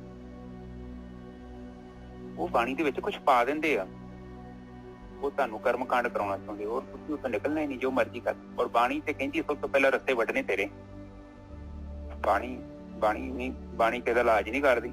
ਉਹ ਕਹਿੰਦੀ ਸਭ ਤੋਂ ਪਹਿਲਾਂ ਤੇਰੇ ਰਸਤੇ ਵੱਢੇ ਜਾਣਗੇ ਔਰ ਤੂੰ ਇਹ ਰਸਤੇ ਜਿਹੜੇ ਹੈਗੇ ਆ ਇਹਨਾਂ ਨੂੰ ਛੱਡ ਦੇ। ਜਦ ਤੱਕ ਤੂੰ ਰਸਤਿਆਂ ਨੂੰ ਛੱਡਦਾ ਨਹੀਂ ਤਦ ਤੱਕ ਤੇਰੀ ਕਿਸ਼ਤੀ ਚੱਲਣੀ ਨਹੀਂ। ਬਹੁਤ ਮੁਸ਼ਕਲ ਹੈ। ਔਰ ਤੁਸੀਂ ਵੀ ਸਿਆਣੇ ਜੋ, ਆਪਾਂ ਸਧਾਰਨ ਤੌਰ ਤੇ ਇੱਕ ਕਿਸ਼ਤੀ ਨੂੰ ਕਿਨਾਰੇ ਤੇ ਬੰਨਿਆ ਹੋਵੇ, ਮੁੜ ਕੇ ਰੱਸੀ ਬੱਧੀ ਹੋਵੇ, ਜਿੰਨੇ ਮਰਜ਼ੀ ਚੱਪੂ ਮਾਰ ਕੇ ਵੇਖ ਲਓ, ਤੁਹਾਡੀ ਕਿਸ਼ਤੀ ਚੱਲੂਗੀ? ਮੇਜਰ ਸਾਹਿਬ ਬਿਲਕੁਲ ਨਹੀਂ ਚੱਲਣੀ ਜੀ, ਬਿਲਕੁਲ ਨਹੀਂ ਚੱਲਣੀ। ਹਾਂ, ਇਸੇ ਤਰ੍ਹਾਂ ਬਾਣੀ ਆਪਾਂ ਨੂੰ ਉਹਨਾਂ ਰਸਤਿਆਂ ਤੋਂ ਮੁਕਤ ਕਰਦੀ ਆ, ਉਹਨਾਂ ਵਹਿਮਾਂ ਭਰਮਾਂ ਤੋਂ, ਉਹਨਾਂ ਕਮਜ਼ੋਰੀਆਂ ਤੋਂ ਜਿਹੜੀਆਂ ਸੱਚ ਹੈ ਨਹੀਂ, ਲੋਕਾਂ ਨੇ ਸਾਡੇ ਦਿਮਾਗ 'ਚ ਪਾ ਦਿੱਤੀਆਂ। ਤੇ ਉਹ ਬਸ ਉਹਦੇ ਕਰਕੇ ਸਾਡੀ ਕਿਸ਼ਤੀ ਨਹੀਂ ਚੱਲ ਰਹੀ। ਉਹ ਜੀ ਦੇਖੋ ਬਾਣੀ ਤੇ ਕਹਿੰਦੀ ਆ ਕਿ 9 ਦਿਨ ਬੜੇ ਹੁੰਦੇ ਆ। ਤੇ ਤੂੰ ਜਿਹੜੀ ਕਿਸ਼ਤੀ ਤੇ ਬੈਠਾ ਤੇ ਤੂੰ ਨਹੀਂ ਵੇਂਦਾ ਪਿਆ, ਤੇਰਾ ਕਿਨਾਰਾ ਤੇ ਉੱਥੇ ਉਹ ਬਦਲੇ ਨਹੀਂ ਜਾਣਦੇ, ਤੇਰਾ ਜੀਵਨ ਉੱਥੇ ਬੈਠਾ, ਉਹਦੇ ਪੱਥਰ ਪਏ ਨੇ ਕਾਮ, ਕ੍ਰੋਧ, ਲੋਭ, ਮੋਹ, ਹੰਕਾਰ ਦੇ, ਰਾਗ ਤੇ ਦਵੈਸ਼, ਈਰਖਾ। ਉਹ ਤੇਰੇ ਜੀਵਨ 'ਚ ਕਿਉਂ ਨਹੀਂ ਜਾਣਦੀ? ਜੇ ਤੇਰੀ ਕਿਸ਼ਤੀ ਚੱਲੇ ਤੇ ਤੂੰ ਇਹਨਾਂ ਤੋਂ ਦੂਰ ਜਾਵਾਂ ਨਾ। ਉਹ ਤੇ ਕੰਢੇ ਤੇ ਬੈਠੇ, ਉਹ ਕਿਸ਼ਤੀ ਤੇਰੀ ਉੱਤੇ ਬੱਚੀ ਹੈ, ਤਾਂ ਮਤਲਬ ਜਾਂ ਤੇ ਕੁਝ ਬਚਿਆ ਤੂੰ ਇਸ ਕਿਸ਼ਤੀ ਦੇ ਨਾਲ, ਤੈਨੂੰ ਤੇਰੀ ਸੁਰਤ ਰੂਪੀ ਜਿਹੜੀ ਸੁਰਤੀ ਰੂਪੀ ਕਿਸ਼ਤੀ ਤਾਂ ਨਹੀਂ ਜਾ ਰਹੀ। ਹਾਂਜੀ ਨੇ ਜੱਸਾ ਅੱਗੇ ਬੋਲੀ। ਬਿਲਕੁਲ ਬਸ ਹੋ ਗਿਆ ਜੀ। ਇਹ ਨਾ ਐਕਚੁਅਲੀ ਗੋਰਖੀ ਸਾਹਿਬ ਜਿਹੜੇ ਹੈਗੇ 9 ਦਿਨ ਕੀ 9 ਸਾਲ 9 ਦੂਣੀ 18 ਤੇ 27 ਤੇ 36 ਸਾਲ 40 ਸਾਲ ਹੋ ਗਏ। ਉਹ ਆਪਾਂ ਰਸਤਾ ਖੋਲਣ ਹੀ ਨਹੀਂ ਦਿੰਦੇ ਭਾਈ। ਹਾਂ ਤੇ ਬਾਣੀ ਤਾਂ ਕਹਿੰਦੀ ਰਸਤਾ ਹੀ ਖੋਲਣਾ ਸਭ ਤੋਂ ਪਹਿਲਾਂ। ਮੈਂ ਬਸ ਹਾਂ ਬਿਲਕੁਲ ਸਹੀ ਗੱਲ ਹੈ। ਬਾਣੀ ਤੇ ਨਿਜਰ ਸਾਹਿਬ ਰਸਤੇ ਤੇ ਅਟੈਕ ਕਰਦੀ ਉਹ ਤੇ ਕਹਿੰਦੀ ਆ ਤੇ ਜਨ ਉੱਥੇ ਗੱਲ ਦੂਜੀ ਕੀਤੀ ਨਹੀਂ, ਵੇਖਾਂ ਕਿੱਥੇ ਲਿਖਿਆ। ਬਿਲਕੁਲ ਪਹਿਲੀ ਲਾਈਨ 'ਚ ਤੇ ਉਹਨਾਂ ਨੇ ਗੱਲ ਕਲੀਅਰ ਕੀਤੀ ਹੈ, ਕਹੇ ਨਾਨਕ ਤੇ ਜਨ ਪਵਿੱਤ ਕੇਵਲ ਉਹ ਜਨ ਜਿਨ ਗੁਰਮੁਖ ਹਰ ਹਰ ਧਿਆਇਆ। ਹਰ ਮਤਲਬ ਦੋ ਵਾਰੀ ਕਿਹਾ ਨਾ। ਹਾਂ ਧਿਆਨ ਸਿਮਰਨ ਕੀਤਾ ਜੀ, ਜਾਪ ਕੀਤਾ, ਜਿਨ ਹਰ ਦਾ ਮਤਲਬ ਰਿਪੀਟ ਕੀਤਾ। ਬਿਲਕੁਲ ਘਰ ਆਇਆ ਨਹੀਂ ਤੇ ਕਦੀ ਕਹਿ ਦਿੰਦੇ ਉਹਨਾਂ ਕਹਿਣਾ ਹਰ ਤੇ ਆਇਆ, ਹਰ ਨਹੀਂ ਕਿਹਾ, ਹਰ ਮਤਲਬ ਆਰਾਧਨਾ ਕੀਤੀ, ਭਗਤੀ ਕੀਤੀ ਔਰ ਬਾਰ-ਬਾਰ ਕੀਤੀ। ਜਿੱਦਾਂ ਰੋਟੀ ਖਾਧੀ ਆ ਆਪਾਂ ਇੱਕ ਦਿਨ, ਇਹ ਥੋੜੀ ਅਗਲੇ ਦਿਨ ਰੋਟੀ ਨਹੀਂ ਖਾਣੀ ਆਪਾਂ ਕਿ ਕੱਲ ਖਾਧੀ, ਆਪਾਂ ਰੋਜ਼ ਖਾਂਦੇ ਆ ਨਾ। ਬਿਲਕੁਲ ਉਸੇ ਤਰ੍ਹਾਂ ਕਹਿੰਦੇ ਕਿ ਵੀ ਹਰ ਜਿਹੜਾ ਤੇਰੇ ਜੀਵਨ ਦਾ ਹਿੱਸਾ ਹੈ, ਉਹਨੂੰ ਤੈਨੂੰ ਧਿਆਉਣਾ ਹੀ ਪੈਣਾ। ਜਿੱਦਾਂ ਤੂੰ ਸਾਹ ਲੈਣਾ ਨਾ ਉਸੇ ਤਰ੍ਹਾਂ ਹੀ ਤੇਰਾ ਦਿਨ ਆ ਉਸ ਚੀਜ਼ ਤੋਂ ਬਿਨਾਂ ਨਹੀਂ ਲੰਘਣਾ। ਇੰਨੀਆਂ ਗੱਲਾਂ ਨੇ, ਕ੍ਰੋਧ ਦੀਆਂ ਗੱਲਾਂ ਕੀਤੀਆਂ, ਮੈਂ ਤੁਹਾਨੂੰ ਕ੍ਰੋਧ ਦੇ ਬਾਰੇ ਵਿਚਾਰ ਕਰਿਆ। ਦੇਖੋ ਜੀਵਨ ਤੇ ਲੰਘ ਹੀ ਜਾਣਾ, ਇਹਦੇ ਚ ਕੁਝ ਵੀ ਨਹੀਂ ਕੀਤਾ ਜਾ ਸਕਦਾ, ਪਰ ਜੀਵਨਾ ਇੱਕ ਕਲਾ ਹੈ। ਧਰਮ ਤੇ ਸਾਨੂੰ ਇਹ ਸਿਖਾਉਂਦਾ ਹੈ ਕਿ ਜੋ ਤੂੰ ਕਰ ਸਕਦਾ ਕਮ ਸੇ ਕਮ ਉਹ ਤੇ ਕਰ। ਤੈਨੂੰ ਜ਼ਿਆਦਾ ਤਾਂ ਨਹੀਂ ਕਰਨ ਵਾਸਤੇ ਕਹਿੰਦੇ, ਕਹਿੰਦੇ ਕਮ ਸੇ ਕਮ ਤੂੰ ਆਪਣੇ ਆਪ ਨੂੰ ਸਹੀ ਕਰ ਲਾ। ਔਰ ਤੂੰ ਵੀ ਵੇਖਣਾ ਪਿਆ ਵਾ ਕਿੰਨੇ ਟਾਈਮ ਤੋਂ ਇਹ ਚੀਜ਼ਾਂ ਹੋ ਰਹੀਆਂ ਨੇ ਔਰ ਕੋਈ ਰਿਜ਼ਲਟ ਨਹੀਂ ਨਿਕਲਦਾ ਪਿਆ। ਔਰ ਬਾਰ-ਬਾਰ ਉਹ ਗੁੱਸੇ ਦੇ ਨਾਲ, ਕ੍ਰੋਧ ਦੇ ਨਾਲ ਕੋਈ ਮਸਲਾ ਤੇ ਨਹੀਂ ਨਾ ਹੱਲ ਹੋਣ ਲੱਗਾ। ਹੋ ਸਕਦਾ ਜਿਹੜਾ ਸਮੱਸਿਆ ਨੂੰ ਸੁਲਝਾਉਣ ਦਾ ਤਰੀਕਾ ਗਲਤ ਹੋਵੇ, ਤਾਂਹੀਓ ਤੇ ਗੜਬੜ ਹੋ ਰਹੀ ਹੈ। ਕੋਸ਼ਿਸ਼ ਕਰ ਆਪਣਾ ਫਾਰਮੂਲਾ ਬਦਲ ਕੇ ਦੇਖ ਲਾ। ਜਿਹੜੇ ਤਰੀਕੇ ਨਾਲ ਪਹਿਲਾਂ ਕੋਸ਼ਿਸ਼ ਕਰ ਰਹੇ ਆ ਨਹੀਂ ਕੰਮ ਬਣ ਰਿਹਾ, ਤਾਂ ਆਪਣਾ ਤਰੀਕਾ ਬਦਲ ਕੇ ਵੇਖ ਲਾ। ਬਿਲਕੁਲ ਇਹ ਤੇ ਕਹਿ ਰਹੀ ਬਾਣੀ। ਬਿਲਕੁਲ ਕਹਿ ਰਹੀ ਬਾਣੀ। ਤੇ ਬਾਣੀ ਕਹਿੰਦੀ ਮੇਰੇ ਤੇ ਵੀ, ਬਾਣੀ ਕਹਿੰਦੀ ਮੇਰੇ ਤੇ ਵਿਸ਼ਵਾਸ ਨਾ ਕਰ, ਤੂੰ ਕਰਕੇ ਤੇ ਪ੍ਰੈਕਟੀਕਲ ਕਰ, ਖੁਦ ਕਰਕੇ ਦੇਖ ਲਾ ਨਾ। ਤੂੰ ਮੈਨੂੰ ਵੀ ਤਾਂ ਸਮਾਂ ਦੇ ਨਾ, ਬਾਕੀ ਚੀਜ਼ਾਂ ਨੂੰ, ਬਾਕੀ ਤੇਰੇ ਕਰਮ ਕਾਂਡਾਂ ਨੂੰ ਜਿਹੜਾ ਹੈਗਾ, ਬਾਕੀ ਜਿੱਥੇ ਫਸਿਆ ਆ ਉਹ ਰਸਤੇ ਦੇ ਨਾਲ ਤਾਂ ਤੂੰ ਕਦੋਂ ਦਾ ਫਸਿਆ ਹੋਇਆ। ਮੈਨੂੰ ਤੂੰ 9 ਦਿਨ ਤਾਂ ਦੇ ਦੇ ਨਾ। ਹਾਂ ਤੇ ਦੇ ਦੇਂਗਾ ਤੇ ਤੇਰਾ ਭਲਾ। ਹਾਂਜੀ ਤੈਨੂੰ ਬਾਣੀ ਤੇ ਜਨ ਕਹਿੰਦੀ ਹੈ। ਇਸੇ ਕਰਕੇ ਸਾਧ ਸੰਗਤ ਜੀ, ਜੇ ਤੁਸੀਂ 5-6 ਮਹੀਨੇ ਵੀ ਸੰਗਤ ਸੁਣਦੇ ਜੋ ਨਾ, ਤੇ ਬਾਅਦ ਚ ਆਮ ਸਧਾਰਨ ਗਿਆਨ ਨਾਲ ਤੁਹਾਨੂੰ ਬੇਵਕੂਫ ਨਹੀਂ ਬਣਾ ਸਕਦਾ। ਤੁਹਾਨੂੰ ਚੰਗੀ ਤਰ੍ਹਾਂ ਪਤਾ ਲੱਗ ਜਾਣਾ ਕਿ ਇਹ ਬਾਬਾ ਜਿਹੜਾ ਬੋਲਦਾ ਇਹਨੇ ਵਿੱਚ ਗਲਤ ਗੱਲ ਬੋਲਦੀ, ਕਿਉਂਕਿ ਤੁਹਾਡੇ ਅੰਦਰ ਗਿਆਨ ਪ੍ਰਗਟ ਹੋ ਗਿਆ ਔਰ ਤੁਹਾਨੂੰ ਖੁਦ ਪਤਾ ਲੱਗ ਜਿਹੜਾ ਮਾਰਗ ਸਹੀ ਹੈ। ਬੰਦਾ ਇਹ ਜੜ ਨਾਲ ਜੋੜਨ ਦੇ ਆ ਜਾਂ ਚੇਤਨ ਨਾਲ ਜੋੜਨ ਦੇ, ਔਰ ਉਹਦੇ ਲਫ਼ਜ਼ਾਂ ਨੇ ਤੁਹਾਨੂੰ ਦੱਸ ਦੇਣਾ। ਫਿਰ ਤੁਸੀਂ ਇਹਨਾਂ ਦੀਆਂ ਕਿਤਾਬਾਂ ਪੜ੍ਹ ਕੇ ਵੇਖ ਲਓ, ਇਹਨਾਂ ਦੇ ਜੋ ਵੀ ਕਹਿੰਦੇ ਵੀ ਸੁਣ ਕੇ ਵੇਖ ਲਓ ਔਰ ਤੁਹਾਨੂੰ ਪਤਾ ਲੱਗ। ਠੀਕ ਹੈ ਨਿਸ਼ਚੈ ਸਾਹਿਬ, ਅੱਜ ਦੀ ਵਿਚਾਰ ਬਹੁਤ ਵਧੀਆ ਜੀ। ਗੋਰਖੀ ਸਾਹਿਬ ਅੱਜ ਦੀ ਵਿਚਾਰ ਤਾਂ ਬਹੁਤ ਕਮਾਲ ਦੀ ਆ। ਦੇਖ ਲਓ ਭੈਣ ਜੀ ਨੇ ਜਿਹੜਾ ਹੈਗਾ ਐਸਾ ਕੁਐਸਚਨ ਕੀਤਾ ਹੈ, ਬਹੁਤ ਵਧੀਆ ਵਿਚਾਰ ਬਣੀ ਆ। ਮਾਲਕ ਪਰਮਾਤਮਾ ਮਿਹਰ ਕਰੇ ਜੀ, ਬਾਰ-ਬਾਰ ਇਹਨੂੰ ਸੁਣੀਏ ਆਪਾਂ, ਇਹਦਾ ਜਿਹੜੇ ਹੈਗੇ ਆਪਣੇ ਅੰਦਰ ਵਸ ਜੇ, ਧੱਸ ਜੇ ਪਾਏ, ਇਹੀ ਬੇਨਤੀ ਹੈਗੀ। ਹਾਂਜੀ ਠੀਕ ਹੈ। ਦੂਜਾ ਮਾਂ ਪਿਓ ਦੀ ਜਿਹੜੀ ਜ਼ਿੰਮੇਵਾਰੀ ਕਹੀ ਹੈ, ਹਾਂਜੀ ਉਹੀ ਆਪਾਂ ਧਿਆਨ ਦੇਣਾ। ਛੋਟੇ ਬੱਚੇ ਨੂੰ ਵਿਚਾਰੇ ਨੂੰ ਨਹੀਂ ਪਤਾ, ਉਹ ਬੱਚੇ ਦਾ ਅੱਗੇ ਜੀਵਨ ਪਿਆ, ਉਹਨੂੰ ਵਿਚਾਰੇ ਨੂੰ ਪਤਾ ਨਹੀਂ ਆ ਚੰਗਾ ਮਾੜਾ ਕੀ ਹੈ। ਉਹਨੂੰ ਮਾਪਿਆਂ ਦੀ ਇਹੋ ਜ਼ਿੰਮੇਵਾਰੀ ਹੁੰਦੀ ਆ। ਹੋ ਸਕਦਾ ਥੋੜੀ ਉਹਨੂੰ ਪ੍ਰੋਪਰਟੀ ਘੱਟ ਕਮਾ ਕੇ ਦੇ ਦਿਓ, ਜੇਕਰ ਤੁਸੀਂ ਉਹਨੂੰ ਚੰਗੇ ਸੰਸਕਾਰ ਦੇ ਦਿੱਤੇ ਨਾ, ਉਹ ਬੱਚਾ ਉਸ ਸੰਸਾਰ ਤੇ ਇੱਕ ਬਹੁਤ ਵਧੀਆ ਜੀਵਨ ਬਤੀਤ ਕਰੂ, ਬਹੁਤ ਵਧੀਆ। ਬੇਸ਼ੱਕ ਤੁਸੀਂ ਉਹਨੂੰ ਪੈਸੇ ਦੇ ਦਿੱਤੇ, ਗੱਡੀਆਂ ਲੈ ਦਿੱਤੀਆਂ, ਘਰ ਲੈ ਕੇ ਦੇ ਦਿੱਤੇ, ਉਹਨੂੰ ਸੰਸਕਾਰ ਨਹੀਂ ਦਿੱਤੇ, ਉਹ ਬੱਚਾ ਸਮਝ ਲਓ ਕਿ ਉਹ ਫੁੱਲ ਹੈਗਾ ਪਰ ਉਹ ਚ ਖੁਸ਼ਬੂ ਨਹੀਂ ਹੈਗੀ। ਆਪ ਦੇ ਸੋਚ ਲਓ, ਕੋਈ ਬਦਕਿਸਮਤ ਬੱਚਾ ਹੋਊਗਾ, ਉਹ ਸਭ ਕੁਛ ਹੋਊਗਾ पर खुशबू नहीं होनी। ते हुण बिना खुशबू तो फुल काहदा फुल हुंदा। इस करके छोटे छोटे बच्चों का हौसला बढ़ाओ, उन्होंने प्यार नाल समझाओ। 5-10 मिनट कितना क टाइम लगता, अद्धा घंटा भी, जे तुसीं कोई चंगी चीज गलत करता तो उन्होंने उस टाइम से रोकिया जाए, उन्होंने समझाया जाए। बार बार नहीं, ज्यादा नहीं, थोड़ा जिहा प्यार नाल, गुस्से नाल नहीं। गुस्से नाल कोई नहीं समझदा। तुसीं गुस्से नाल कहोगे तो उल्टा जाना। उन्होंने प्यार नाल समझाओ। प्यार नाल समझाउण दा तरीका पता की है? खुद करो। आप जिथे तुसीं जुत्ती रखी, तुहानूं वेखना उन्हें, तुहानूं कापी कर दिओ। तुसीं जे गालां कढ के गल करदे जे, उन्हें गालां कढ के गल कर। तुसीं हाँ जी असीं तुसीं वरतोगे तो उन्हें भी इदां ही बोलना। तुसीं सत श्री अकाल बुलाओगे, तुहाडे अल वेख के सत श्री अकाल बुलाउणगे। तुसीं निंदिया चुगली करोगे, तुहाडे अल वेख के उन्हें भी निंदिया चुगली कर। तुसीं जो करोगे तुहानूं ना कापी करना। गल्लां गुल्लां नहीं तुहाडीआं सुणनियां, किते ना समझाउण ਚੱਲ ਜੇ ਬੱਚਿਆਂ ਨੂੰ। समझने ਕਿਤੇ नहीं कोई समझदा। ਸਾਨੂੰ ਪ੍ਰੈਕਟੀਕਲੀ ਉਹਨਾਂ ਬੱਚਿਆਂ ਦੇ ਸਾਹਮਣੇ ਇੱਕ ਜੀਵਨ ਬਤੀਤ ਕਰਨਾ ਪੈਣਾ ਔਰ ਫਿਰ ਉਹ ਸਾਡੇ ਤੋਂ ਸਿੱਖ ਲੈਂਦੇ ਆ। ਫਿਰ ਉਹ ਜਿਹੜੀ ਚੀਜ਼ ਉਹਨਾਂ ਵੇਖ ਲਈ ਆ, ਉਹਨਾਂ ਦੇ ਛੋਟੇ ਬੱਚੇ ਦੇ ਦਿਮਾਗ 'ਚ ਵੜ ਗਈ ਆ। ਕੋਈ ਦੁਨੀਆ ਦੀ ਕੋਈ ਐਸੀ ਸ਼ਕਤੀ ਨਹੀਂ ਹੈ ਉਹ ਜਿਹੜੀ ਬੱਚੇ 'ਚ ਉਹ ਚੀਜ਼ ਖੋਲੇ। ਉਹਦਾ ਚਰਿੱਤਰ ਬਣ ਜਾਣਾ, ਉਹ ਬਹੁਤ ਗਹਿਰਾ। ਪੂਰੀ ਚੰਗਿਆਈ ਉਹਨੇ ਵੇਖ ਲਈ ਆ ਨਾ, ਉਹਨੂੰ ਕੋਈ ਦੁਨੀਆ ਦੀ ਕੋਈ ਚੀਜ਼ ਨਹੀਂ, ਉਹਨੂੰ ਕੋਈ ਹਵਾ ਨਹੀਂ ਚੇਂਜ ਕਰ ਸਕਦੀ, ਨਾ ਉਹਨੂੰ ਸਮਾਜ ਚੇਂਜ ਕਰ ਸਕਦਾ। ਕਿਉਂਕਿ ਉਹਦੇ ਦਿਮਾਗ 'ਚ ਇੱਕ ਕੰਪਿਊਟਰ ਬਣ ਗਿਆ ਹੁਣ। ਉਹਨੂੰ ਬਹੁਤ ਔਖਾ ਕੱਢ। ਤੇ ਅੱਜ ਦੀ ਵਿਚਾਰ ਆਪਾਂ ਇੱਥੇ ਸਮਾਪਤ ਕਰਦੇ ਹਾਂ। ਠੀਕ ਹੈ ਨੀ ਜਰ ਸਾਹਿਬ? ਹਾਂਜੀ ਵੀਰ ਜੀ, ਬਹੁਤ ਵਧੀਆ ਜੀ, ਬਹੁਤ ਵਧੀਆ। ਠੀਕ ਹੈ। ਇੱਕ ਓੰਕਾਰ ਸਤਨਾਮ ਕਰਤਾ ਪੁਰਖ ਨਿਰਭਉ ਨਿਰਵੈਰ ਅਕਾਲ ਮੂਰਤ ਅਜੂਨੀ ਸੈਭੰ ਗੁਰ ਪ੍ਰਸਾਦਿ। ਮੇਰੇ ਪਿਤਾ ਗਰੀਬ ਨਵਾਜ ਬਾਣੀ ਪੜ੍ਹਦਿਆਂ ਵਿਚਾਰ ਕਰ ਬਾਣੀ ਸਰਵਣ ਕਰਦਿਆਂ ਅਨੇਕਾਂ ਪ੍ਰਕਾਰ ਦੀਆਂ ਭੁੱਲਾਂ ਹੋ ਗਈਆਂ, ਗਲਤੀਆਂ ਹੋ ਗਈਆਂ। ਨਿਦਾਨ ਬੱਚੇ ਸਮਝ ਕੇ ਮਾਫ਼ ਕਰੋ। ਅੱਗੇ ਤੋਂ ਸ਼ੁੱਧ ਤੇ ਸਪਸ਼ਟ ਬਾਣੀ ਪੜ੍ਹਨ ਦੀ ਆਗਿਆ ਬਖਸ਼ਣੀ। ਆਈਆਂ ਸੰਗਤਾਂ ਦੀ ਹਾਜ਼ਰੀ ਆਪਣੇ ਦਰ ਤੇ ਪ੍ਰਵਾਨ ਕਰਨੀ। ਸੁਖ ਸ਼ਾਂਤੀ ਆਪਣਾ ਨਾਮਦਾਨ ਬਖਸ਼ਣਾ, ਦੇਨ ਰੋਕਾ ਬਖਸ਼ਣੀ। ਮੇਰੇ ਪਿਤਾ ਇੱਕ ਅਰਦਾਸ ਆਈ ਹੈ। ਮਾਤਾ ਦੇ ਸਰੀਰ ਦੇ ਵਿੱਚ ਕਸ਼ਟ ਹੈ, ਮੇਰੇ ਮਾਲਿਕ ਆਪ ਜਾਨੀ ਜਾਨ ਹੋ, ਮੇਰੇ ਮਾਲਿਕ ਮਿਹਰ ਕਰੋ, ਮਿਹਰ ਕਰੋ। ਉਸ ਰੋਗ ਤੋਂ ਉਹਨਾਂ ਨੂੰ ਮੁਕਤ ਕਰੋ, ਮੇਰੇ ਮਾਲਿਕ ਮੁਕਤ ਕਰੋ। ਵਾਹਿਗੁਰੂ ਜੀ ਕਾ ਖਾਲਸਾ, ਵਾਹਿਗੁਰੂ ਜੀ ਕੀ ਫਤਿਹ। ਵਾਹਿਗੁਰੂ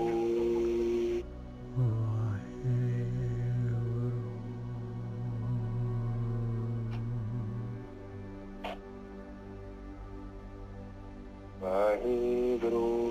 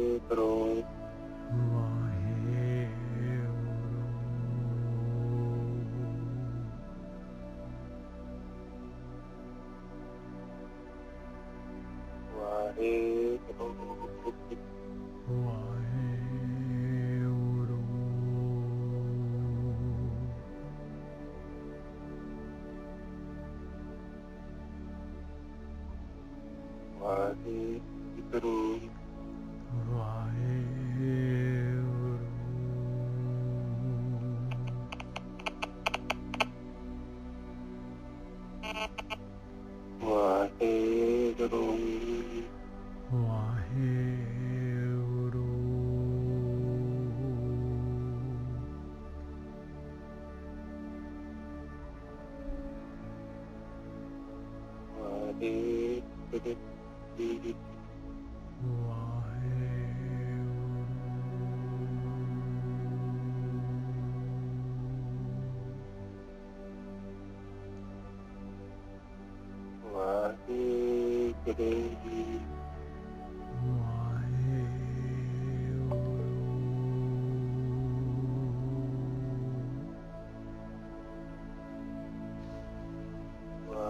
Hare